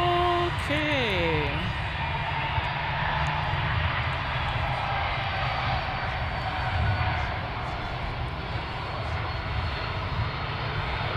Because I'm looking forward on the departures, and I'm not seeing anything.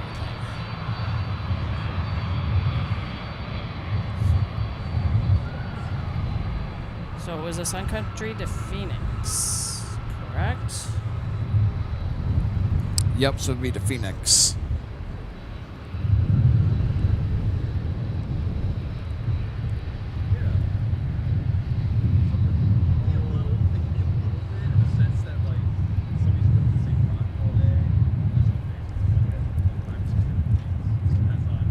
It's Brian Live. Hey, thanks so much for tuning in, Brian. One of our longest tenured channel members is keep an eye on Delta 3978. Alex, I'm on the plane. Oh! So Brian is on board 3978. Let's track Brian as Brian makes his way into MSP or out of MSP. Is that an arrival or a departure, do we know? So 1819 minutes, star wind 18012, runway 13, clear to land. Chase to Tuna 9, good evening. Great to have you on board. Unfortunately, we don't have the popsicle bus. We do, however, have the Delta Team USA A330neo November 411 Delta X-Ray that arrived as Delta 163 Heavy from Amsterdam. I think just before or after our Kalita 747 departed later, or actually earlier in the day. So that was toward the top of the broadcast. I think it was about maybe an hour in to when we started our show when Kalita got airborne for Chicago. It's, Brian says it's an arrival. Arrival, yes. Never 5041, monitor tower. So Brian, where are you coming in from to help narrow my search?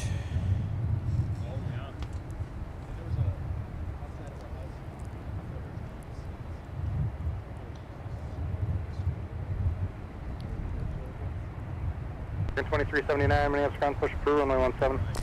So Luke, as far as like the light rail is concerned, it might not be the fastest way to get downtown, but I think that it removes the hassle of parking. I think when you can park and ride on the light rail for much cheaper than you can park in any of the ramps in downtown, which charge an arm and a leg, especially if there's an event that day. A lot of people like it because it's convenient. They don't have to deal with the rush hour traffic, the expensive parking fees, etc. They can also relax on their way down there, so people would rather not deal with too much hassle. So that's why people, I guess, take the light rail, because they can park it at one of the park and ride garages outside of Mall of America or at the mall. So I ride the light rail. So I found Brian's flight, Alex, coming in from Louisville. They're 33 minutes out. Hey Hunter, great to see you today. This is Hello Alex. Missed a couple of streams, but I'm happy to be back. Well, we're great to have you back. We're in for a spectacular golden hour. We had an amazing golden hour the last 2 consecutive days when we were out. Yesterday, we caught a historic arrival, the first ever sighting of Magma Air Cargo with their 747 Boeing converted freighter, XANA, diverted from Chicago Rockford from Belgium to Minneapolis, St. Paul because of inclement weather. And it came in right at sunset. That has to be today the most exotic catch of the year, bar none.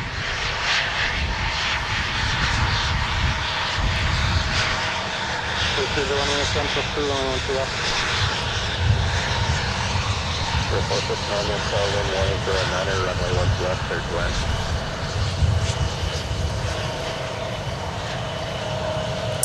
Chase Tuna 9. So the Popsicle Bus, we're referring to 531 Delta November. So that's the Team USA livery for the Milano Cortina Olympics. All right, so Brian says he's coming in from Louisville. I know I'm repeating you, RJ, but I just wanted to bring it up on the screen. Oh, yeah, all good.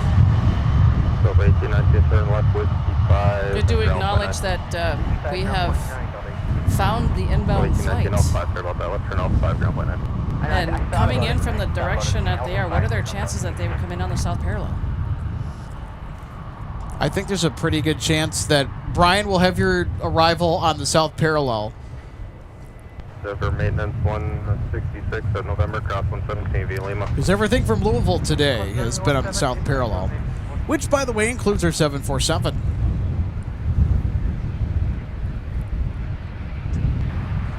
So we have had a hearty helping of 747 traffic to show you this week. So today, yesterday, and Tuesday, the 747 has been the talk of the town, without question.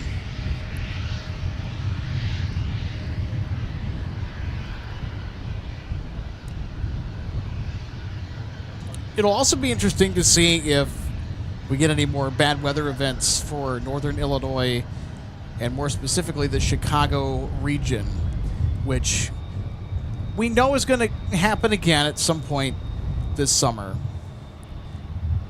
Or maybe even later this spring, who knows. But when Chicago gets slammed with bad weather, or even Rockford, we get some of their diversions.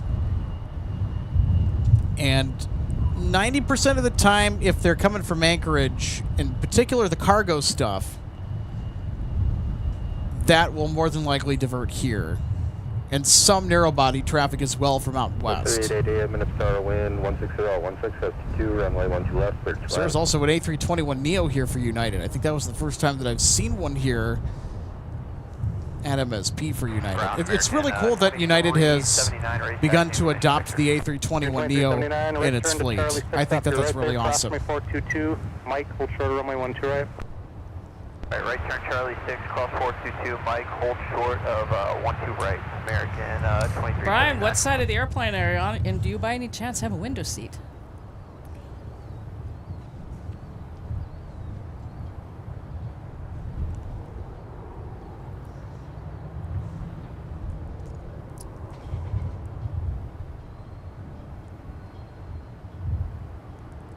Tower Delta 1878, visual. So I just want to pull up our super chats and super stickers so far that we have for the show, just to thank our contributions for today. Big thanks to our mod, Colin Dutton, for the $2 super chats. Always very much appreciated. Mike Flex sending us a $149 super sticker. And of course, can't forget Luke as well, informing us about the incoming charter flight from Cincinnati, a Delta 757, Delta 8880. I think it's a good thing that we revisited that super chat, because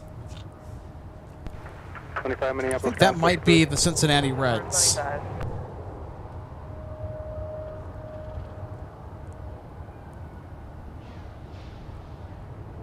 Okay, so thanks for the update, Luke. So Sun Country 607, they were completely out of view because they, I think, taxied.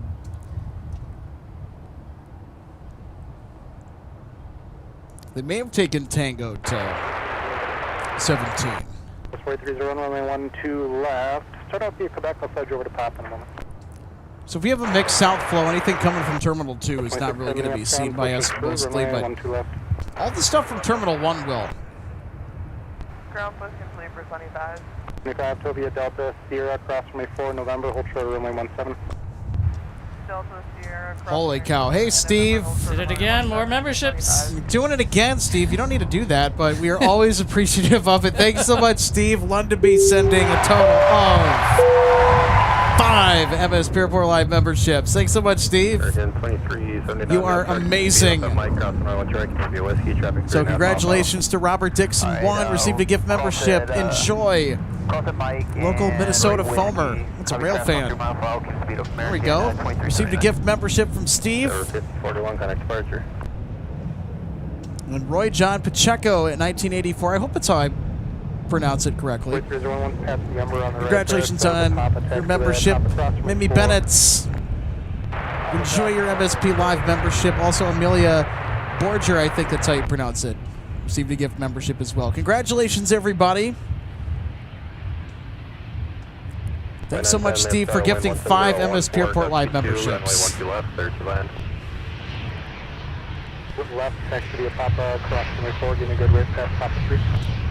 Hey, there we go. We got another gifted membership. Luke. We got a membership gift train going here. Look at this. Luke sending a gift membership. Look at that. Marcus Ice, 5,400. It's been great having you in the chat. And hey, look at that. Welcome aboard. So great to have you on board being a member. Well, hey, you're welcome, Steve. Steve says, Alex, you're welcome. I like to help out where I can. Just being here and being a member, supporting the channel, that's good enough for me. It's actually more than what I typically expect, but I'm so grateful to have you, Steve. Thank you so much for your generosity. That means a lot.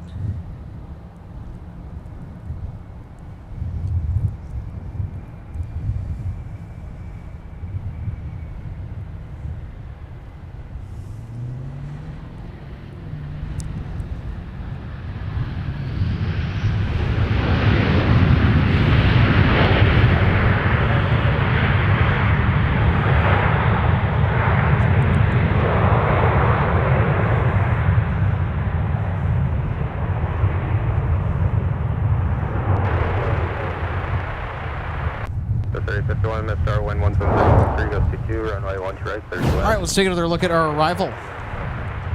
1878, turn left, ground point 9. Left, ground point 9, pretty smooth touchdown for the Delta A321. 2379, fly runway heading, runway 17, clear for takeoff. Runway heading, clear for takeoff, runway 17, and 2379. The gate got one C-Series pushed out of Fox 6, should hopefully be out of your way, just let me know if you can't get in. Altitude gate, we'll let you know. Terminal 2 is looking a little bit desolate there. Yeah, it's completely the opposite of what it was earlier. It's kind of quiet over there. We had wall-to-wall Sun Country tails, and where did everybody go? Oh, wait a minute. We still got Southwest. I think I stepped on somebody. Was that Airshore 4056? 4056, ready to taxi? Yeah. 4056, runway 17, taxi via Pop. There's actually a couple Southwest flights over there. Runway 17, Papa, cross runway 4. So with all these open gates, RJ, I mean, one would probably suspect that we're going to get a flood of inbound Sun Country arrivals. I see, too. Are we getting Iceland Air tonight? Oh, I was just throwing that out there. I mean, aren't they daily? They're supposed to be here in the spring, but I don't think they've switched over to that schedule yet. 2910, turn right, Papa 4. Thanks, Luke. We got 13 minutes out for our Delta Charter 8880 from Cincinnati. Okay, that's what I was... Which we suspect are the Cincinnati Reds. Yeah, that's actually what I was just trying to find. Can we just check the twin schedule real quick? Because I want to make double sure it's them. Turn left in 100, runway 12 left, clear takeoff.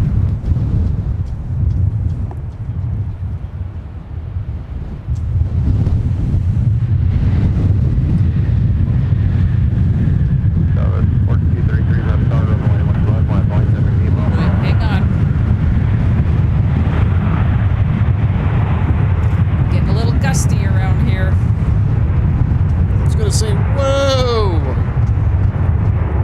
Well over 20 knots was that wind gust. Woo, that felt nice.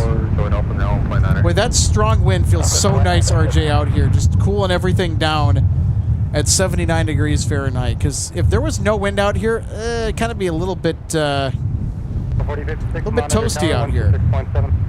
All right, you were correct. The Twins play a weekend series with the Cincinnati Reds. Game one At Target Field, right? Yep, game one of the Okay, series yep, is then that's the tomorrow. Cincinnati Reds. Yep, tomorrow it is 7:10 start.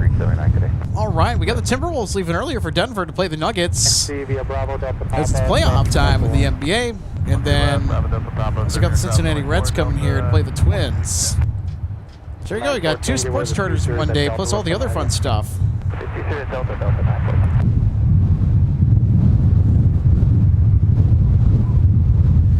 Tom Samuelson, thanks so much for tuning in. So Tom asks, what time did the Magma 747 leave? And goodness me, this wind. Yeah, wind is picking up. Olaf might have to take cover.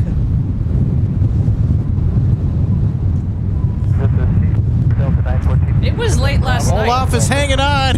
Yep. He's tough. I had to wake him up from his afternoon nap that tell him to file a really quick flight plan to come out and help you out today. So this snowy owl that we speak of, yep, we have a snowy owl. That's Olaf. So this is Olaf, our unofficial channel mascot. 914, you can monitor ground on 28. 28 Delta 914.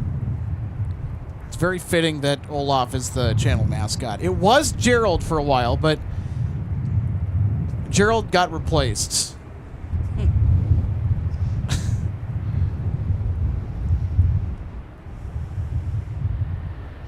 Yep, Olaf was out hiking with me yesterday and riding along, perched on my left shoulder, and then every so often he took off to take flight to do some flying around that area, so over the river. And whiskey assets, 4056. Always knows where to find me. We are both always in communications with each other. 3851, turn left, ground point 9. He's a very spoiled, rotten snowy owl. Like Gordon Wald's 2 high-performance lapdogs.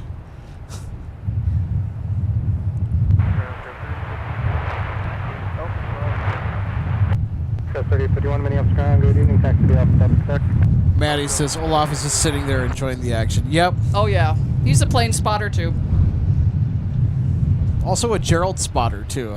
Olaf has been, he's looking at Gerald over there. We have Gerald sighted, by the way, too. Olaf, yeah, you're looking at Gerald. Oh yeah, there's Gerald. I see him. You see Gerald. Oh, bye. Bye, Gerald. He says, nope. I see Olaf. He looked up and saw Olaf and was like, nope. See ya. Not today. All in good fun. Hey, we have a new membership on Buy Me a Coffee. Thank you so much for supporting the channel's general fund. 2843, turn right. Haven't had one in quite a while, actually. Thanks so much. Dub Cooper sent us a $10 Buy Me a Coffee. Thanks so much. 478, Minnesota, wind 17016, 26, runway 12 right. Yeah, go check out our Buy Me a Coffee page. It's for general fund stuff. We kind of have a ancillary fund too, just in case. 2329, Minneapolis ground, push approved, runway 17.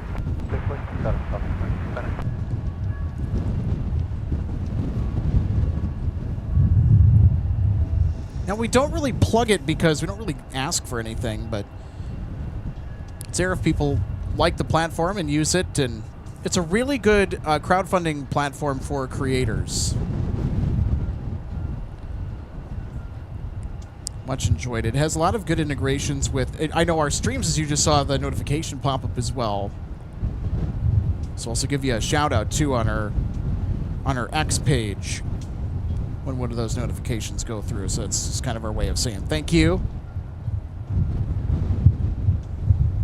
We're getting the word from Aviation LA saying that the Reds got shut out earlier today. Past the hour, time now 10. And they had to get a plane, get on a plane and then come here. It's probably not going to be too happy.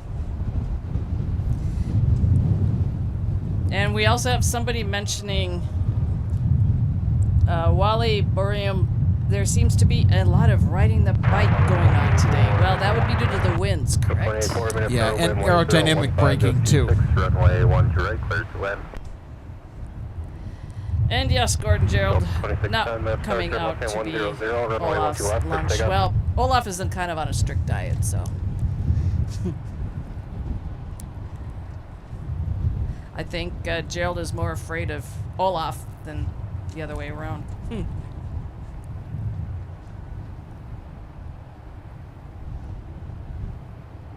All right. Hey, thanks so much, Luke, for the $5 super chat. Runway 17, clear for takeoff.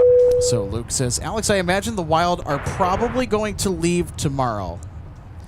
Yep, and that's kind of what I'm thinking too, because it's typically the day before the game where the charter flights will leave. So thanks so much for the super chat, Luke.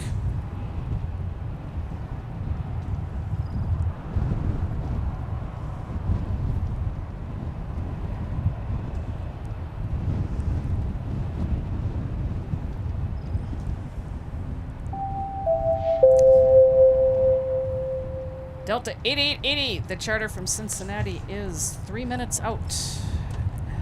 All right, awesome stuff. They're making the turn for their final approach just to the northwest of us, Alex, and I'm actually wondering, because if they're coming in from that direction, could they be coming in on the north side? Possibly. Can we take a peek at flight radar here after our 737 touches down? Can give you a better idea.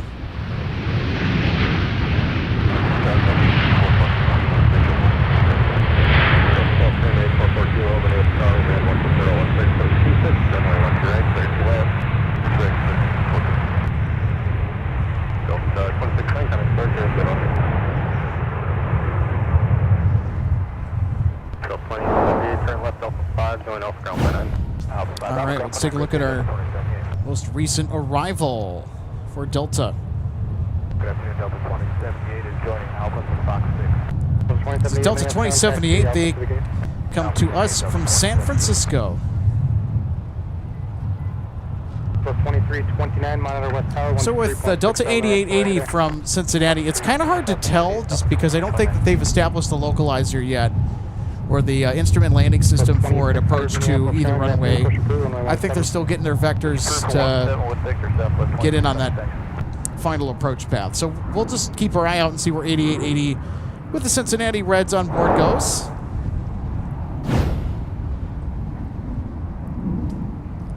Wave 80, minute star, wind 17016, S26, runway 12 left, clear to land. We also got to remember Brian. I'm tracking their flight. Gordon saying Olaf is vegan. He's just not interested in Olaf. Or he's not interested in Gerald. Shuttle 45th E6, turn right heading 215, connect departure.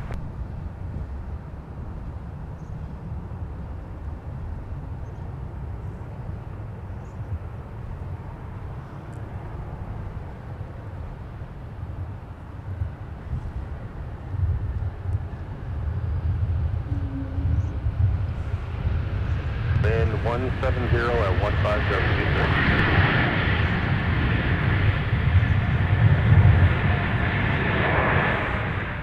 So 2084, turn left enable, ground point 9. Left enable, ground point 9, Delta 2084. All right. Whoops, sorry about that. Our computer got a little bit mad. It doesn't like it when I take to our replay too quick. There we go. Now it's happy. Yay! Here's another look at our arriving A220. Okay, heads up, Alex. We just had a C-130 go off the north side, so keep an eye in case there's a second one. 184, Minneapolis. Okay. So we got a lot going on right now. We're trying to kind of keep an eye on. Looks like Fox 7 still occupied, but for now, thanks to the Alpha. The C-130s usually come in pairs, but I don't... Exactly, because I know that's only just why I was kind of sharing that. Delta 2607, right, taxi 2607, runway 12 left, taxi via Bravo, Delta, and Papa across runway 4. Bravo, Delta. And usually when they, they go out pretty close to one another, and I don't see a second one unless it already went out. And that was the second one that we saw when we missed the first. So Delta 8880, they are lined up for the north parallel. Okay. And then I'm tracking 3978.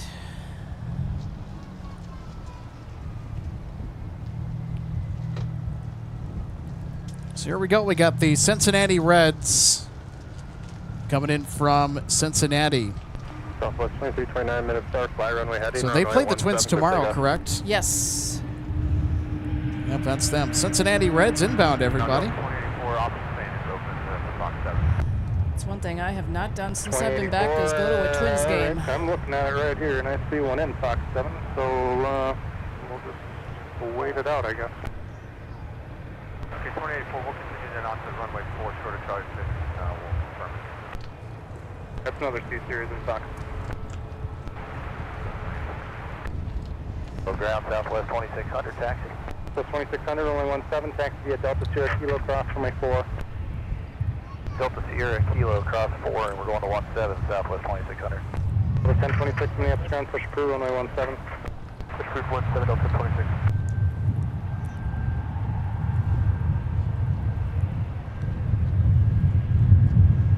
And 30 Golf 81 minutes, star wind 18014, gust 23, runway 12 right, clear to land. Delta 1880, turn right, pop 3, join pop ground plan A. 3791, minutes star, keep speed up, Mike, cross runway 12 right, same via whiskey, traffic 2. All right. Final. Keep speed up, cross 12 right at Mike. Hey, it's Right Brian on. Live. Thanks so much for the $10 super chats. We're watching you. Runway 12 left, cleared for takeoff. And I think, yeah, you're definitely going to be coming in on the south side. So as you approach your landing, 131.52, you're on ground. if you happen to be sitting on the right side of the airplane with a window seat, as you touch down, you're going to see the cargo facilities for UPS and FedEx. And that's kind of out where we're sitting. At the end of Cargo Road at the aircraft viewing area. And you'll see that brown brick building where the windsock is. If you're on the right side of the plane, if you have a window seat, feel free to do a shine the light. 621 minutes, star wind 18014, gust 2, runway 12 left, clear to land.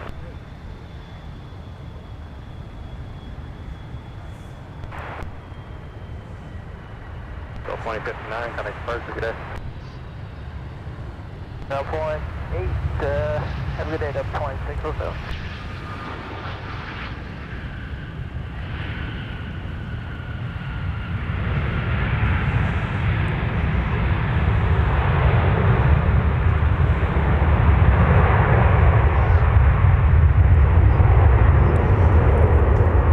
Holy cow, they bounced that one. That was a spine tingler. Yeah, I thought I saw something exciting with that landing, because I'm also tracking Brian, too. Tried to get a close-up, but then I saw the mains pop up, and I'm like, whoa! 1343, turn left, Delta. Let's go ahead and take a look here. Turn left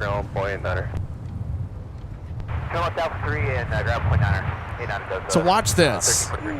Oh, this is gonna be a cool replay, everybody. I could just feel it right now. Watch this.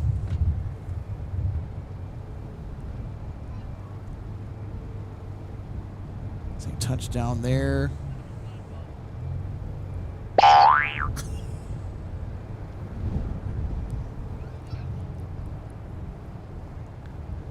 Wow. Wow. They got her down, though. 1343 is off the active for It's Brian Live. Thanks so much for the $10 super chat.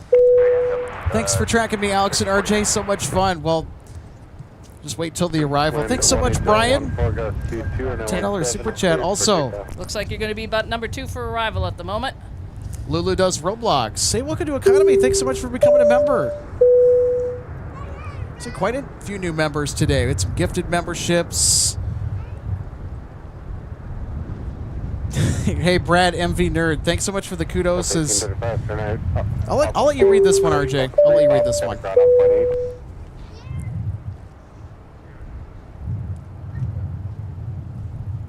Is it Gordon? It'll be right here on the screen. Oh, wow, that camera work was tight. Yep. I try to keep it as steady as I can. I'm kind of fighting the wind a little bit here with some of those close-up shots on the gear, which is why I kind of was doing it at certain times and then maybe went wider on some of the other landings that we've had just because of the wind a little bit, but because I don't want to zoom too close because it gets a little bit jittery. Yeah, it can get out of focus, too. Luke says, and the membership train continues. I wish I had you know what? I'm going to stop wishing, and I'm going to start doing it. I'm going to put some more sound effects on our soundboard over the next few days. Well, Brian says, aisle seat on the left side, unfortunately. Okay, well, that's all right. Okay. Well, if you're watching the stream, you're watching it live on board. All right. Hey, we have one of our LA Flights fam joining us. Cat Nerd is in the chat. Hey, Cat Nerd, great to see you. Nice camera work. Hey, thank you. Happy Thursday, by the way, too. So great to see you. So Cat Nerd is one of the awesome mods on LA Flights Live with one of our friends. Peter, when he's out, also Josh, too. All right. Yours truly is next for landing. All right, so we're gonna get Brian coming in here from Louisville.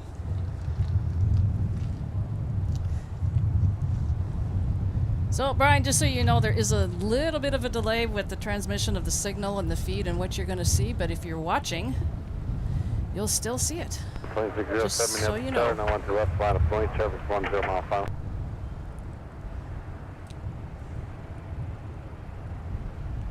I love it when we get to do this. Well, I know I sure had fun going through it when I came back from Denver. That was pretty cool. So here we go. It's Brian live, quite literally, everybody, coming in from Louisville. Denver 5021, pop 2. It's aboard an Embraer E175 LR. So it's 2600, get edict of 2333, gets your airborne at 28, so another 4 minutes.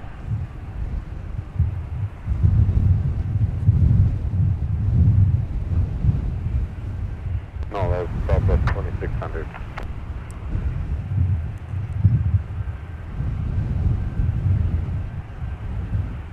So 4295 minutes search after the position on the 12 left, clear the land, 17013, gas 22. So 2607, so not 7100, wind 17014, gas 22, and a 12 left, clear the takeoff. 25 even, after starting 12 left, 137.5 on the final. So 1026 minutes, Charlie Craft, 113, clear whiskey, All right, Brian, here's the replay of your Embraer touching down. You can even show the flight crew afterwards. Pretty smooth landing here, I think. It's a pretty smooth landing, RJ. What do you think? Oh, absolutely. Yeah, you can let them know that your arrival here into MSP was just shown live on MSP Airport Live, and give them about the timestamp at the time of day. At about send our compliments to the chef too. That was a good touchdown. Yes, about thumbs up. 6:23 p.m. and they can watch their landing on the replay. Obstruction, join to Alpha to them. Alpha typically is on temporary Delta. Cover 3970, been up to taxi Alpha Delta and Quebec. Alpha Delta, Quebec, cover 3978. So Brian is going to be going to the north side of T1, so you have a little bit of ways to taxi, I think. Please, 10. What concourse today, Brian? 07, got express.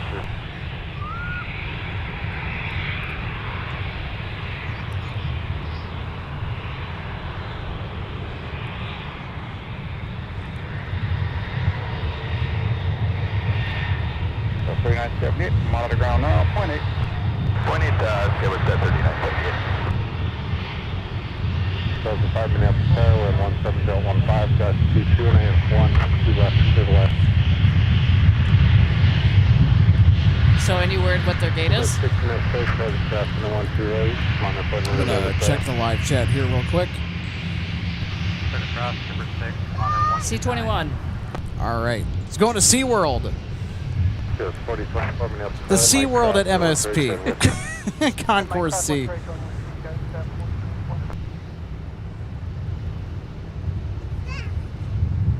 215 heavy Minneapolis ground, push back to 3, runway 12 right for departure.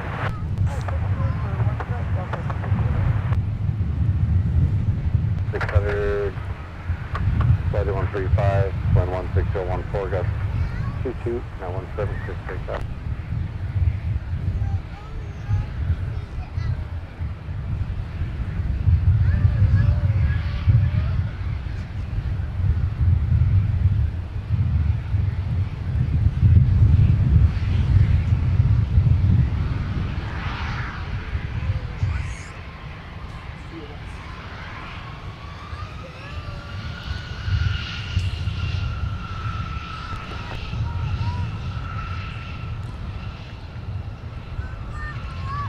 This 2295, turn right exit, cut across point 8.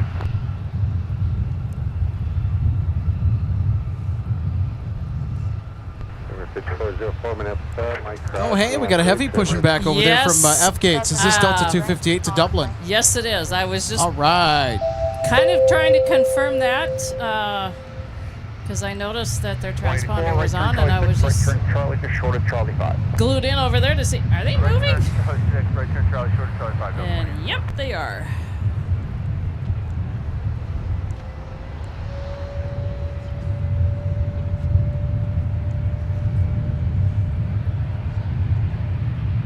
Ground Delta 27, ready to taxi Victor.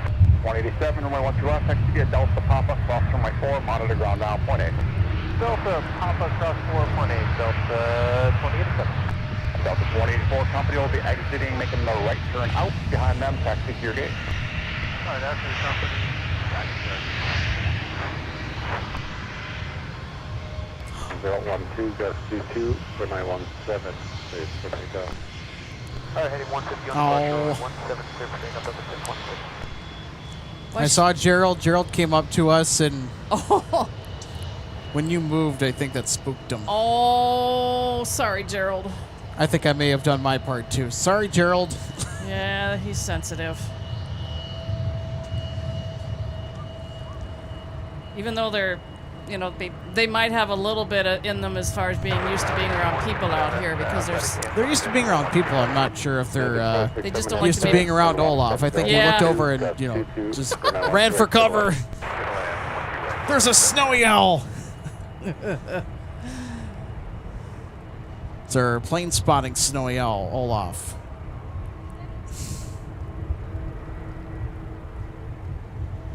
Hey, thanks so much, Mike, for the 99-cent super sticker. It's a second super sticker today. Thank you. Appreciate the wonderful support, Mike. If you did heavy, runway 12 right, taxi Alpha cross, runway 22. Brian says, got to get off the plane now, but that was great. Thanks, Alex and RJ. Hey, you're welcome, Brian. That was probably as much fun for us as it probably was for you. We love catching inbound arrivals that our live viewers are on board. Hey, Ben Churchill says, good day, everyone. Hey, great to see you back today, Ben. Boy, we're in for a phenomenal golden hour. Delta 258 heavy to Dublin, by the way, has just started taxiing.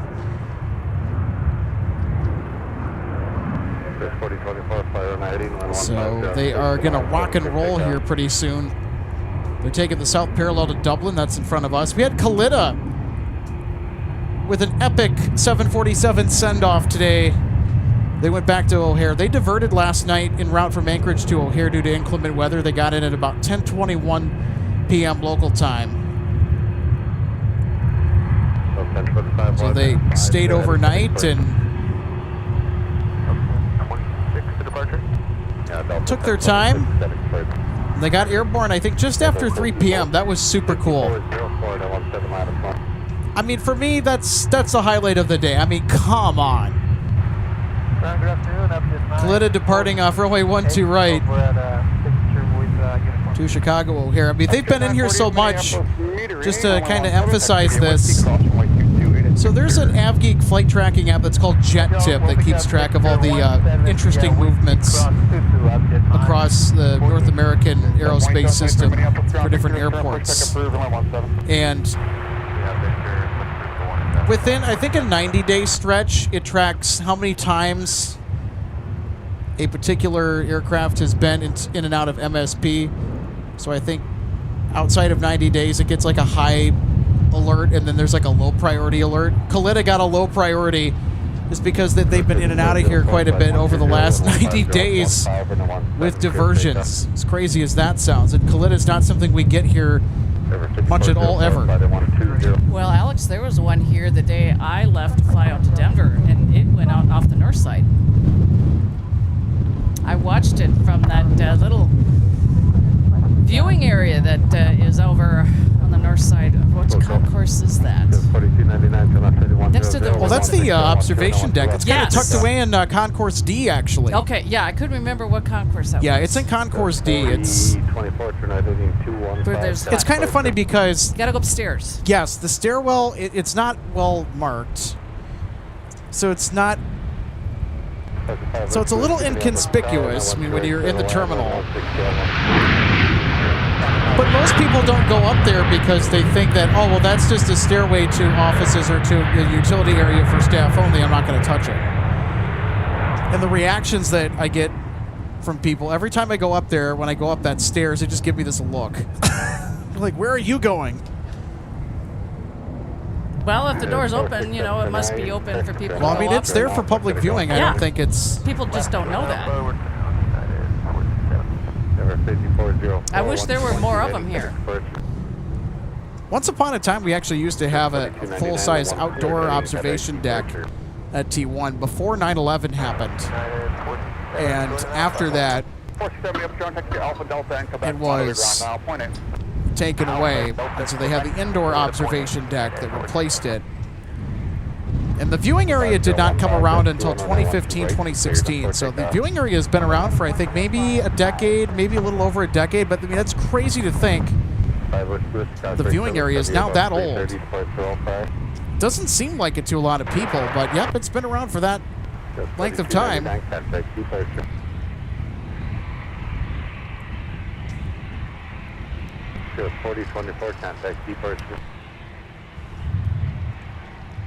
All right, if I looked right, Alex, I got it right that this is an honorary red tail.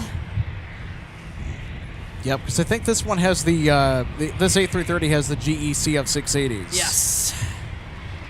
So this one might move some pictures on your wall. The CF680s are loud, everybody. Get ready to feel the thunder. Delta 258 is about ready to sprint into the air.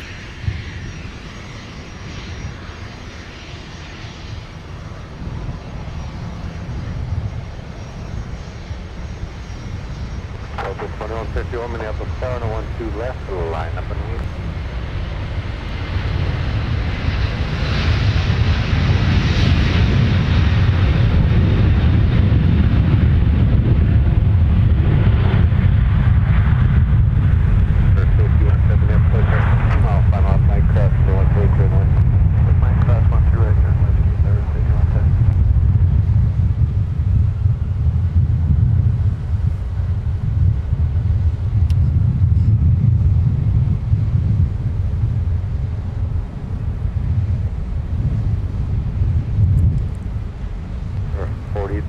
Turn right exit, turn top, set a ground point 8. Delta 258 Heavy, got exposure for full. Delta 258 Heavy, you have a good day, sir.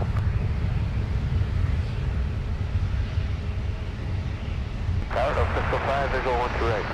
Delta 605, Minneapolis Tower, 16018, got C2, runway 1 to right, center line. Center line 1 to right, Delta 605.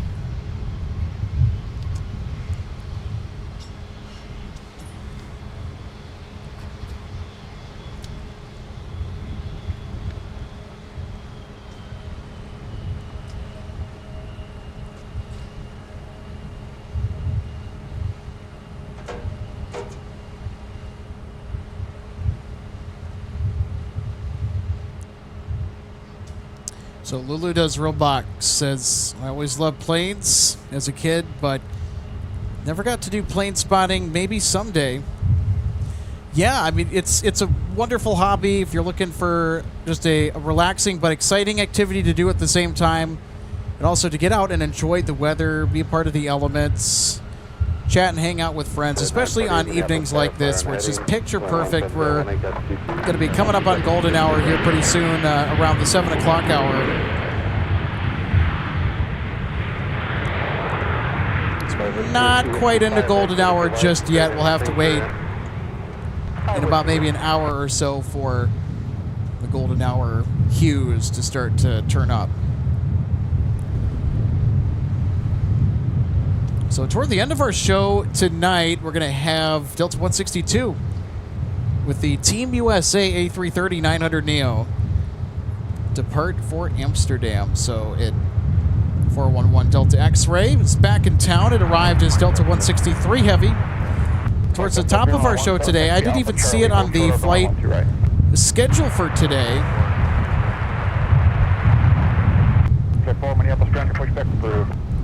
Now, it was posted in advance, but I don't think that I got to see the flight schedule for today as of last night, just because I had a bunch of things to do when I got home last night from streaming. Hey, Cadner, thanks for the kudos on the camera work, by the way. Yeah, it's something I've gotten a lot of experience with as a professional video contractor, and more specifically within the neighborhood of live events, i.e. sports. So one endurance sport that will really test your fine motor skills is hockey. I've done camera work for hockey games before for local TV. That's always fun. Go Bolts. Especially those ice side cams. I mean, they're pretty intense. You get the action just whipping around. Are those the ones that are in the corner? Yep. I've done those cameras. Even handheld, too. Okay. Yeah, because they've got the cameras through those little openings in the glass.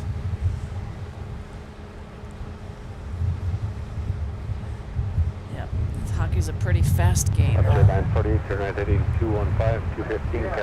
And...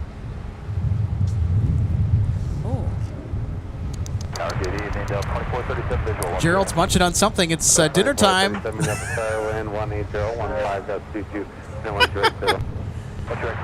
Hi, Gerald.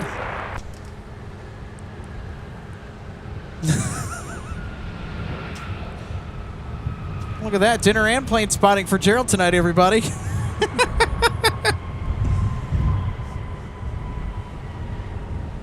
Well, that's kind of cute. What do you suppose that Gerald is nibbling on over there? Who knows, because of what people leave behind that they shouldn't.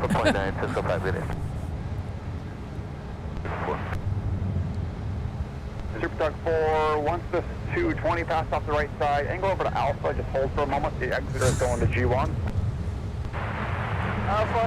Yeah, Gerald's been running around all day, you know, chasing after his friends, and everybody's got to eat, right? 605, joint taxiway Bravo to the gate. Bravo to the gate, 605. 2773, monitor tower 126.7. Yeah, it's like he's keeping his distance from Olaf. Super Duck 4, reference the opposite direction, continue to Alpha. Closely guarding his food. Oh. Where are you going, Gerald? Duck 4 is calling on Alpha, is that correct? Super Duck 4, continue to Alpha, thank you. Alpha to the base, Duck 4. No. Yeah, bye, Gerald.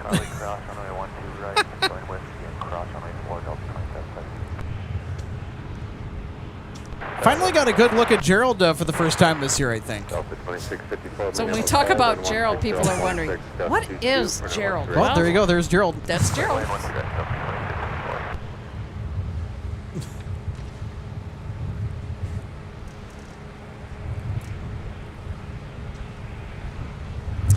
Matty Urich, thanks for tuning in today. Thanks for sticking with us, too, as well. Matty says, just got done reading a nice article in the news about MSP that was named the #1 least stressful airport. I believe it. Oh yeah, I think I just heard about that article. I don't think I read it, but I saw it. Well, and I think that it should bear... And, you know, it's worth noting here that MSP has an outstanding group of volunteers that help people navigate the airports, provide assistance, especially with giving information. One of our co-founders, Eric Paul, is a...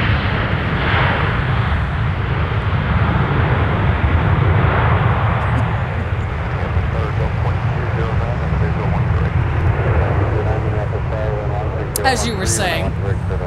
Interrupting 737. Yep. But I was going to say, one of our founding members, Eric Paul, is an MSP Airport volunteer, and he does the navigating programs. Same with Harrison. They do great work. Those volunteers are outstanding. If you ever go to MSP, they're wearing green vests. And so Alex, they're there to help. One of the people that are on our volunteer team over at the NWA History Center is also a volunteer. On Hey, team as let's well. go. Mr. Brian. Oh, nice.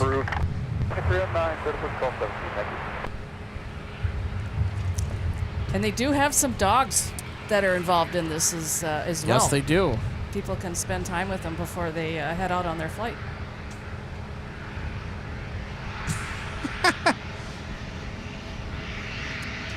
Look, that's kind of funny. So, because 411DX has been here quite a bit, says, I don't get jet tipped for Gopher Pod or the OG Team USA anymore, given how often they're here. Yeah. I think it's like a few times within a span of 90 days, and then they'll stop sending the alert. Because, like, okay, you know, now it's a regular thing somewhat. But, you know, outside of that threshold, like if it doesn't visit, like, let's say for 180 days and then comes back, it gets a high priority. It's kind of how that system works. Now, that app was responsible for a lot of spotter gatherings. Wes Westbrook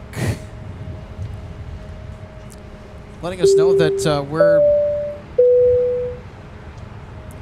at about 295 likes, I think. Yeah.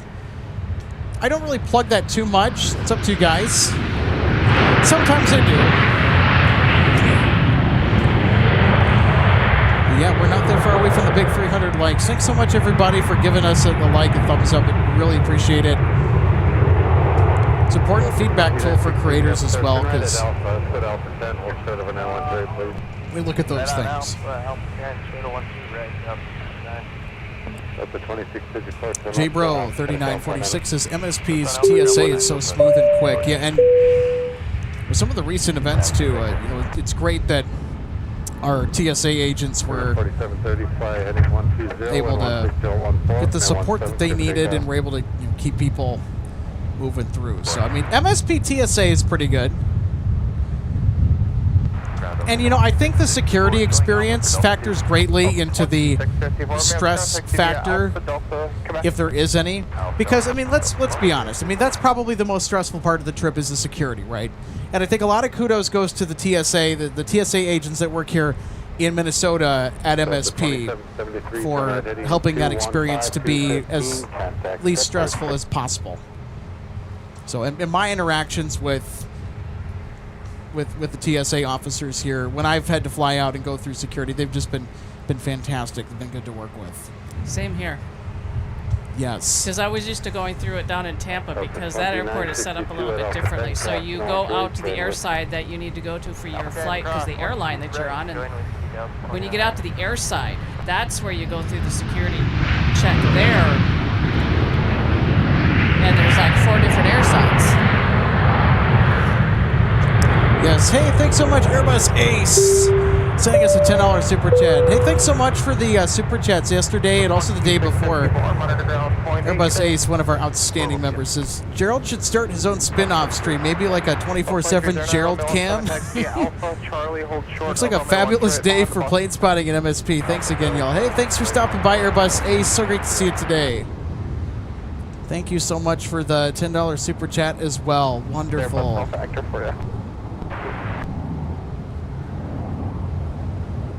Minneapolis, drone 2209 on Alpha, Mark 2209, may I have contact via Alpha and Delta? Alpha Delta to the gate, Delta 2209. So Micah says that we believe Gerald, it's not a chipmunk, but we believe Gerald to be a 13-line ground squirrel, is I think the official species of rodent that Gerald is. Oh, the tornado sirens, because it's the awareness day. So here's what's going on. So the tornado sirens, they just activated here, the emergency alert system. There is a statewide tornado drill that is going on today at this particular time at 6:30. Right at around 6:46 Central Time. So Okay. it happened just before we went to air earlier today at around the same time, or not around the same time, but around 1:45. So that's what that is. So there's two drills during the daytime. There's one around the lunch hour, just in the early afternoon. And then they do one in the evening as well. Because I remember going through this when I was in school. So there was a severe weather awareness day, and we have to worry about that in the Midwest, especially with how the severe weather has started this year. But that's what that racket is in the background. So the tornado sirens are going off for that tornado drill. So they'll probably be on for maybe a few minutes, and then they'll shut them off. It's kind of a weird thing to be encountering here, too. And, you know, I forgot it. It was in the back of my mind because it was something that, again, while we were setting up, I heard them go off, and I'm like, what is that? So John Kenton, one of our friends, told us, hey, it's actually the statewide tornado drill. Oh, that's what it is. I'm like, oh, yep, then they're going to do another one in the evening because I remember what this is about. So, yeah, it's severe weather awareness.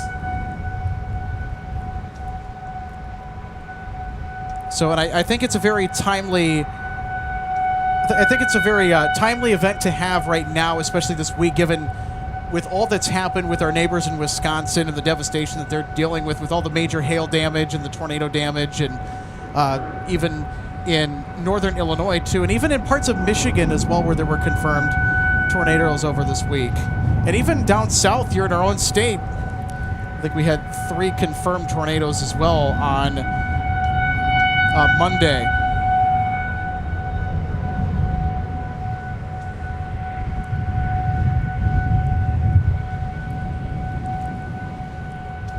Aviation LAA, thanks so much for the $5 super chat. Glad you're liking the jet tip.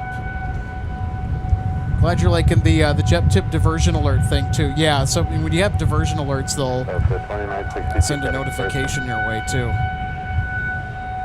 Yep, that's how we found about the one last night when we were out here.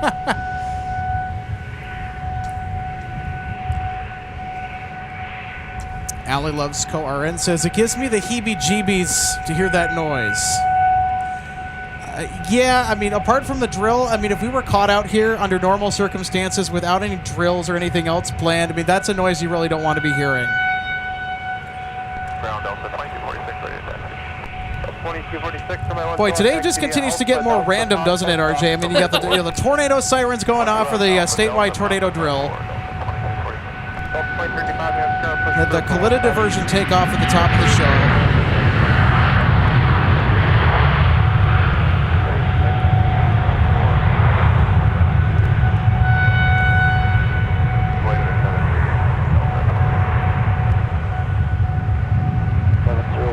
Visual 128. That's 1101, Minneapolis, 16016. Well, I knew about it because I do watch the news. And I do keep an eye on the weather.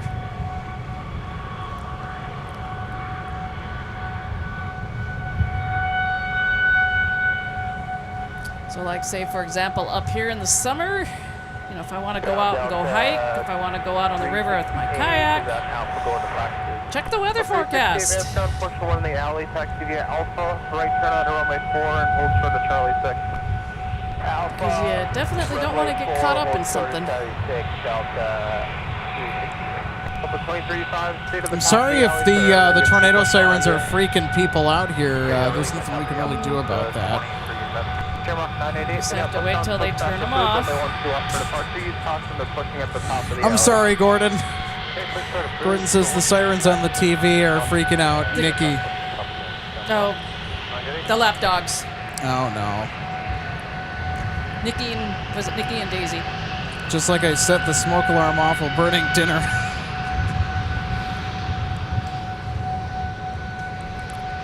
Don't you hate it when you're trying to get a nice char at maybe like a pan-seared steak, or you're maybe like cooking burgers or something on the griddle, and that pesky smoke alarm goes off like, hey, there's no fire here. All right, there they go. Hey, there you go. Bye-bye.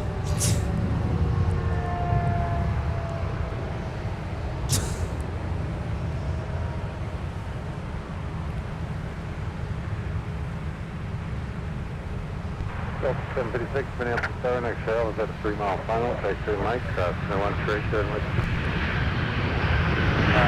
survivor, Mike, stand right on Whiskey Delta. Behind 24 miles, ground push through 1 2 up. 3 1 2 left,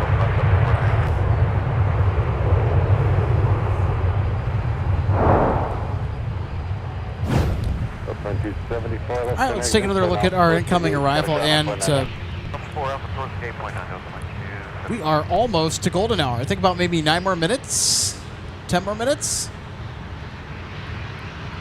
Getting pretty close. It's about an hour before sunset is when it starts.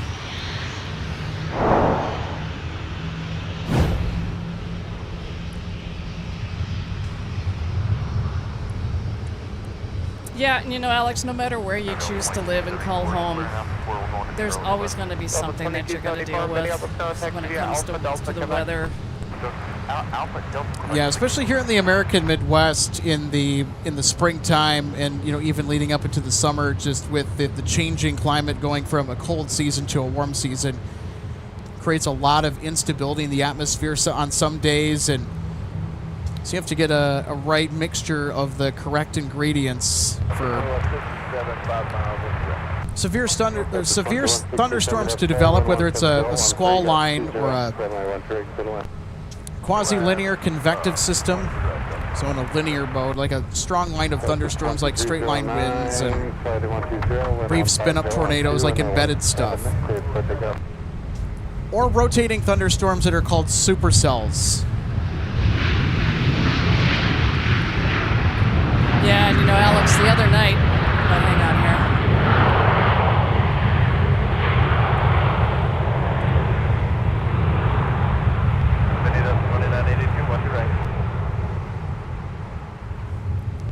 Yeah, Monday, when we had the potential threat here in the Twin Cities area, which fortunately stayed to the south of us.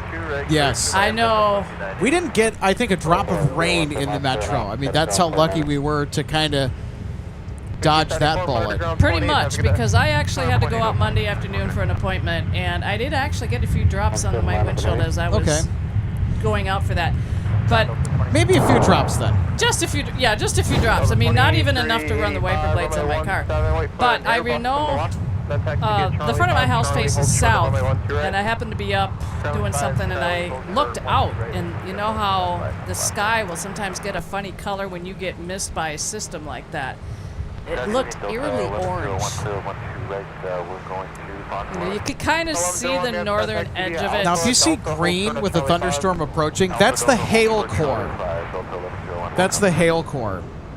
People think it is associated with a tornado, but really it's just an area of incredibly dense precipitation and hail is what that is. If you see green, I would not want to have my car parked outside at all. I was just going to say that. If you have a garage, put it inside. Hail, no. I do not want to have any precipitation in the dense variety cause havoc to anything outside that could... Oh, well.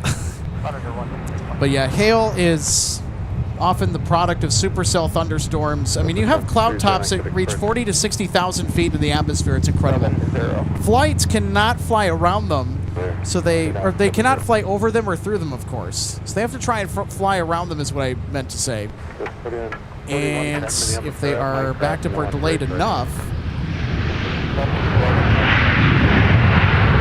so they'll have to hold and wait until the weather passes. And if they've been holding for a while, depending on how much reserve fuel that they planned on, they may or may not need to divert. Yeah, and as I mentioned in regards to no matter where you live, you're going to deal with something. Of course, it's been known with the time that I've been helping here, you with the channel, it's been mentioned multiple times that I was down in Florida for 39 years, and down there you deal with the threat of hurricanes. And you can have days to prepare with the forecasting that goes on with that. Yeah. Okay, so this is a question for me, and it comes from Yoya Victor. Nikiforov, 2026, says, do you think a tornado would hit the airport? Lots of expensive stuff. I think MSP came close, and you know, this is actually true. So there was a tornado that actually, this is by the time that it was, we have to wind the clock back a long time ago. Because I think it was in the 1940s, there was a tornado that tore through the hangars at Will Chamberlain Field. And I think the racetrack was still in place where there was a lot of vehicles that were overturned. So in MSP's history, yes, a significant tornado has hit this airport, but way back. Now, there was a particular moment in 2017 that I recall. So I played competitive baseball for a rec league in high school my senior year, actually my junior year as well. And we were practicing in Bloomington at one of the fields on the east side of town that was pretty much next door to the Mall of America. We were a stone's throw away from MSP Airport. Now, our coach saw that rain was coming, and, you know, at the time, I knew exactly what all this weather terminology was. And I was looking at the radar on my phone, too. And I'm like, yeah, that's going to be a problem. So halfway through practice,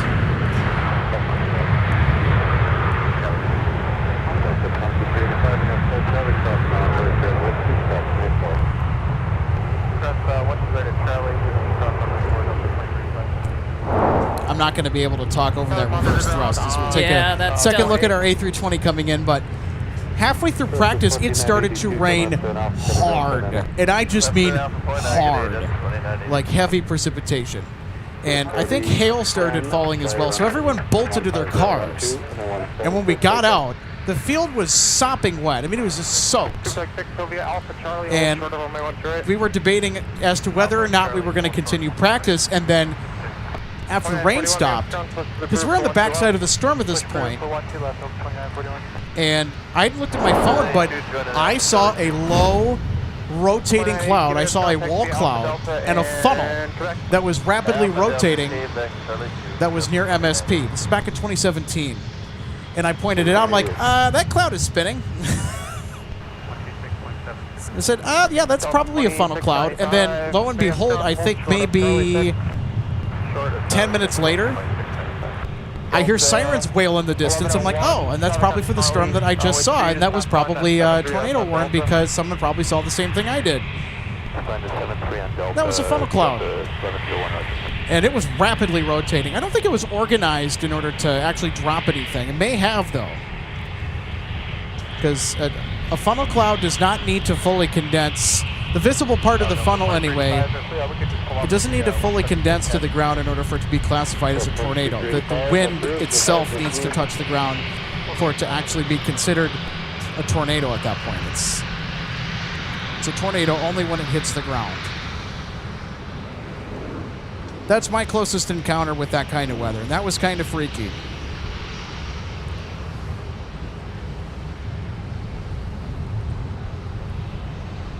All right, we got some 717 action. I think it's been a little while since we've seen a 717 today. From St. Louis. Delta 1603. It's kind of odd that the flight from St. Louis came in because St. Louis Lambert, I think, has actually taken not one but two direct hits from significant tornadoes in the past. As we were on the topic of severe weather in airports and stuff, I think that's kind of a weird coincidence. Yeah, But a smooth landing here as we get back to talking about the planes. My, oh my. Yeah, and I know this was a subject of discussion a little bit the other day, and I mentioned in the chat, I have seen a water spout. So it's basically like a tornado that develops over water. So you see it, instead of, as it's spinning and it's turning up debris on the ground, it's doing the same thing with water. When we used to live on the water. Gulf of Mexico was our backyard. It was an area that my dad spotted from the air of all things. Found where it was, found a unit for sale, bought it. So that was the property that we had down there, which eventually we moved out of and went to where we were when everything happened with my mom, and I left and came back up here. And yeah, I do believe that a water spout can move on shore. Monitor to point 8, so 1603, thanks.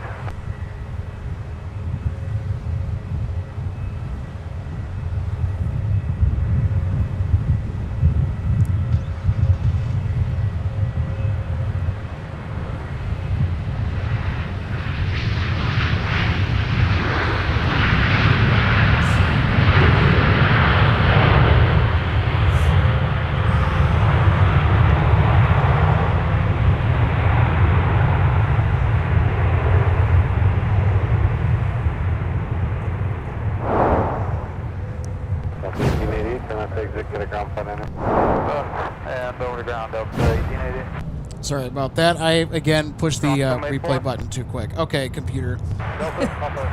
Will you like me this time? Thank you. It's like those scenarios where you go to push some buttons and make some changes with some settings, and then the next time you go to do it, it was all for naught. All right, let's get a close-up look at this touchdown here from the 737. Ready for taxi with whiskey.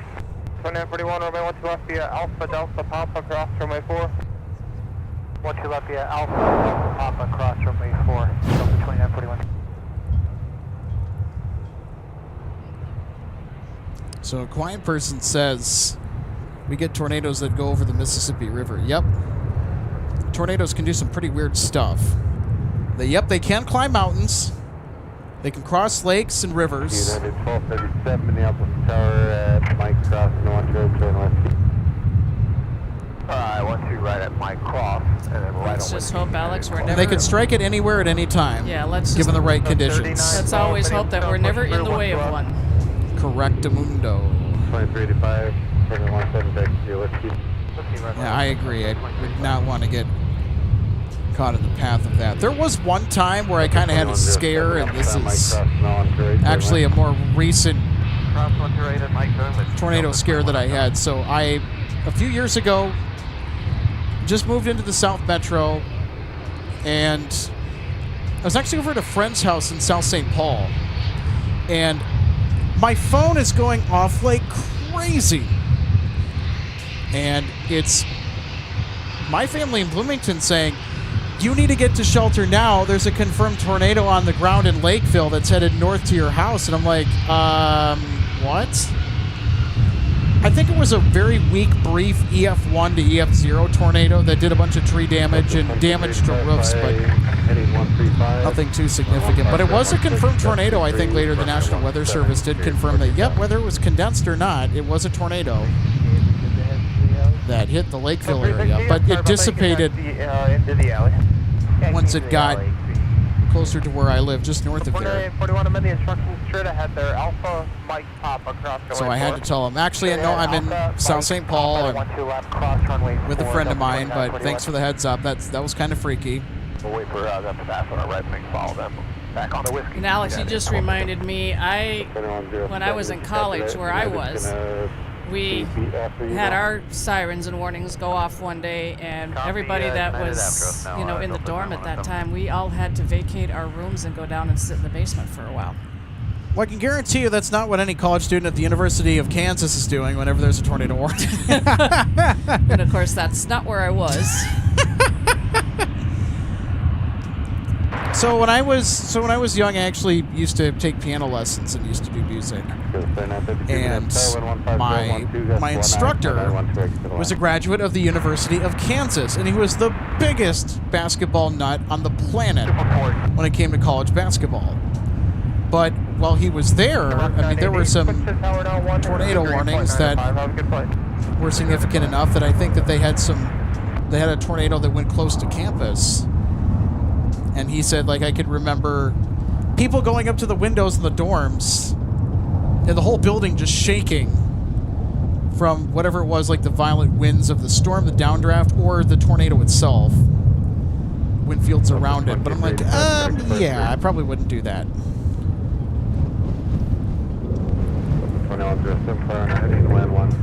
I think there's a meme that makes fun of Midwesterners every single time there's a tornado warning. Oh, cool! Let's step out on the porch and go get some pictures. Please do not do that ever. No, and there's nothing to Alex like if you know what you're doing though. If you're living down, of course, where I was for many years, the threat of a hurricane. Robbie Bautista, hey, great to see you today.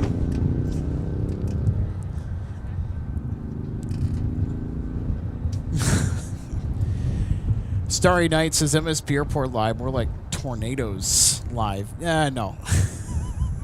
Kind of. All right, we'll stop talking about it if you guys don't want to hear it. Sometimes I can go on tangents, so apologies if that. Well, we're in a little annoying. Yeah, we're in a little bit of a lull here right now, too. It's coming up on 10 after 7 here. Well, I mean, the statewide tornado drill kind of set that conversation into motion, so, I mean.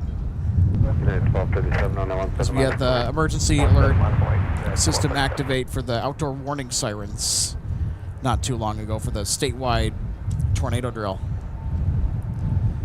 Well, in a way, you know, it's what other people see going on here as far as the potential weather threat that we deal with.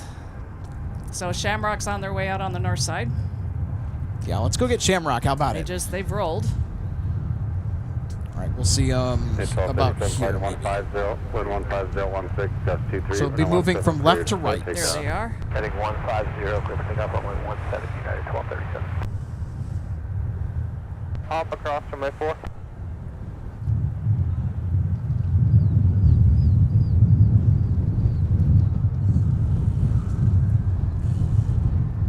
There they are. Bye-bye, Shamrock. Aer Lingus headed back to Dublin.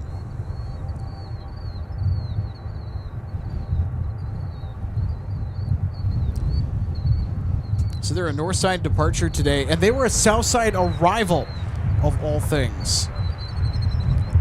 They like to stick to the north side 99% of the time. And I think just because of the amount of arriving traffic on the north parallel, so I think they were vectored in for the south parallel instead.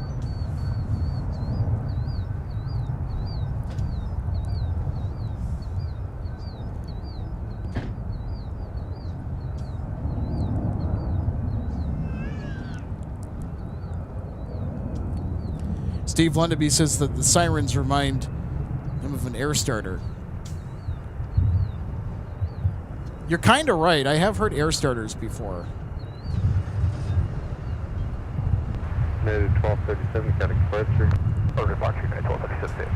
How about some more fun with CRJs?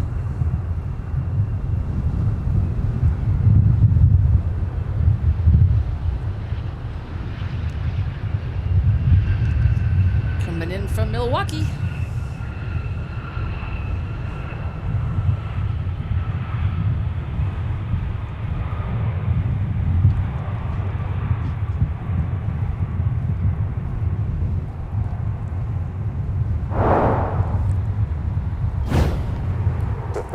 Let's take a look.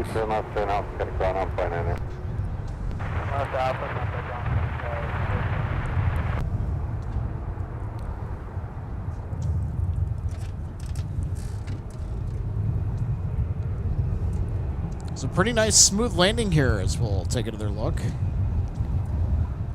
Nice. Well done.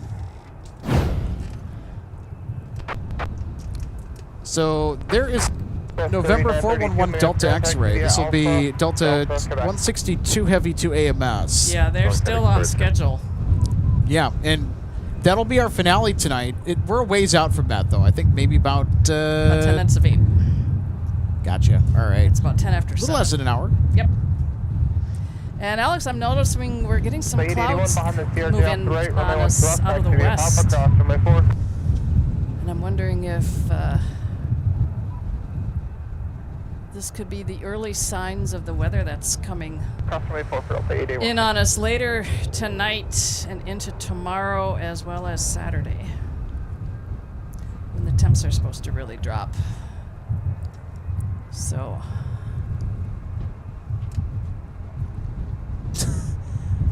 Yoy Victor Nikiforov says, I saw Reed Timmer and the Dominator on Monday in Albert Lee. How cool of a sight is that? I mean, Reed Timmer's crazy, but he's very intelligent about reading the clouds and seeing what the weather's doing. And his experience with the weather, now keep in mind, he has a master's in meteorology from the University of Oklahoma Norman, I think, which is right in his backyard. And he is really good at anticipating what the weather's going to do based on reading the clouds. He has an IQ for weather that most people don't achieve. And I think he knows it, and it's just because of how he's able to read stuff. He can posture himself more aggressively than other storm chasers, and he can supposedly be safer, get away with it. But of course, when you have an armored truck like the Dominator to just drive in and intercept, it's going to give you a little bit more confidence, I would suppose. Zocho5543 says, do you have a typical streaming schedule? Yes, we do. Centered around my availability. In the past, it was a little bit more fluid just because of where my schedule was at, but pretty consistently, and I think it's a good time to talk about it too, but we still have our audience here, and we'll be up for a while. So we'll be live on Monday. And so Mondays and Wednesdays are the days that we typically like to go live. So Mondays and Wednesdays. Thursday through Saturday in the afternoons, weather dependent or aircraft movement dependent. It's a little bit of a toss-up, which is why we recommend subscribing. If you like the content, it gets you that notification. So when we do have a pop-up show like we did today, you'll get that notification so you won't miss the specials that we will sometimes pop over here to catch, like Kalita that departed to Chicago here. And so we'll have all of that coming up in our runway recap tonight as well. You know what, Alex? I think T2 was just completely empty. There's nobody over there right now. Hold on a second, RJ. Okay, there you go. Yeah, okay, I forgot to turn my mic back on. I turned it off because I just had a little drink of water, and I forgot to turn it back off. All good. Because I was turning around looking over at T2. It's just like, where is everybody? There's nobody parked over there. No airplanes. Here, let's show that. You guys got to see this. Hold on. This doesn't happen. There's like nobody over there. No. All the gates are empty. And I looked. I don't think I see Icy for today. I couldn't find it. I don't think we get Iceland Air daily yet. So we have the southwest gates on the north side of T2. And all of this is leased gate space. So Iceland Air is also at T2. Same with Frontier. Look at that. Destin 46 Minneapolis, wind 14016, gust 23, 112 right, clear left. There's like nobody over there. So it's and it was filled to the brim with Sun Country aircraft earlier and Southwest jets.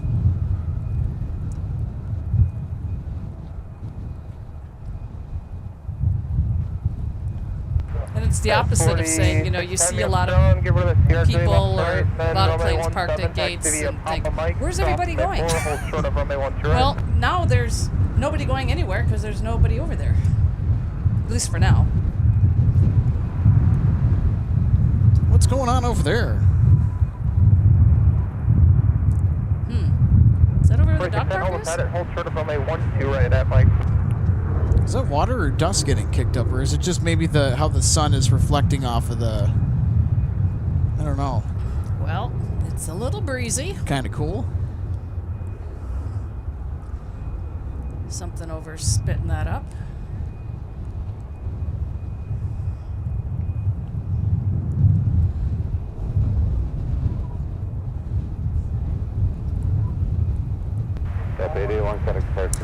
Hey, if you had wings, thanks so much for tuning in today. Says been lurking for a while. That's all right.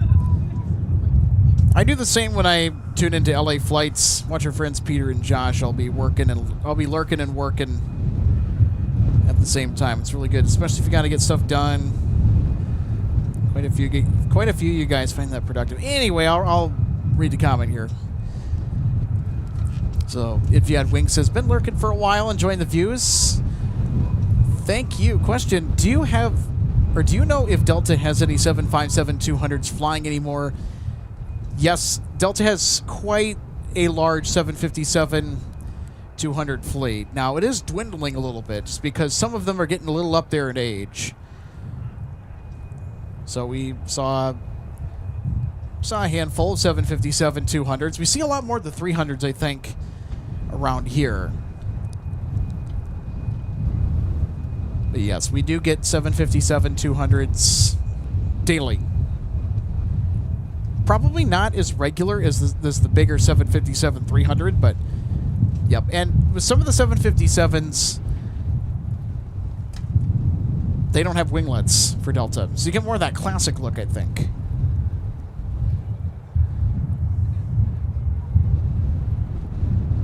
So let's see. Monitor 126.7. Have a good day. Trying to see if we have any 757s over there. It doesn't look like it. Well, we're finally going to get another arrival because we've got in sight 3946 SkyWest coming in from Madison. Speaking of CRJ. Nice. Hey, we have a T2 customer 13 minutes out. Thanks for the heads up, Luke.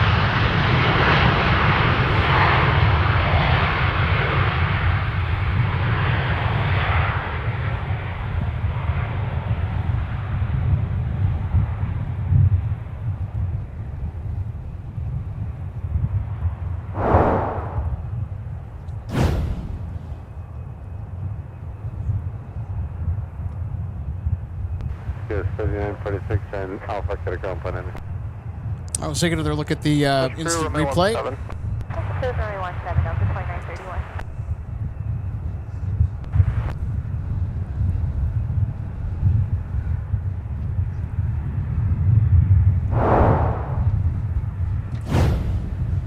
So 3946 ground, Charlie and Quebec, which gate? Quebec, and we are Charlie 3946.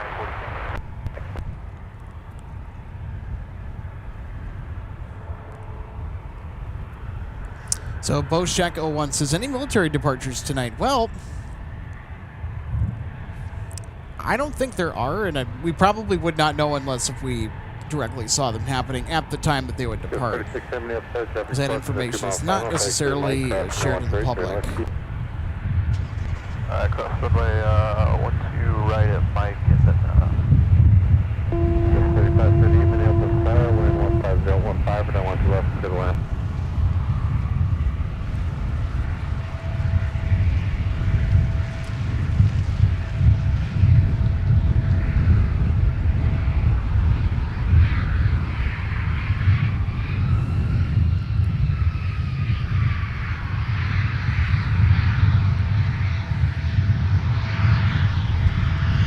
So Boshek 01 says, are there any DC-10s still around, or is there one that looks like it?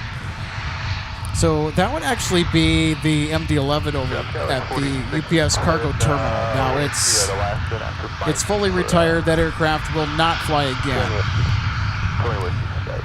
So somebody who works for UPS, I think, in our live chat shared some insider information that that aircraft would be converted into a fire trainer after it would get parted out. So they would part the aircraft out of all the engines, maybe the coffee maker, all the usable stuff that they could either sell or repurpose elsewhere in the fleet is what UPS will do. And then once they're done with that, they will prep it to become a fire trainer. Now, I think they're going to put it over by...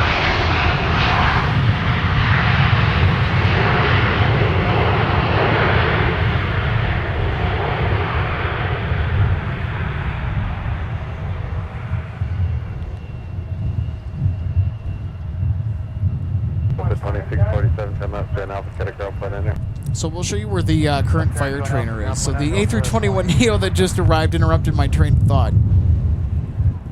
So what's going to happen with that MD-11 is that there are plans to turn it into a fire trainer, kind of like what this ex-Republic DC-9 is. Also for some de-icing training too, so I'm sure MacFire is excited to get their hands on a big jet to train on. Especially with hazardous cargo that might be hauled aboard.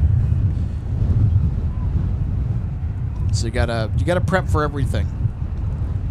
And so MacFire is gonna get that MD-11 hopefully soon. If everything does not fall through completely. So we'll see if that plan comes to fruition and if it actually will happen. That would be very nice if it did, because I would hate to see that airframe get cut up for scrap.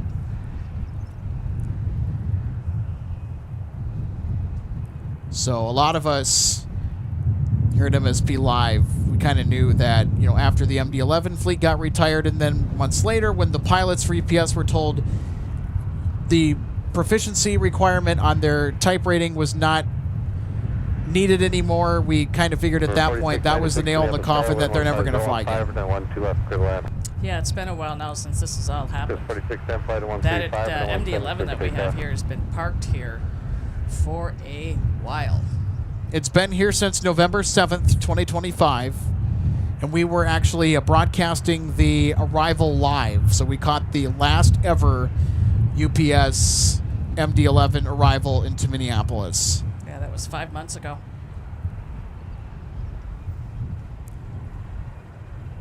So we were out there the day before, or actually on that day, because we were there for the national A330 charter that was coming in. 3866 Minneapolis. And we have a little video slideshow, just a little preview, a little appetizer to what our stream sort of look like from here, and all the different interesting things that we've caught on our broadcast throughout the years. But it's in our little demo slideshow video when we start the streams at National A330. It was on that day later, I think just right at sunset, that we caught the arrival of the MD-11. And it's been here ever since. The windows have been covered over, the engine's plugged up and everything.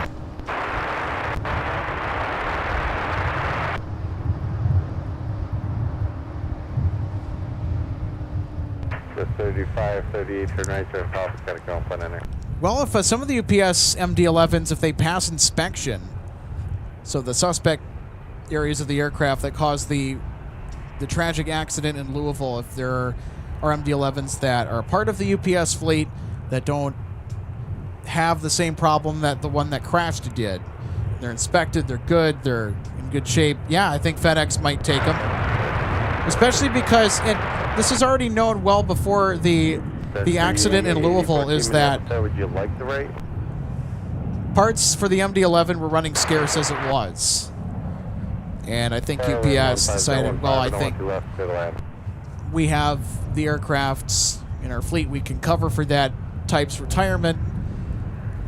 And our fleet based on the condition of the aircraft. UPS determined that it's time. So it's also exciting too on the flip side because UPS is going to be looking at the 777 freighter. That would be crazy cool to see a UPS 777 freighter. And maybe in the distant future at MSP, when we're out spotting, we might run into a 777 freighter for UPS. Who knows?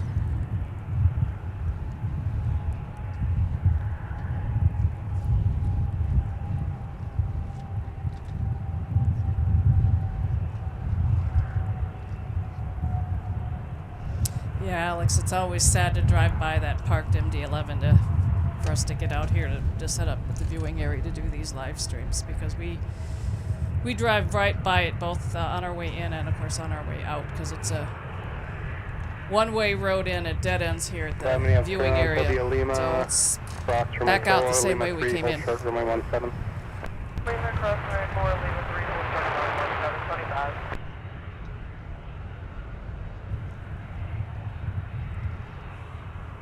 Crixeon too says seems quiet. Yeah, it's toned down a little bit here. So what we're waiting for right now is 162 Heavy to depart to AMS. So I think we should also check on the radar.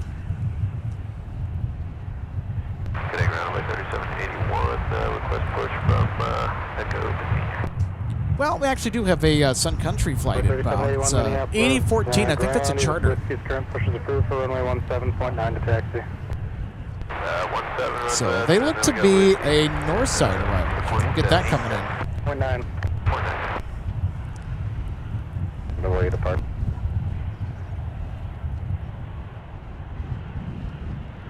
Monitor tower 123.67. 2367, 25.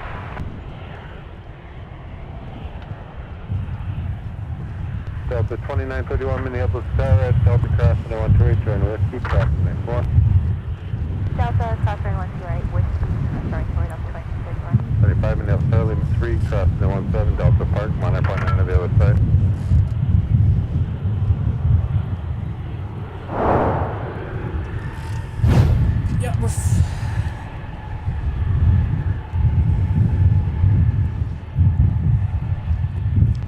Yeah, we're finally going to get at some Sun Country activity again, because there is an arrival coming in on the north side from Carla Bay. Sun Country flight 8014.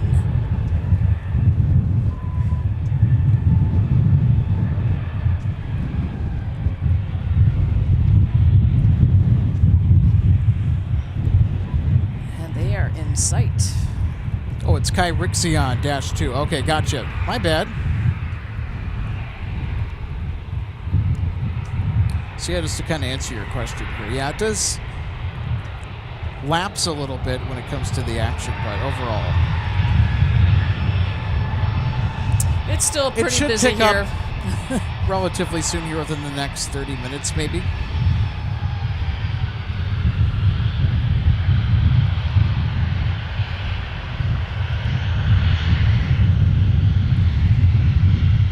This charter is actually coming in from Green Bay, Wisconsin.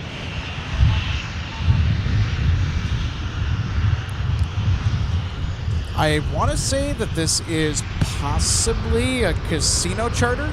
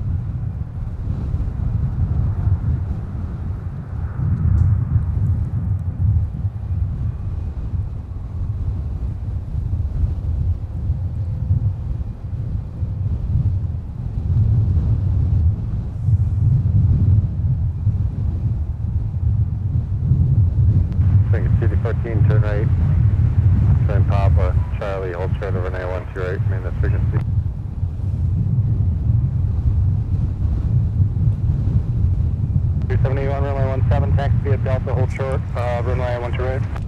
Luke, that's a good question. So Aviation LAA asks us, Alex, do you remember what the registration on that MD-11 is? I think it's like 262 Uniform Papa. Don't quote me on that because it could probably be very wrong. I know it's 260-something UP. 3781, monitor tower, 126.7. So I think we'll 6, 7, probably 39. look at that.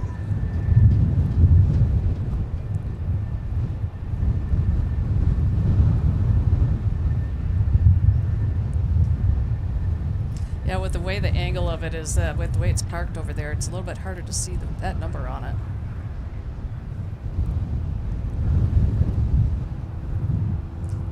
I think there is a way to check here. Hold on.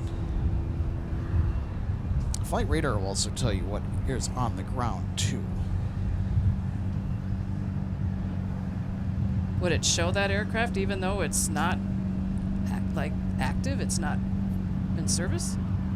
2122, ground outside, leader push, which push is approved. I see moving out. I think so. Putting that theory to the test. Well, nope.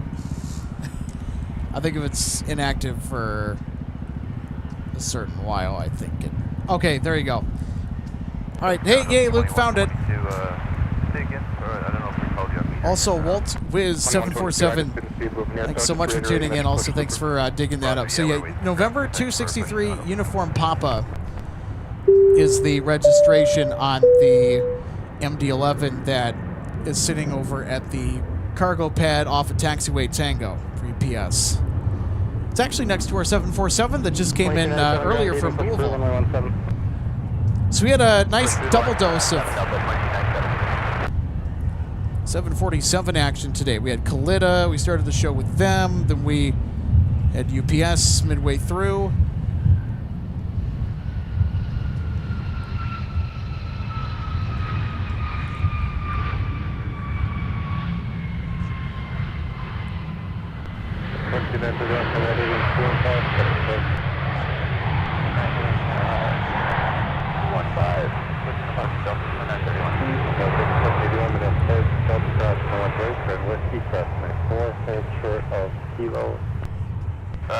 Delta cross 12 right on whiskey and hold short of, let me get that last part.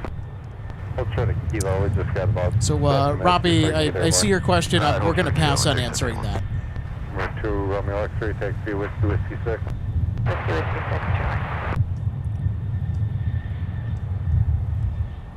So there are a variety of reasons why.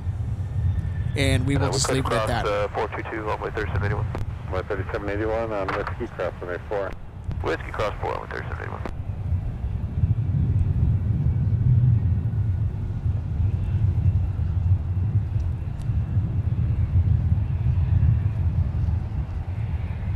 Okay, so...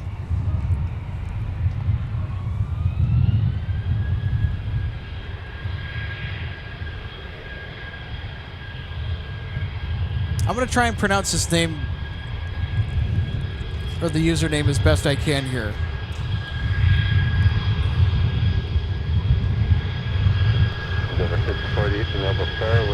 Bedadel. I think that's it. So asks, did you or will you make a highlight reel from yesterday? You know, I was going to, but You could at least... I cleared the files from yesterday. Oh, darn. Because we typically don't do the in case you missed it type stuff, but if you guys want to start the show with that from the previous episode, like an in case you missed it type thing, is that something you want to see? Let me know. Because at the end of our shows, we usually recap the show itself. Because it seems that, like, if we were to do, like, a recap from the day before, all good, Robbie, by the way, all good. But usually, like, the day before, I haven't really thought about it. But, I mean, if you guys want us to look at doing something like that, we'll certainly look into it. Or at least try to bring back the arrival of the 7-4 that came in last night as we closed out the stream. You know what? Actually, I can show that from yesterday. There are some things that I did not remove, obviously, I don't think. because we do have a bit of a break in the action around here.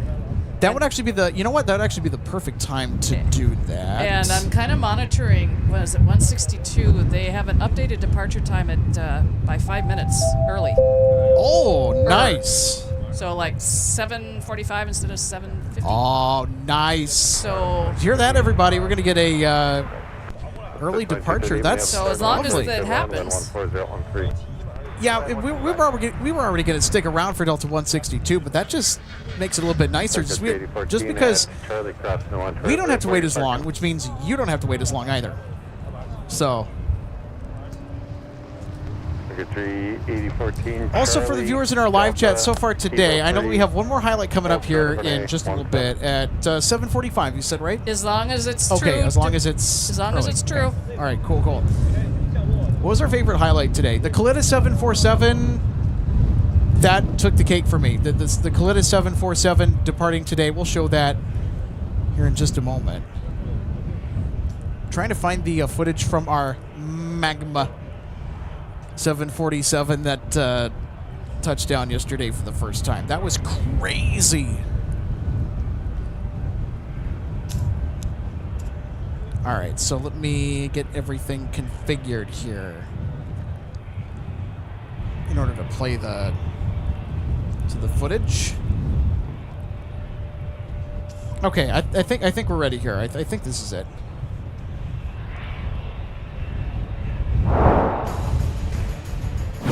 Yep, that's it. That's Magma from yesterday. Boy, it was getting really dark when they came in. I was getting a little bit worried that we would have no light to catch them come in. But yeah, that's the first ever arrival of Magma Air Cargo to Minneapolis. They're a daily service to Chicago Rockford on the freight end of things, but wow. 297, runway 17. Yeah, it was really getting dark when that happened. But they weren't here any longer than they needed to be. Exactly. What a surprise. Because I know I was getting ready to do what I call shut down for the night myself at home last night, and I happened to decide to track to see who's still here. And they were taxiing for departure. So here's Kalitta that departed earlier today, so this is what you missed. They were a little bit late in getting airborne. I think they were supposed to have departed around maybe 2:45. I don't care, though. I mean, look at that departure. They were a little bit wobbly on the way out.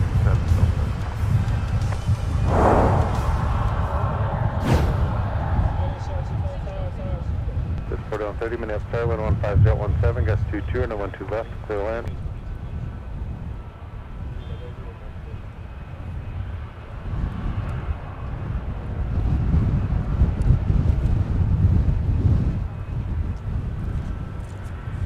All right, let's get our next arrival coming in here.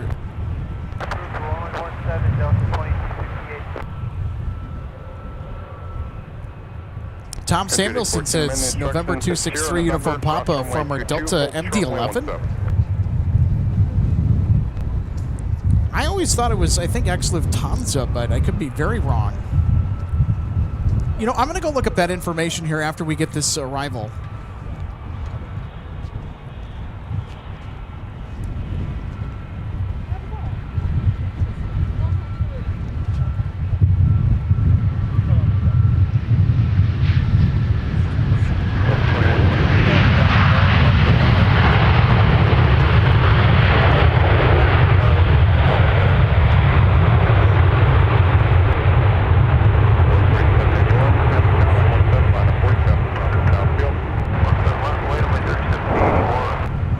Matty Urich says, looked like Kalitta did a bit of a tail wave on takeoff there. Yeah, I would agree. Kind of did. All right, let's take a look at our most recent inbound arrival. Little bounce. 2038 Minneapolis, taxi off at the gate. Alpha to the gate, Delta. 1484 Minneapolis, ground, good evening. Oh, there it is. Runway 17. I was trying to find our A321neo for just a second. I'm like, oh, wait, no. Back left. There it is.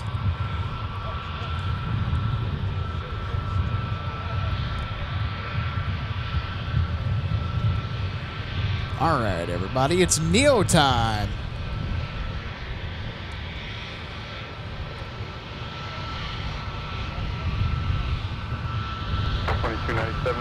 Charlie, cross runway 1 right on Whiskey, cross runway 22. Charlie, cross runway 1 right, and Whiskey, cross runway. So Daniel Swanson 2297. just looked up the registration of November 263 uniform pop-up. And says it was ex-Lufthansa. Luke also agrees as well. That's kind of cool, because Lufthansa, they did not own a whole lot of MD-11Fs in their cargo fleet, I don't think. I think they had 2, maybe, when they retired their MD-11s, and I think that's where UPS gobbled one of them up. Of course, one of them sitting right over here.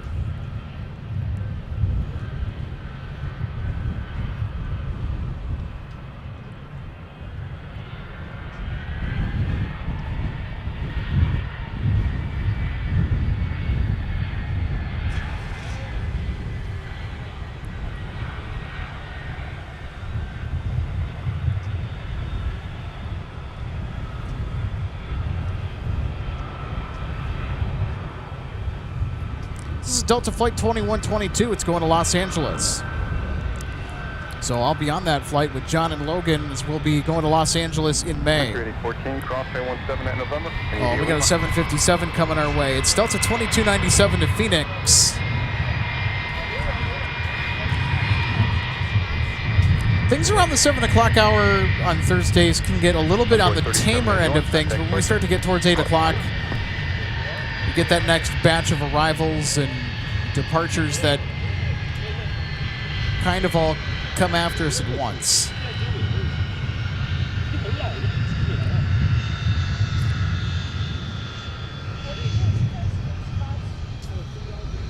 So did we get our 757 fixed today or what? We had a lot of fun. 757 movements for Delta. Delta 2122, flying we're heading, 217, go for takeoff.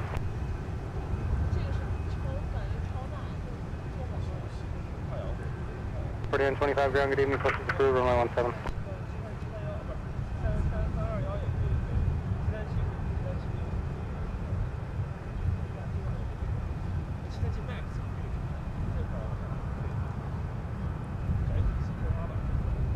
Forty-one 25, okay, give me a call back when you're ready to push.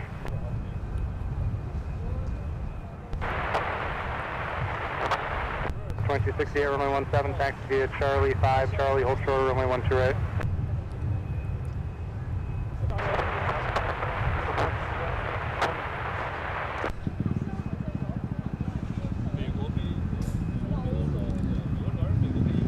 Soup 3217.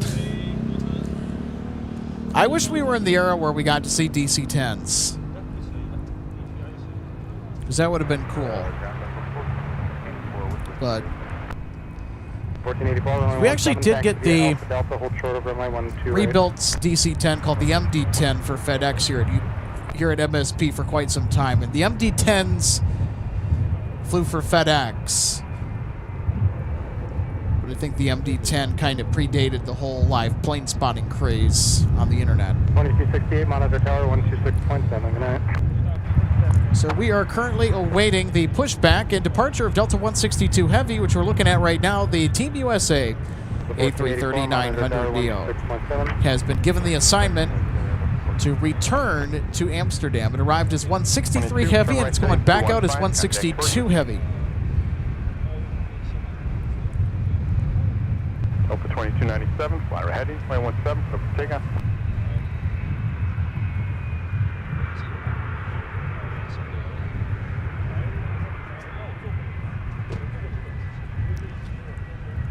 Franklin Windship 8619 says, nice to see the green grass again. I know, yes.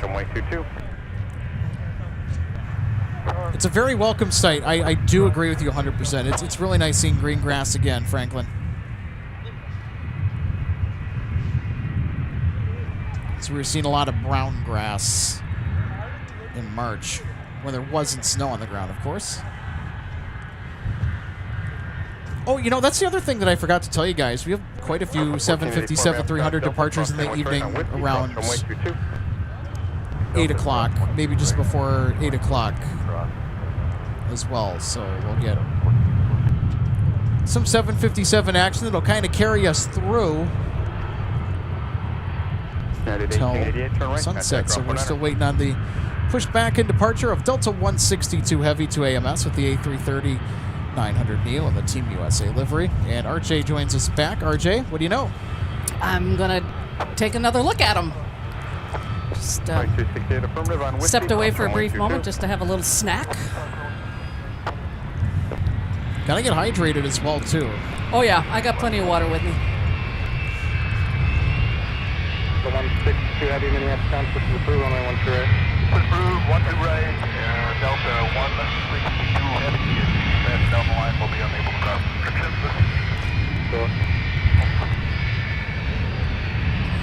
All right, there we go. Delta 162 is cleared for push. Departure runway 12 right. That's in front of us. Oh, yeah. So RJ beat me to it. Yeah, they are early. Yep. Okay, so you know they had adjusted the time of departure on flight radar, so by like 5 minutes instead of 7:50, it was 7:45. Yeah. It's like, okay, well, see what actually happens. Well, you know, if everybody's there, I mean, why wait? Yep. And of course, our former Northwest Red Tail 75 taxiing by in front of us, and they are headed to Fort Myers.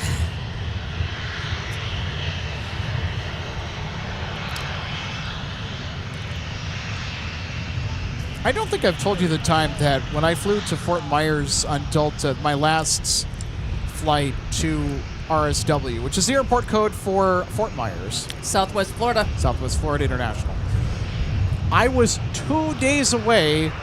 So in 2023, I traveled to Fort Myers to go visit my grandparents before they sold their place in Florida. They lived in East Naples for a while, just off of Tamiami Trail, just south of the Lely Resort. If you Floridian viewers know where that is.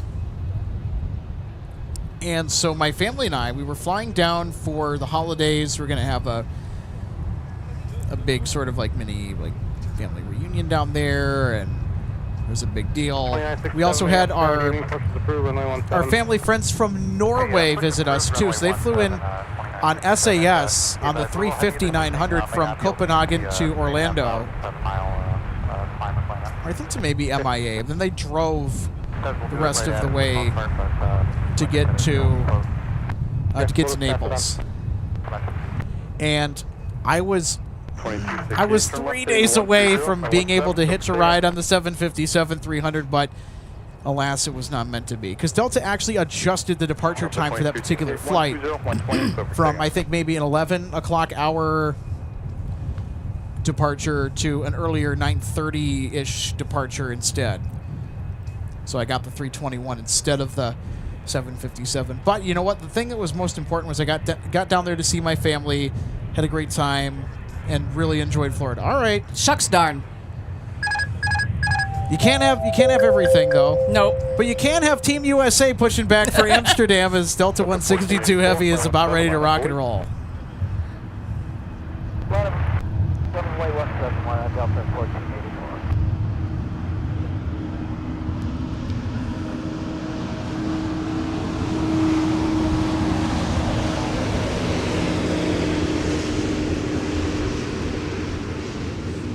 Team USA is, without question, going to the recap.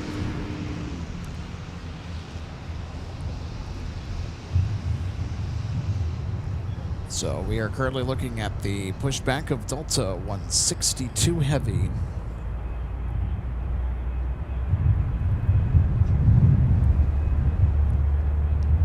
I hear him spooling up. Time for engine start.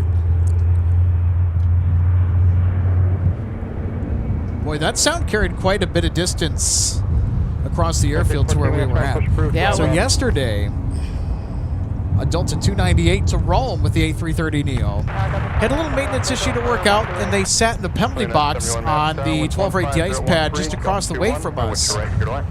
And we got to hear those Trent 7000s start up with much more detail yesterday. I think it was one of the more underrated moments of yesterday's show that I kind of went back and watched. I'm like, oh, that sounds so good. Oh, I just saw somebody post a message. Inbound Metroliner to get my Luke. Sky card. Sorry. Yeah, Luke, hey, Luke, thanks for the heads up. Yeah. Did I miss it? I was just sitting inside my car having a protein bar. Well. No, we didn't miss it, I don't think. So, yeah, I see them. I know. I think they were coming in from Thief River Falls. That makes sense. So Bemidji Aviation flies those Metroliners as feeders for UPS. 4925, John, you still with me? There's the number 2 engine starting up on Delta 162 Heavy. We could hear the first engine start a lot better because the number 1 engine, which is on the left side of the airplane, that was one that started up first. So it looks like both engines are started. And before you know it, got the Metroliner. Look at the sky in the background. Look at this.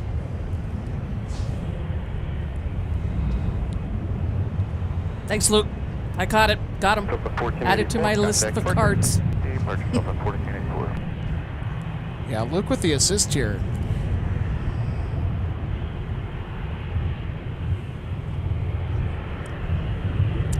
Scarce. That's what it says on the card. 557, taxi Mike Tango is frequency, good day. Mike Tango, 557, good day. Delta 1683, map Charlie, cross. I'm now up to level 9.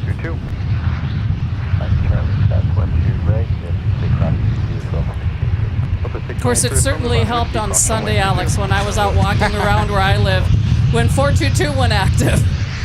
So I was getting to watch all the arrivals coming in on approach on final after they made their turn to the northeast of where I'm at. It's the case of some of them.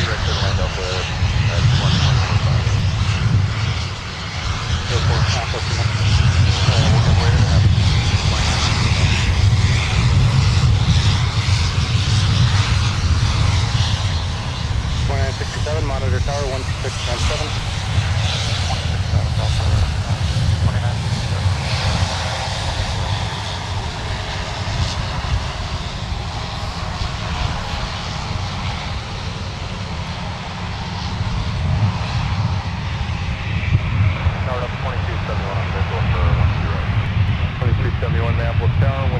You know, they weren't taxing quite as fast this time. What's wrong with them? No, there was nothing wrong with that. What do you mean? Well, we're just used to seeing them go by so much faster. Exactly, yeah. Ari was taking another look at our Metroliner touching down from Thief River Falls. Walt Wiz 747 says, what's the rarest plane you've gotten on Sky Cards? For me, that was a Boeing Dreamlifter, I think. Oh, wait. No. It was a 727 that I caught flying around in the Houston area, I think. That's the rarest catch they have. Or Santa's Sleigh, which has the highest rarity score of them all. And I just caught another one. What is it? What did I just catch? A Beach 80 Queen Air. I just caught that one. She has those as well. All right, our Team USA A330-900neo is headed out to Amsterdam. Delta 162 Heavy. Stick around because this is going to be the finale, folks. Before our runway recap, so this will be a part of our recap. So stick around for a recap following the departure of Delta 162 Heavy to AMS. Because you're not going to want to miss the highlights from earlier today. We had an amazing day for spotting. I think we had the most interesting day of the week for spotting, I think, period. But yesterday has something to say about it, though, because we had that Magma 747-400 come in. Okay, I just caught another one. American Champion 8 Scout Decathlon. First flight, 1970. I'm just looking at my flight radar map and say, okay, do I have this one yet? And is it in range? Of course, being out here is a good place to be to catch them.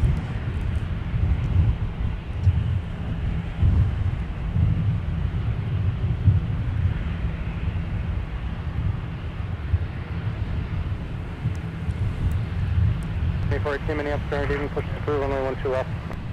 Push through, 12 left, Delta 2418. Micah says that his rarest Skycards catch was the Boom XB prototype. So, Alex, you want to hear about an interesting airplane?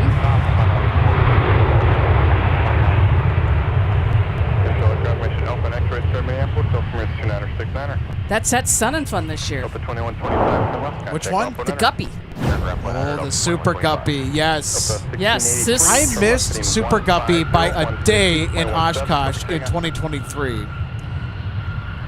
Yes. I was really kicking myself in the pants when I procrastinated in getting out to Oshkosh that year. Yes, for those who have heard me co-host in the past, made mention of Sun and Fun. It is on right now at the Lakeland Linder Regional Airport, or maybe International Airport, down in Lakeland, Florida. It's about halfway between Tampa and Orlando. Started on Tuesday. So today was day 3. Goes through Sunday. So if people are familiar with AirVenture at Oshkosh, it's the exact same type of an event, but it's not as big, acreage-wise. Okay.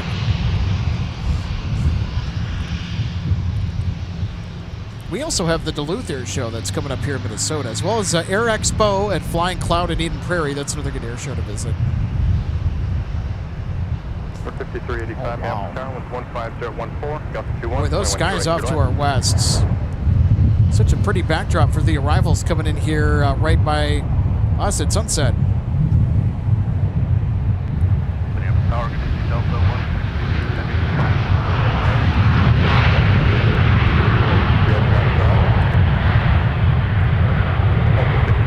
Oh!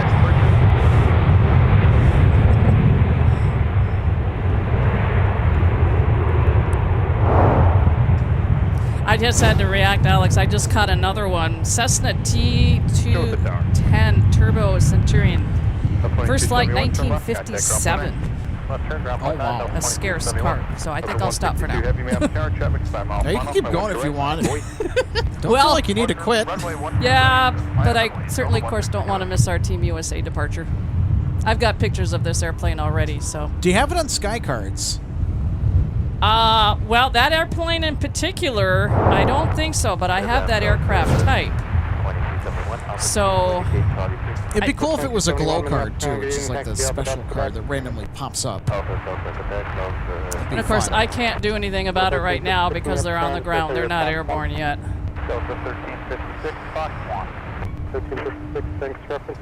I got pictures of her the last time she was in here.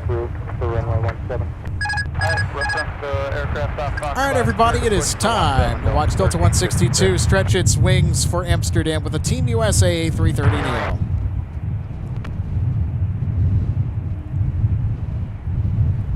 Token 812, Romeo X-ray Minneapolis, meter, runway 17, taxi via Whiskey, cross from my 4.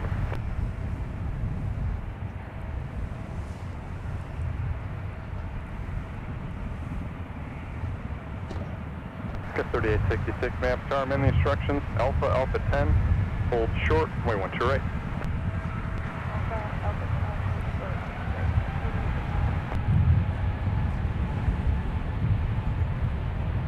Jet 721 Minneapolis Tower, winds 15014, gust 21, way 12 left, clear land.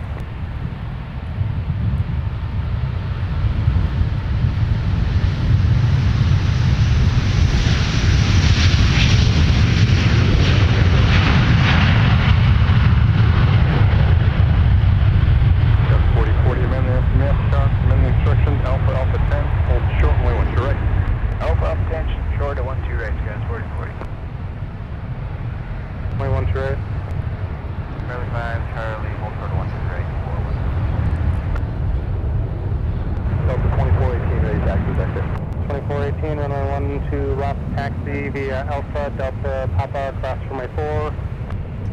Alpha, Delta, Papa, cross 4 to 12 left, Delta 2418. 2418, give way to the CRJ, that's short final off the exit prior to you. I will give way to the CRJ, Delta 2418. Station Mega, just noted, it's a good rate past Delta 5, you'll be alright. 215, contact departure. Just a good rate past Alpha 5, you'll be alright. Alright, good rate, Alpha 5, Delta 24. How awesome is that? What a great way to end our notable departures for today. And you know what? It's getting easier to share this flight to close out a stream because our days and our daylight are still continuing to get longer. And this will be the case for, you know, what, a couple more months. Look at that. We get more into June, and then we level off for a while, and then the days then start to go in the opposite direction. Boy, I'll tell you what, tonight is just a vibe. 4331 Minneapolis Tower, winds at 150 at 5, I'm sorry, winds are 150 at 15. Traffic might hold in position, right, once you left your left. Coming across that mic on the other side of the runway, and then monitor tower 123.67 the rest of the way. Let's give way to the Clean Air and monitor tower.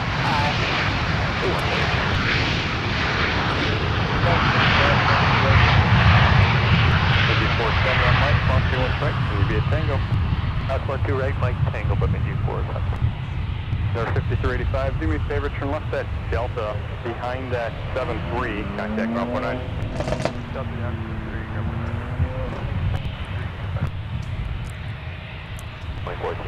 Boy, they stopped in a hurry. 28 the rest of the way, good night.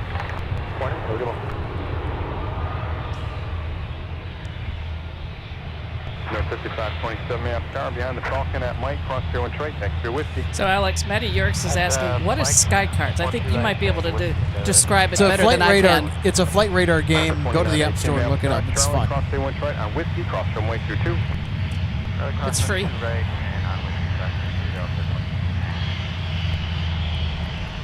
Basically, you're capturing airplanes in the air around you, equaling cards. 55 ground taxi via Delta and Quebec. 55 emergency gate connect. First, I had to stop trying to go after him, Alex. I had reached my limit. I have to stop for a little bit. Darn it. You know. Oh. I had to do it. I couldn't resist.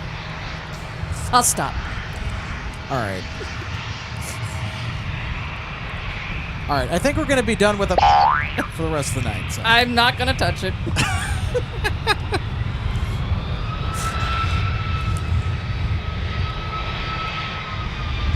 All right, so we're going to get some more of your comments here while I put together a runway recap on the fly here.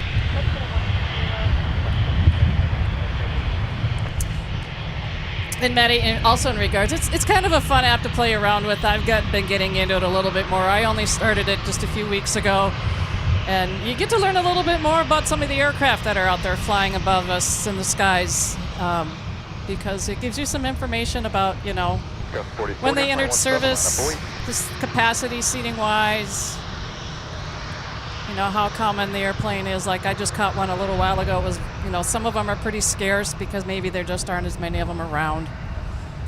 You know, kind of tells you a little bit more when you look up and you see them in the sky over your head. What is it? Got 3680 Minneapolis Tower at Mike, cross 1 right. Because there's so many different types of aircraft out there. It's just crazy. And there's different variants. Like the 321s, you know, the Neos. We have the XLRs and... Yep. And basically, I think what's the difference going to be? Just the range that they have, newer versions, newer variants, you know, different engines. The newer, like the XLR, like Aer Lingus, Shamrock, that aircraft is flying transatlantic between here and Dublin and Europe and in Ireland, and it's a narrow-body airplane. Who would have thunk that something like that could ever be possible like it has become today? I know, right?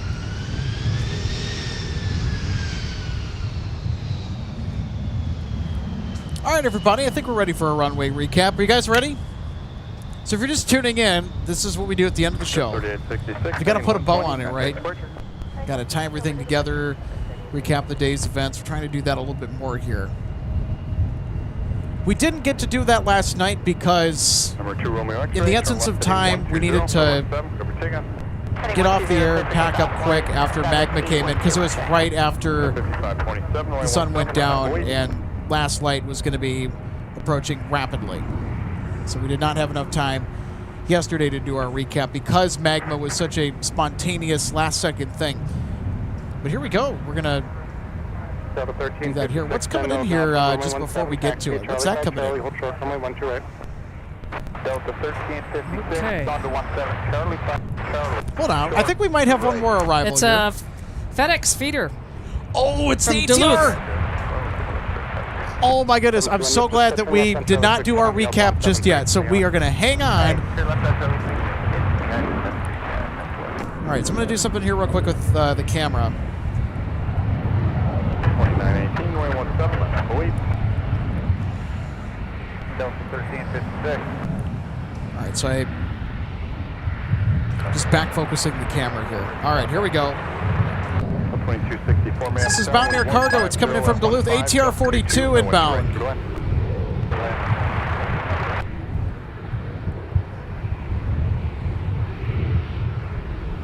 Number 2 Romeo X-ray, contact departure. Actually, see a chilling check.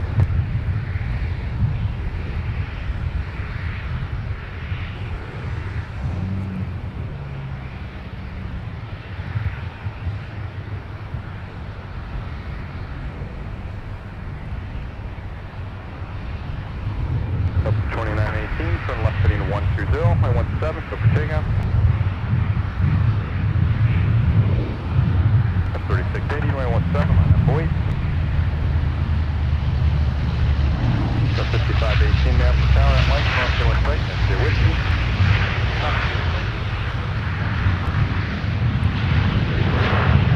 3142 minutes down, taxi via Delta Tango, cross runway 4. Delta, cross runway 4.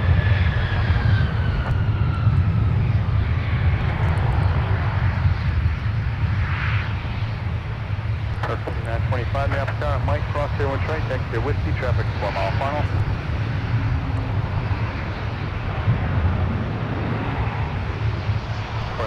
Join whiskey. What do you think for the taxi coming from Delta Tango cross Vermont? I'm sorry, taxi 3 affirmative on Tango, cross runway 22. Tango cross runway. Got 3680, fly right heading, runway 17, go for takeoff.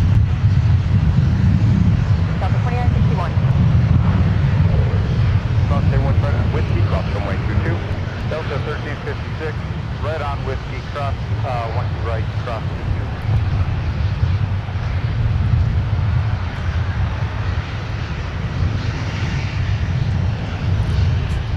RJ, it was a good thing that we did not go into our runway recap just yet because, boy, they were fighting the wind on the way down. Yep. Well done, Mountain Air Cargo, well done. Delta 2846, man, the instructions, Alpha, Alpha 8, hold short, only one to right. Alpha 8, hold short, 1 to right, Delta 9. Delta 2918, contact departure, get in.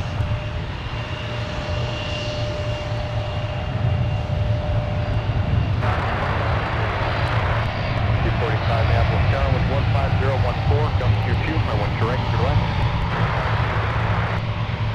Got 3680, turn left heading 140, 140, contact departure.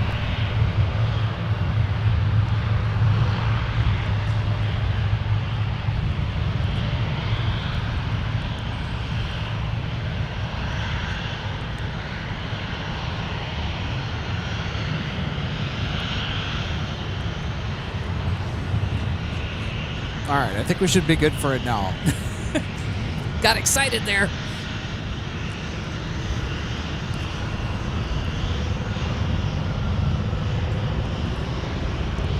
So how about that for a last-second edition? Quite literally a last-second edition into our runway recap. How about it?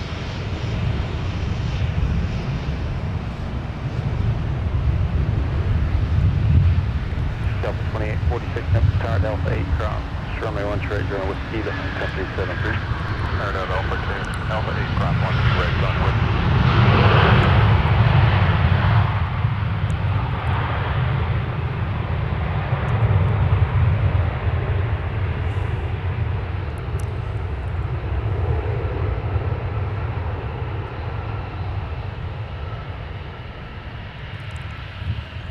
All right, everybody. We ready for our runway recap?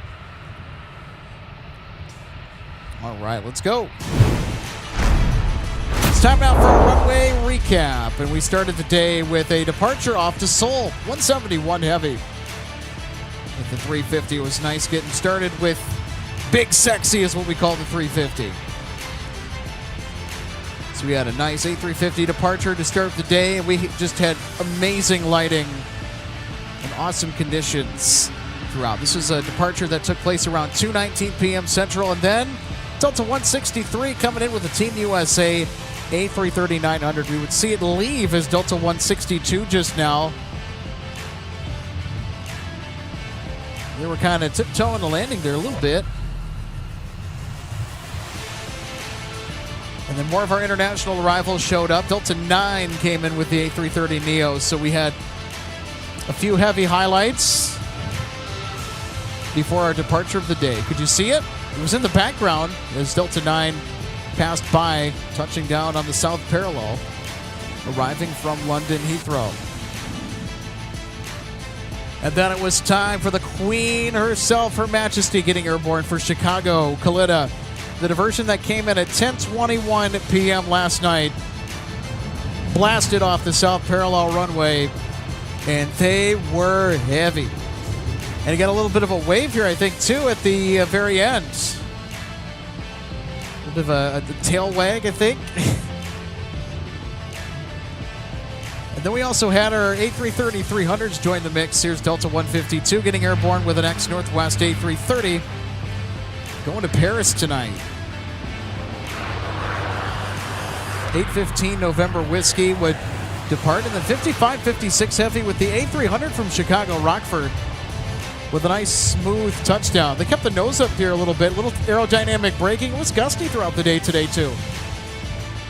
Oh yeah, it was, and it's been steady. Steady right now too. I mean, the winds were 160 at 12 knots when the A300 came in, and I think this is the other big highlight of the day. Talk about Aer Lingus. Who would have thought they would have come in on the South Parallel? Having to fight the wind too, just to gently set the A321XLR down, but they did nicely. And they went to Gate Echo 3 right in the alley when they were done. That's the first time that we've ever caught Aer Lingus arriving on the south side of Terminal 1. Delta 165 heavy would later file in from AMS. This is our third out of 3 daily Amsterdam Delta heavy flights.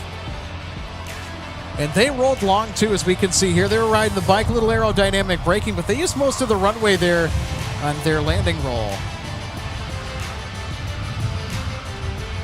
And then UPS sent a queen of their own, the 747-8 from Louisville, in command of 2568 heavy, touched down, and they were a little bit of a floater too. Watch this. It's a nice gentle touchdown, and lighting consistently remains nice and clean throughout the day too. They touched down near the intersection of 422, it looked like there. Yep. I was wondering, when are they going to touch down? And then Delta 170 made its way in. And 165 and 2568 heavy were back-to-back, so we got back-to-back heavy arrivals. 170 would show up later. Always great to see the 350s. They're a common fixture at MSP, but they always excite. Then FedEx showed up from Memphis with the 767. Boy, this landing was, I think, a little bit of a floater, too. Look at this. Oh, there were a number of them today because of the wind. Look at how long they decided to float before touching down. I think they were right at the intersection of 422 when they touched down. Yeah, I think they touched down a little bit beyond where the Queen did. Now look at that. And how about this highlight? The FedEx feeder just before we were about to go to our runway recap. Good thing that we waited, because look at this arrival. They were fighting the wind to get that ATR down nice and smooth. Look at that touchdown. Kind of slammed it on the nose gear, but an excellent touchdown nonetheless.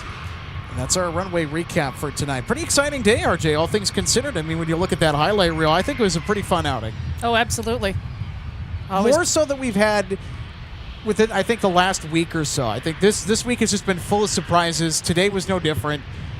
I mean, I guess it begs the question, what's next? Well, you never know. Phoenix XV Alpha Delta. That's what life is all about.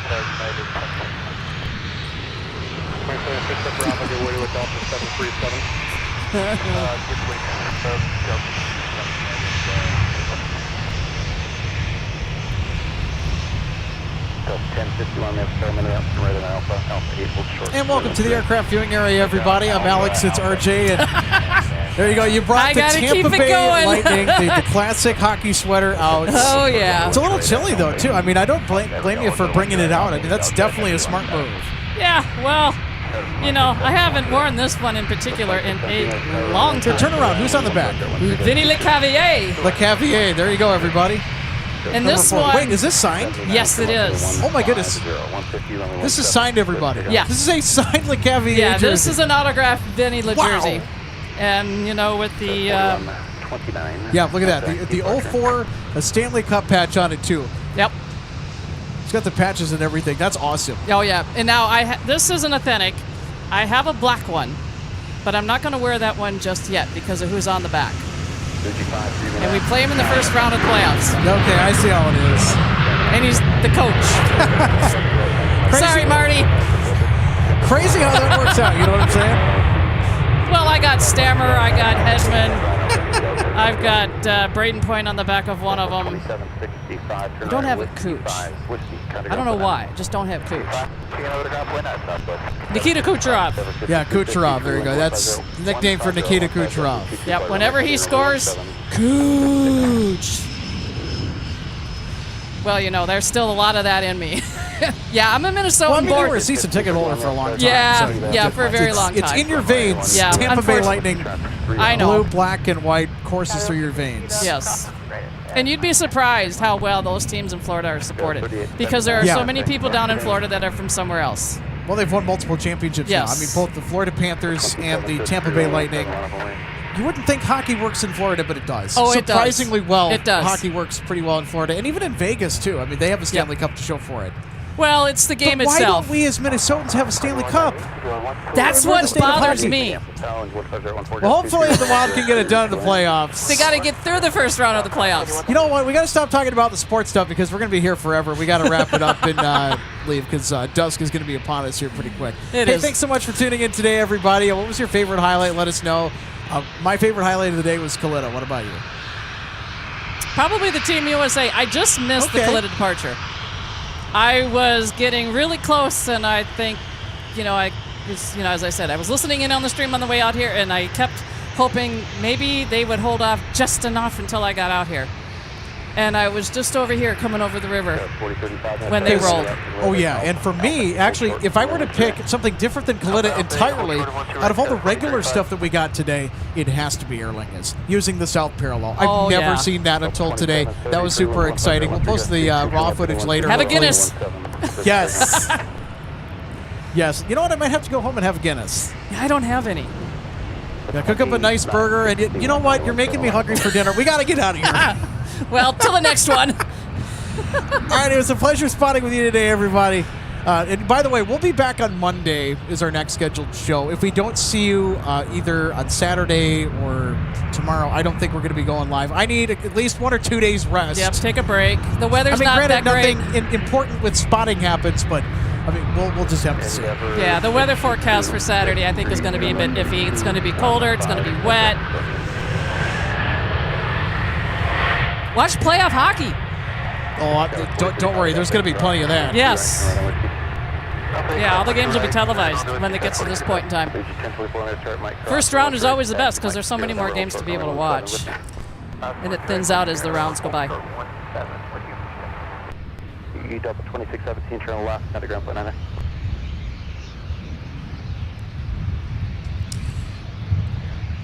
Well, it is that time in the stream for us to say goodbye. Wish we could be spotting out for much longer than we are now. But hey, you know what? I'm satisfied. We had a great day of spotting, and it was so fun to share MSP Airport with you today. What a great day. So we'll be back next week, hopefully on Monday at the latest, with more line plane spotting action. For our outstanding team of mods and for RJ Bean, I'm Alex Redding. Wishing you blue skies and tailwinds. And of course, as always, happy spotting. We'll see you in the next installment of MSP Airport Live. Take care, everybody. We'll catch you in the next one. See ya!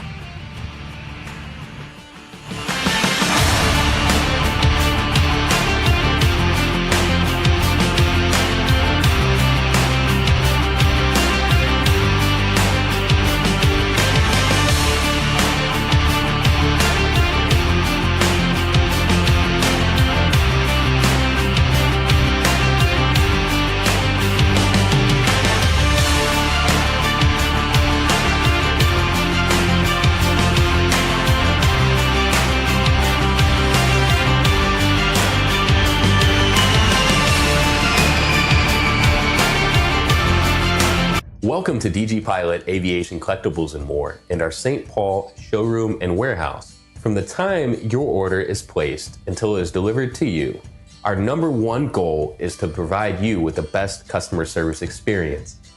That's why we're excited to take you behind the scenes today at our warehouse to provide you an up-close perspective of our model aircraft delivery experience. Our first step in the model aircraft delivery process takes place after your order is received. Our model aircraft delivery specialist will conduct a detailed inspection of your model for quality control to ensure we provide you with the highest quality products.